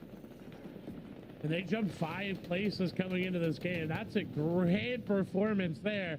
But if it left Symmetrical alive, we know he can clutch up. We know he can get to those in-game moments and pop off. But look at that Quinn fighting off against Tavern up above. Tempo P is still in the game, so they still are here grabbing points at 124 now, up 7 from that last game. Again, you're competing against Arkham, Epic Whale, and Rex, Chicken, Kytrex, and Mekton, who you know are going to be in that end game, be in that top 5 together. Timbo's got a lot of pressure right now. Yeah, I'm curious as to what happened with Kytrex's trio, because we know for a fact that Kytrex got blown up when he made that poor launchpad decision, but I'm not sure if the duo was able to get him back up. We're pulling, like I said, look at where that zone pulls, Clay. I could not have been more on the money. Northeast to northeast. We're going back towards the central here, away from Holly Hedges, so tick that one off. Yep, we'll play the odds and it'll go our way, but right now you can see FJA, Exit, Moni trying to find a little bit of space in a fantastic fighting loadout here for FJA. If he drops into the box on something, that better be an Elim. Legendary pump, legendary SMG, epic burst. He can make plays. Well, this be like we saw in game number 1, but no, Moni is going to get triple sprayed, and I like that. They immediately decided, no, go take them down, and you're right, it is Mekton getting that elimination. Just let them go. Don't even try to go for the revive. Actually, FJ going to leave his teammate there, X, gonna get sprayed out. They're not gonna be able to use that launch pad. Kytrex is back up. Kytrex was up. We saw them very briefly there on the Y, but they were the ones who were putting shots down there. They were the ones who were able to pick up Exy and Moni. And that is monstrously huge. That is 3rd on 6. There was only 15 points separating them coming into this game, and being able to pick up those elims effectively puts all the pressure on them for next game. We talk about leaderboard impacting eliminations. That is a perfect example. It puts all the pressure now onto FJA to play for whatever placement points it can. But we just got into the top 17. We have just gotten that +1 point. So many players need to go down. A great, fantastic low pad from FJA at a perfect angle to get right down on low ground priority. That was gross. Even finding some apples, it seems like here. He's playing very well. 9 builds remaining, but what more can they find? Can they find elimination? They are going to find one there onto Eddie. Nice shots coming through. Need to find more. Trying to find one onto Rex. Not going to be able to do so. Trying to find it on Arkham. Not going to be able to do so now. Just has to rat their way around the low ground. But look who is there. It is the entire trio of Kytrex, Chicken, and Mekton. They've got that Shadow Flopper in the inventory. This is the first time we've really seen it in the late game. High ground take coming. Mekton is going to go for a high ground take at some point here, whether it's super late to just try and win the fight at the end. He has the option to do it. FJA picked up Arkham as well. Give me FJA. I know these guys are looking for their qual, but that's a solo run, and he has just taken out 2 huge players on that side. They'll make a play here at the end. They're hip to hip. They're looking for the fights, but FJA, 5 HP. Like I said, 5 HP and a dream. This is a player who's also looking to try and push through the qualification. There are 6 on the way out, but so far, we already saw that Blizzy Nate and Regulator ended up only picking up the +5, so FJA has done enough to push them in. Going into the final game, he has just barely any HP, and he finally gets taken down. Okay, now you can throw us back over to Chicken and Co. Thank you. Appreciate that. Brilliant effort from there. But Angel, Hawko, and Nitrix also trying to end up going through right here. You can see them pushing in. They were in 7th place coming into this match. Mekton, another confirmation onto Yumi as they continue pushing up the table. But Cool just raining down shots from the high ground. That's top firing down. They're on at least 3 elims, and what a shot from Angel. 164 into 151 back to back. Those are monstrous. He's going to press forward.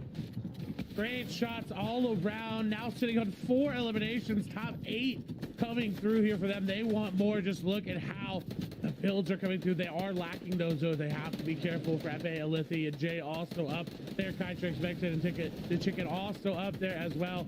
Quinn, Cool, finally going down there. They lasted just a long time as the team down below is going to come through. I believe that's Kytrix and company. Shots are going to connect there for Angel. They are going to take down Chicken. What more can they find? Can they find Kytrix?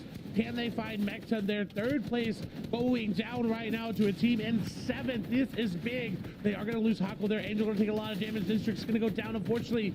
Right there, it's going to go down to Rexy and Frappe. They're continuing this back and forth of the top teams just seemingly taking each other out. What can Angel find? Can they find Mekton? No, they're going to find the lobby right now, but they do take down Jay. It's not going to count. Mekton with that cube flopper really only has one opportunity to try to go for high ground. Does have the builds. Can they do it against a trio, though? One shot, one opportunity to seize everything you ever wanted, and in one moment, will he capture it is the question. Mekton from the low ground. When is he going to pop the flop? He's dipping out into the zone, knowing that the play could be made, and it looks like he popped the flop.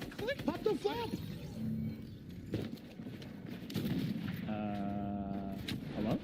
Mekton, you good, bro? Rexy going to be able to pick up the Elim and the Siphon and the secondary. That's a huge push from Rexy Dynamic and Zello to put them up to 120 points with the 6 Elim plus the victory royale. But there were some interesting decisions to make there in match number 5 across the board. We saw the qualification going through 100% from Epic Whale and Co. But now the question is, with 4 other spots up for grabs and so many points allocated to first, what does everything else look like, Clay? Because it's going to be close.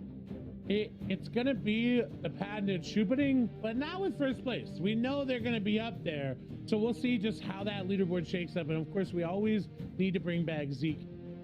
I was gonna say Shelly, but no, it is Zeke and Kelly today.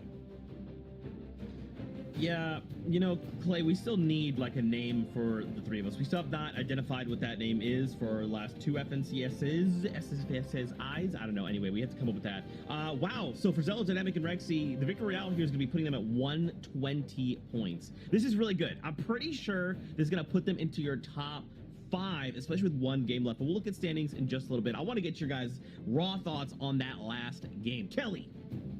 It was a lot of solos again. I'm kind of confused of why all these teams seem to be dropping by the wayside, but one player is able to remain. And I'm wondering if they're just not boxing up very well. What's really going on, Panda? Yeah, I mean, look, for me, I see a lot of POIs contested when they don't need to be contested. And I think it just makes an interesting impact on some of these teams trying to make something happen here in qualifier round 4. But looking at it, as you can see it's actually right off the rip talking about contested POIs. Snacky Favs find themselves yet again falling super early in game number 4. And Caddy Corner isn't a tiny, actually it is pretty small. If you're gonna go in a contested drop spot, this is not one that you want to go to, but one that might work out. Misty Meadows, which, as you guys know, is kind of in Favs' other drop spot in previous seasons. So to see a team like Nitrix Hoggle here being able to kind of split Misty Meadows successfully, because we just saw Nitrix's team playing so well, grabbing 10 eliminations towards the end game there, and we even have Salvo and Vaca's team here also performing a bit better in a contested drop spot, Panda. It's nice to see this stuff work out for some teams, but if it isn't working out in your favor, you gotta make some adjustments. And for Reed and Company, Rodrigo and Company, whatever the case may be, one of these teams has to figure out a different dynamic, so to speak, because Dynamic is making it work and walking away with the victory royale.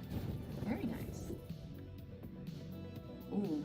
Even nicer, Arkham Rex and Epic Whale still on top, 167 points, with Chicken Kytrex and Mekton now jumping up to 2nd place right there. But look who's in 3rd, the team that we were just talking about, contested drop spots, Nitrix, Huckle, and Angel.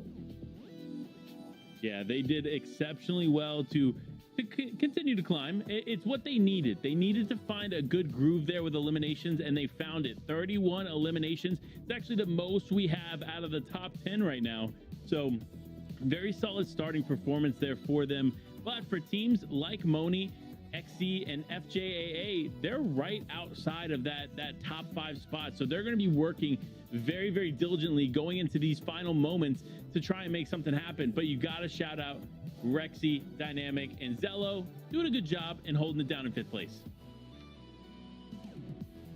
All right, and we got a spotlight for you, friends. It's Temple B, Symmetrical, and Wavy Jacob. We've been seeing them kind of, as Kelly was alluding to, these solo spots, right? Temple B rolling around by himself. You see the solo eliminations is 13. And you know, Kelly, that's a very big number, right? Relative to what NA West kind of puts on the board.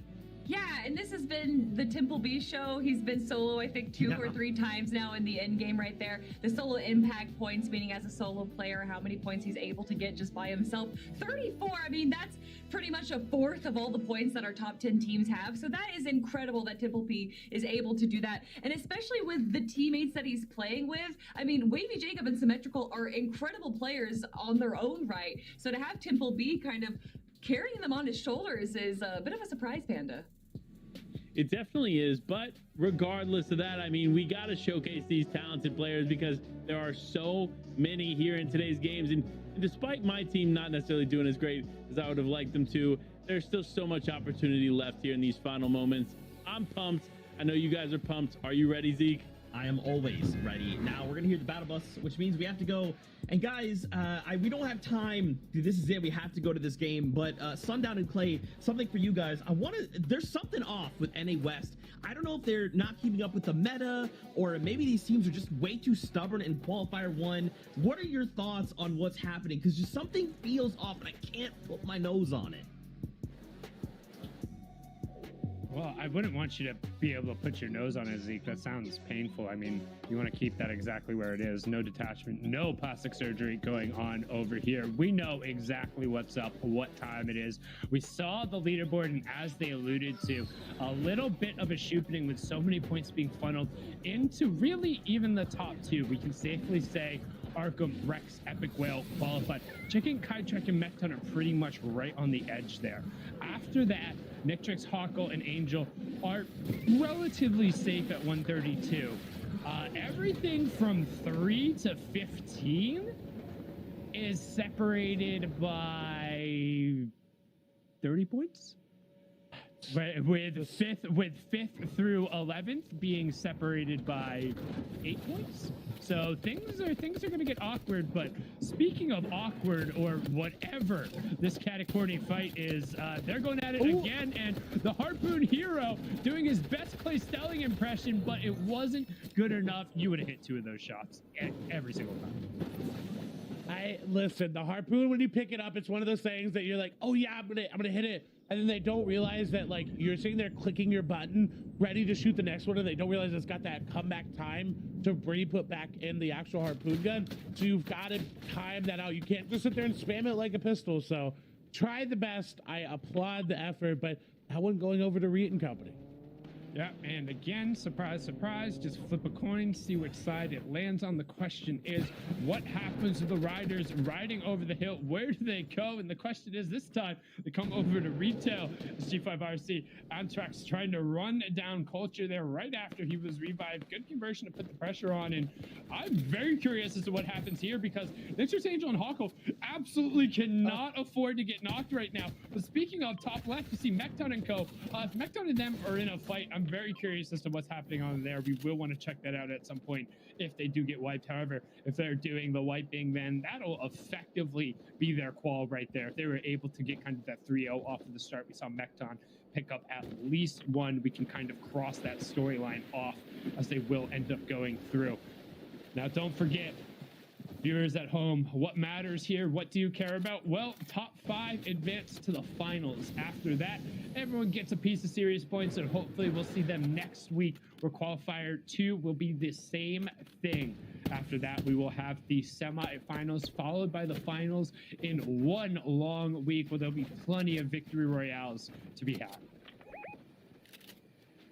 That last week is gonna be some of the most chaotic and fun Fortnite I think we will see in a while, and I'm very excited to be able to be here with you to bring that, because I think it's going to be creative. This meta is one of my favorites. But a quick stat for everyone: this is the closest 3rd through 12th has been going into Game 6 today.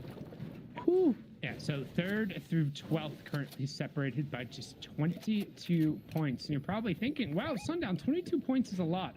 Well, not really when you start to look at kind of how these points add up. And as I talk about that, Reet going down right there in the feed. So unfortunately, unless he gets Reboot back up, his qualifier is going to be over and outside of that top 5.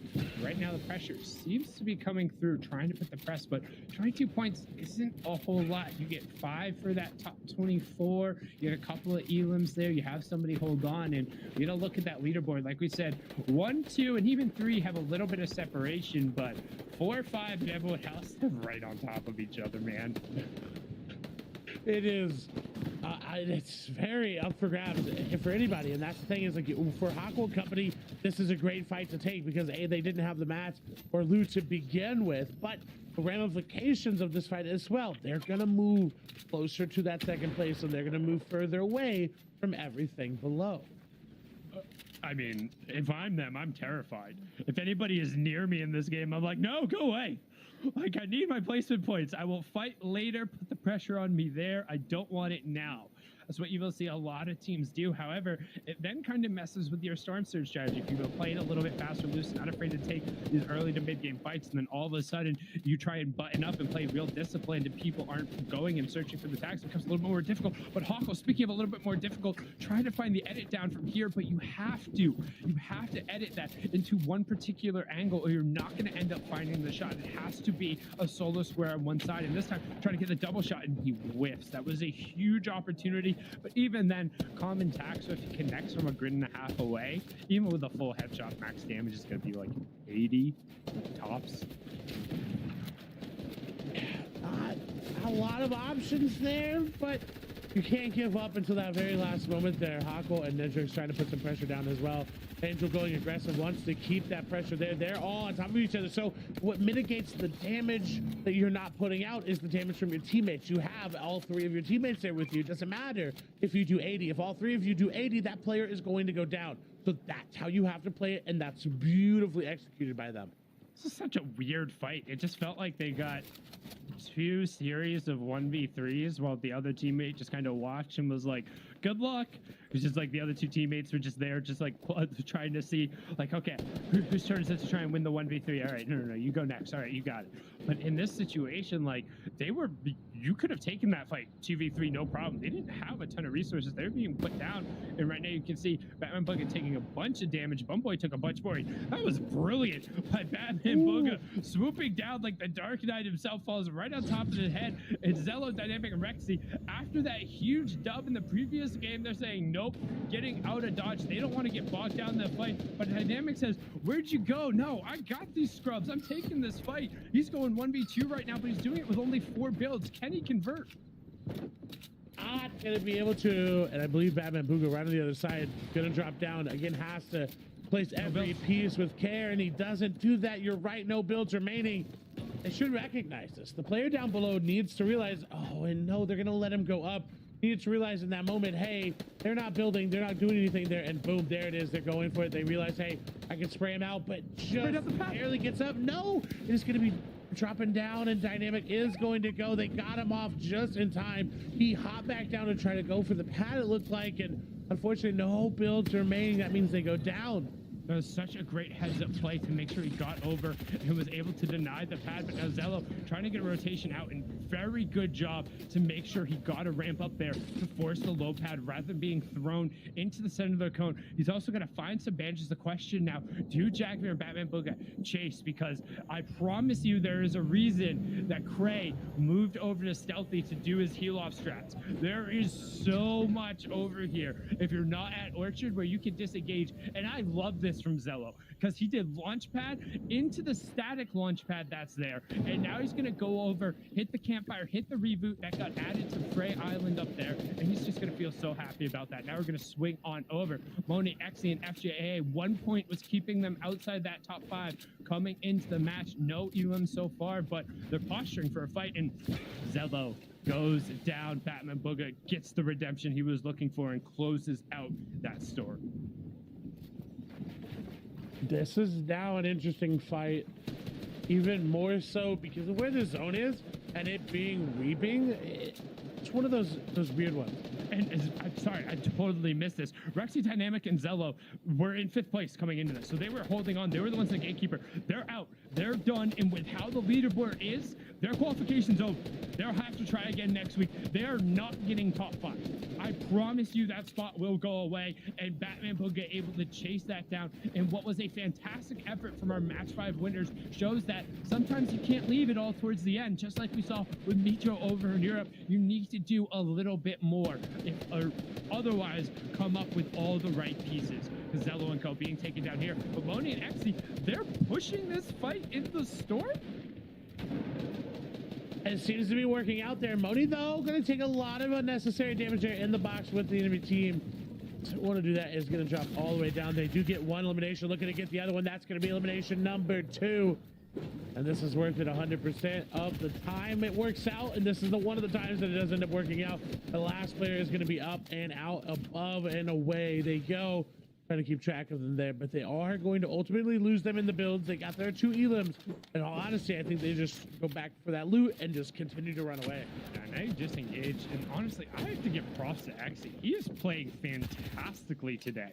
He has been on point with all the shots and really enabled Moni and FJAA, who normally they're the ones we're calling out when we see them play all the time. But Exy has been the one enabling them, making the plays. And he's not just doing it box to box. Box to box fighting has been absolutely fantastic. And let's take a look and see what happened over here. Zello trying to land and ends up getting the harpoon. Oh, okay. Batman Booga just ends up knowing where he is. Little bit of min-maxing error going on here. And realistically, yeah, I would have just, he had 3 builds. He could have ended up slapping down there ahead of time. Unfortunately, ends up lighting the campfire instead of breaking line of sight. I also wouldn't have gone to that campfire. Would have gone to the one over on the opposite side. There's 2 that are right there. You can break the LOS a little bit more and force people to commit to go out to the island rather than check around the side. So unfortunately for Zello, in a situation where you have to do everything right, just a little bit of moment of panic, a little bit of lack in the map awareness or potentially the map knowledge to know he needed to just pop right around the other side, and he likely would have been fine. How disengaged from X, Moni, and FJ? I was wondering when we were going to see that storm surge pop up. If they're going to be below or above, and very far above, they don't have to worry. Only 7 teams, so rather 7 players are going to be hit by that. That's again an awkward amount. The way it works in trios, if you don't know, if you as a trio or 2 other trios in this moment, let's say, are also all below, it's going to hit all members of that team. It doesn't matter that there's 77. Now up to 78 to see a reboot come through. Doesn't matter. It's still going to hit. It's going to divide by 3. And if your trio is that one that only 2 would technically be below, that 3rd trio mate is still going to get hit as well. So it's an awkward battle of trying to get that damage early versus are you going to let that teammate go down like Sundown talked about, or are you going to try to out-heal it? Yeah, and I honestly think there's a case because Storm Surge, of course, like it will end up taking over shields. But if you know is a solo and there's an opportunity for a reboot, just throw yourself out there. Like, yeah, if somebody gets an elim, it might not be an elim point that you want to go over, but if your teammates are able to cover you, fine. Even better if you can just throw yourself off the top of a high building real quick and get the knock so that it ends up immediately converting over. Like, any of those situations are better than your entire team taking 25 damage. That's 75 damage every 5 seconds coming through. It burns through your utilities so incredibly quickly. It's a chug splash just being ticked over every single time, a little bit more than that, and it makes it so incredibly hard to just hold on, particularly when that's all that matters in this circumstance. And now with reboot vans literally littered across the map, I don't think there's any excuse for teams not to be mapping out what is the right play there. 905 damage above. We go over, though, to Epic Whale, Arkram, and Rex, and they know the right play. They know how to play the rest of this game. They know everything they need to do to win. It's just staying alive right now. Yeah, and I would say at this point, this is probably the only time I'm ever going to say this. I genuinely don't care about watching them at all. Like, if there's something that they do that's pop off and absolutely incredible, Sweet, that'd be cool to see, but I want to see that all the time. So them in particular, they've qualified, they go through. This is as good as a victory lap, like in one of those races when the racer just gets off and he holds the pole position the entire way through, and then he's finished, and he's just like, oh, there's still people actually doing the race. Huh, this is awkward. That's kind of that situation for them. They're just flexing. They know what's going on. Let's keep our eyes on everyone else who's underneath that bit. Another player who's been incredibly individually today has been Angel Play. I don't know if you've been paying attention. Yep. He's put up some numbers. He really has, and that solo impact score for Angel, I'd love to get the number there on. And honestly, this is a trio. Again, we've talked about how the West has a lot of people that will repeat the same teams, and surprisingly this time, not so much, as they're going to look to shoot that Epic Crow down. They are going to grab. Oh, can they harpoon it out of the air though? This is a tricky one. You've got to harpoon lower than you actually think, and no, not going to be able to do so. Frappe and Jay will actually reap the benefits of that one. But this is a trio that, again, to my knowledge, I don't think existed before they came in today. No, they did not. They all played on different trios last season, and coming together, they're forming a very great trio. Yeah, and Angel's currently second in individual eliminations on the day, so definitely putting up the numbers. I feel like we haven't talked about Nitrix in a while. It's been a few seasons. I don't know if he just took a break or maybe wasn't paying as well attention, but he's also somebody who's been around the scene for a very long time, knows how to move around a trio in particular, and it seems like they've just kind of put it all together. And now going into this game, Reet was in first, and no surprise there, especially when you're taking all of those early game fights. I mean, you just get more opportunities to pick up the elims, but right now you can see an opportunity here for Angel, Hawk, and Nitrix to really secure their qualification. Don't forget, we're inside the top 24. Harpoon and tries to drag it back, using the displacement on that side. That's Jay being yoinked away. Alethi immediately comes to his friends, Frappe as well, building out and expanding. They get hip to hip, knowing that they're at a disadvantage. This is some CLG action, the Counter Logic Gaming trio opposite. One on the other side, you can see Jay versus Nitrix, Hawko and Angel in support, with Frappe on the opposite side. But the thing is, they don't need to take this fight. They tried to take the yoink. They've already gotten their 5 placement points. They just need to hold on. But that's a good amount of damage to Storm Surge as well. That's 75 damage over. Yep. It helps there as well. So it doesn't matter that you didn't get the Elim. You terrified the team below because you're hitting them with the harpoon. Not many players are going to be okay with being hit by a harpoon, because it shows that you're willing to do whatever it takes to get that elimination. Use everything in that arsenal. Frappe also has one, can also go for the drop down. If you have a double harpoon, it's very easy. If you get some of these floors weak, you can go for that double harpoon and drop everyone down. But in the meantime, there was a trio behind, and look at the rotation they've already made. They're starting to cut them off. Yeah, but then you can see out in the little distance there, right up on the high ground, there's somebody looking out over the course of the whole lobby. So despite the fact that Era looks like they have the primary position, that's not the case. You can see the editing happening right above there. The observer's just catching it right in the top center of your screen there in the background. See what's going on the opposite side of the zone here. It's Temple, Wavy Jacob, and Symmetrical desperately trying to push in here, get to this recycled launch pad and make the rotation, but they need to be careful. There is the zip line to be able to cut off the time, but you don't want to take that if there's a team posted up on it, because giving a straight line there might as well just be sending yourself out of the game. Chicken getting taken down there. However, they should have been able to do enough with that +5 to push them over. It'd be close if they don't. Rabbi, though, getting knocked down, and that could be it. He's going to be cleaned up here in a second, and now all of a sudden, Jay and Alethi in a very awkward situation. Epic Whale gets back down, but Jay and Alethi are going to be forced to fight 2v3 against one of the best trios in the world. They are going ultra aggressive right now. This is where I want to see them improve upon in this season, and they're showing that they already have Alethi trying to back away. Is going to hide in the bush for a brief moment. We'll have opportunities to go for shots there, but they are going to know. They heard the bush. There is the attic voice there. And unfortunately, when you're in that bush, you can just shoot right on through. That's going to be another nice set of eliminations for them and continue just to solidify. That's first place 100%. And Angel was able to actually steal away one of those downs, so points going over to them. And with another team in contention being knocked out, that's going to feel fantastic. Alethi, Frappe, and Jay were in 8th place coming into this match. The +5 took them ahead of Rexy, Dynamic, and Zello, who have officially been eliminated from that top 5 contention now with the placement points going through. Angel, Nitrix, and Hawkle are looking to just hold on 7 more points to really really guarantee the top. But realistically, this leaderboard is going to be a little bit different than all the other regions because so many points have been funneled into Epic Whale and his trio that the battle, the Shupening, and everyone else who is in between, like realistically, if you win a game, if you win this game and you're inside top 15, there's a chance you sneak in, like we saw over in Europe, where you're able to get absolutely everything you need right at the end, down to the victory royale, the first to second tiebreaker. That could be you right now. We do see Storm Surge is ticking on. 19 trios remaining, so we're not into those cascading placement points yet. The question is anybody who's in leaderboard contention under? If so, that's a huge deal. If not, well, a player will be eliminated very quickly.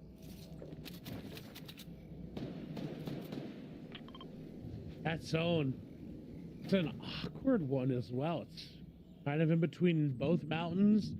Not really a lot of areas as the Leo Flaws and their teammate there, unfortunately, going to be getting hit by that Storm Surge. They've got enough minis, it seems, to heal it, but again, only one player needs to go down. And because they're both up above that surge, they are both going to be hit. They've got to hope someone goes aggressive and goes for that elimination as they go for that early launch pad. They're going to make it short, though, so they don't get beamed out of the air. Quinn, Wave, and Cool going for the full launch pad. Quinn going to take a lot of damage out of the air. Shields have been cracked. Now that's going to be a situation they have to deal with there as X, FJ, and Moni continue their movement through here. The low ground, they make it in. They've got a lot of builds. And in all honesty, Sundown, this is one of the first times we've seen them low ground with a lot of builds, with a lot of loot in their inventory. Yeah, and I'm just going to be keeping an eye on that top left-hand corner pretty much the entire time and just shout when relevant teams end up getting taken down or full eliminated. You can see Nate, Regulator, and Blizzy trying to push back up into contention there. They were 13th coming into this match just on the other side of triple digits. You can see Keto, Caesar, and Buzzo trying to rain down some shots right now. Cosito gets knocked in the top left-hand corner of your screen. Just keeping an eye. You see all the shots being traded out right now. Players trying to fight for some space. Mechton and Kytrex trying to guarantee their qualification. It should only take a couple more points if they can get into those cascading placement points. But right now, nobody wants to go down. Everybody wants to just hold on. And we're still, despite being down at 42 players, still 18 trios up on their feet. Everyone is holding on. Notch holding on as a solo. Doesn't have a lot to work with, but again, they are in 7th place coming into this game. That is a solo that needs to stay up and on their feet, needs to stay fighting. Caesar, as you set up on the high ground, Quinn, Wave, and Cool right there. Notch going to make a move, and unfortunately, Quinn, Wave, and Cool going to see it. Launchpad more than likely going to be placed there. In all honesty, maybe as a solo, finding a recycled one, but no, not going to be able to do that. Going right near high ground, they're going to make their way all the way to the front of the zone, but it's going up another mountain, and that's not a lot of builds that they have. They don't really have enough to really fight this, and they're below surge as well. Below surge is going to be the end of it here. It's going to close in 30 seconds, and Notch with 500 below, he just has to literally hope and pray that enough people go down. But with this rotation going all the way across, it could be enough. And you can see the players who denied Zellular Trio an opportunity to move through, the ones who knocked out 5th place, Jackbear and Batman Booga, up on high ground. They're not in contention, but they want to play spoiler and just throw a monkey wrench into the standing, saying, hey, you heard at the top of the point stealing, top of the leaderboard stealing points. Well, how about the bottom of the leaderboard here right at the end of the game? As Caesar ends up picking up the full elim onto FJA. FJA is out, Notch is out. That's another team in contention, completely taken down. You can see right now, Moni and Exy fighting for their literal tournament and qualification lives. And on the other side of that, Wavy Jacob goes down to Rex, but Temple picking up elims. Leaderboard impacting elims happening all over the map. The wide angle showing you where the fights are happening. You can see bottom left-hand corner of the screen, Exy, Moni are over there. You have Symmetrical right next to him, Nitrix and Co. Also in that same little bottom tarp. It is chaos. It is. They're going to find a lot, but they got to be careful about this because you can't build around that. So there is a lot of open space in their target. Someone sneaks on through, they will get sprayed in the back. Blocking it off, they should be good. Robin, Dragon, and Chicken now have the high ground. Again, they coming into this game 20 seconds, so it's unfortunately too far away for them, it seems like. But Nitrix looking up, trying to drop anybody down. Angel's still there. And they need to hold on. They need to keep going. They need to just spray up. Start spraying people down. Get that damage coming through. 33. Angel down very, very low. It's pulling back. You are right. They have a little bit of time as it looks like Nitrix is going to get taken down. No, Epic Well going to get taken down by Nitrix there. What a big pickup there for them. It doesn't matter for Epic Whale, but it matters for them. It's keeping them in this game. Angel going to go down. What can Nitrix do? Can they get back into zone? They do, in fact, have the launch pad there. No! They're going to go down. That's going to be third place out. Nitrix and Symmetrical both falling there outside the top 10. Exy and Moni. Exy, he's been doing it all freaking day, and he's trying to keep doing it right now. 146, 4 eliminations into the top 10, 3 floppers, but no builds. However, he's holding on to a dream and a shotgun, and he's putting in the work. Arkham goes down, but the teammate called out immediately about faces. He says, hey, there's a solo in here, and he gets picked up right away. A brilliant effort, but not going to be enough. And all of a sudden, we talk about the teams who are in contention, trying to make the play. Quinn, Wave, and Cool, 5 eliminations. Top 7 so far, top 6 now. Can they do it? Top 5, 147 on the board. 2 floppers in Quinn's inventory. He's breaking, but he needs to pop the flop as we move up. Both flops going to be taken, but immediately, as soon as he opens the cone, the floor, he gets opened up and he gets taken down. It's Wave with 10 HP and a dream trying to hold on. 10 shield, 10 HP effectively. 10 players up, 5 trios left, and Clay, it's going to come down to this. Somebody's going to get their qualification spot right here, as Blizzy is still up as well. I have no idea how Blizzy's still up. Wave still operating there, skirting around the outside there. Dragon was there trying to make something happen. Wave is in a great spot. It's just high ground up above. The low ground is fighting. This is great. Kytrix and them still there. They've secured their qualification. It is literally just Wave right now that is trying to break on in. It seems like they really need to find any sort of place that they can, but nobody is going down. Nobody is fighting. They're all saying he cannot go to a heal off. He does not have the HP. Dragon coming down. Wave needs to find something. He needs to hold to the team below fights, and that he can hop into the box and maybe steal and heal him away, because right now it's 10 HP. He's got 1 second in the zone, and that's going to be it. They are out 4th place, going over to them. Kytrix and everybody going down for a fight. Everyone seems to be fighting. Mekton going for the heal off. Nate going for the heal off as well. Dragon still up above. It looks like it's a 1v1v1 there. Nate trying to find something there. Mekton not going to find anything. Who they won? It's going to be Nate, and Nate needed to qualify. They were in 13th place. 148, the victory royale. All the eliminations we saw, 148 from one of the other teams in there, but the victory royale will give them the tiebreaker. Did they do the European run? Did they do everything to push for the qualification? Enough eliminations, the victory royale tiebreaker. We're gonna have to check out the leaderboard here in a bit, but what a way to kick off Chapter 2, Season 8 FNCS in NA West. Those were some amazing games, Clay. They really were, down to the last moment yet again. NA West never ceases to impress. And of course, you know, we've got our 4 times there in the finals now. Can they make it 5? We'll have to wait and see for the next couple weeks, but that's going to be it for myself and Sundown. Thank you so much for joining, everybody. We're going to send it back over to Kelly, Panda, and Zeke to break it all down for one last time. Oh, Clay Sundown, thank you guys so much. What an awesome set of games. This has come down to the wire. I know you guys have a lot of questions, and we'll answer those questions in just a moment once we pull up the top 5 results. Kelly, Panda, I feel like it's always like this. I start the day and I'm like, oh, and you're like, oh, everything's great. And then NA East, I'm like slowly starting to get more like nervous. And then NA West is just bam, full stress all the time. I'm always worried and I want everyone to win. Why did this happen to me? Because NA West is a region just full of likable characters and a lot of teams that always just seem to be right on the edge of proving themselves, and especially in game number 6, that's what you want to see. All these teams that are around the 10th to 6th place mark that are trying to get into that 5th place spot, because there isn't 3 qualifiers this season, there's only 2. So next week is their last chance. That's so scary. I don't want, well, I mean, they also have the series points, but still, you want to make it to the finals, right, Panda? Yeah, you definitely do. Obviously, the semifinals track isn't ideal for anybody. They want that grand final spot secured for them. But guess what? With the new format in semifinals, it's going to be super exciting to see these players that do end up making their way over there. And I'm pretty pumped for it. My goodness. All right, so we got to do a few things to land this plane. We'll take a look at the victory royales from the day.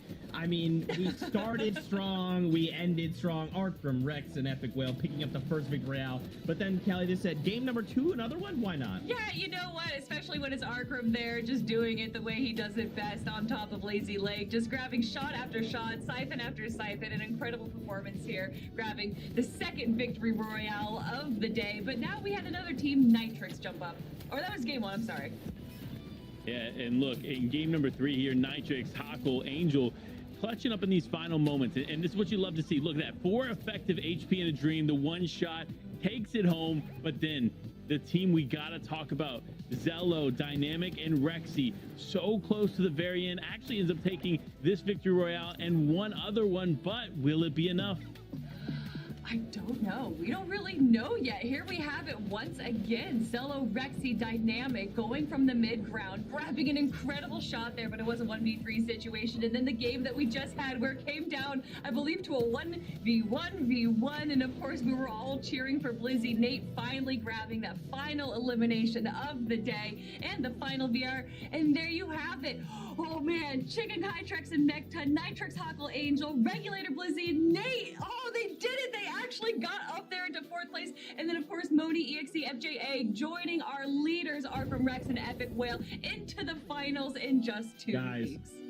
Oh, I just looked at it right before. The triple tiebreaker. Oh my God! The triple tiebreaker. So this is what Sundown was alluding to right before we came to desk. Look at this, 3 teams tying for that spot. So once again, the way tiebreakers works is if you hit the same amount of points, we go how many victory royales. Whoever has the most victory royales, they move up. If everyone has the same, then we go on to eliminations. So that's why for Regulator and company, they had the victory royale. So they're automatically getting pushed up. But then we turn to the next factor and it's eliminations.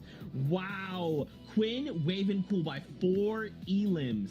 Missed out. Guys, that's a single, like if they picked up one more elim, this would not have made a difference, right? There'd have been a 150. If they had held on for a single point of placement, they would have gone up to 149. Oh my goodness. Honestly, I'm without words right now. It just shows you just how crazy these games can be. I mean, we literally saw Rexy, Dynamic, and Zello's team get 2 victory royales, and they're not even in our top 10, Panda. Yeah, I mean, it's tough. When you have such incredible players like we do here on NA West, it's tough to watch, especially when you have a team, like you mentioned, 2 victory royales, and they find themselves leaving today in 13th place. And that's why it's so important. You got to be consistent. And fortunately for these teams up here on the top 5, they were consistent enough to make their way to the grand finals and ultimately secure them a little bit of stress relief here going into the next few weeks. So fortunate for them. But if you find yourself outside of that top 5, what are you going to do next? You got 1 more week of qualifiers, then you got semifinals if you make it there through series points. So it's about figuring out this game plan. If it didn't work today, fix it. Let's get it going. I'm talking to you, Reet and company. Love you guys. I'm rooting for you. I have it in here. Okay, I know you guys can do this. Don't let me down. Reet, Fast, Stacky, you're the ones to do it. It may not have been today, but you're coming back. I was gonna say that all these teams here now have more of an opportunity next week because the top 5 beasts are gonna be out of the competition, but I don't think any of the teams that were landing on Caddy or Weather Station were those 5 teams, so Reet, Fabs, and Snacky might still be in a rough situation next week. I want to pull an audible here. I want to see if production can pull a little something special for me, perhaps a prediction of Reet and company from a certain Panda. And you know what? If you can't do a production, that's totally fine. Overall, I had a great time. I had a great experience throughout the entire day of the first one. I'm just buying time. Now I'm just filling time. I'm like, okay, let's just give them time to think about it. Oh, yeah. Okay. All right. Here we're looking at the predictions. All right, production. But you know what I'm hinting at, though, right, production? You got me. Yeah. So obviously, Arkham Rex, Epic Whale. Kelly, I don't think anyone's surprised. And oh, I'm getting word. Here we go. Why don't we talk about a little prediction made at the start of show? Production, roll it, please. And listen, clip it now, because at the end of finals, you guys are going to be like, man, Panda is a wizard. I don't know how he was able to guess that, but no, it's going to happen. It is over for Arkham, Epic Whale, and Rex. It is Reet season now. Listen. You have some explaining to do. You cursed Okay, it them. hasn't happened yet. I Curse. said finals. Yeah. Okay? And also, Wizards start off at level 1, okay? He's got to fight a few goblins. He's got to take down a bugbear, maybe 2. And then, at the end of the game, he's going to be level 20. He's going to have the wish spell. And then that's when we're going to... This is all factual, by the way. This is when we're going to have Reet and Fabs and Snacky. And you know what? The script's gone. I don't have it anymore. Who knows what's going to happen? You guys are just going to have to wait. Well, Fortnite fam, I hope you can tell what I have to deal with on a weekly basis. with YouTube. It is so much fun. We hope you guys have enjoyed the show as much as we have. That is it for qualifier number 1. Time to say goodbye. So first off, make sure you give these 2 incredible people a follow. Give Clay and Sundown a follow. Without them, we just can't do the show. As much as I'd like to try and run a one-man show, it just ain't a thing. Don't forget, next week is qualifier number 2. We're back. EU, NA East, NA West. Another 6 in each region, so make sure you don't miss out on that. We love you all so very dearly, and until next time, we'll see y'all on the battle bus. Beep, beep. Beep, beep. Second beep, beep of the season. I'm just saying.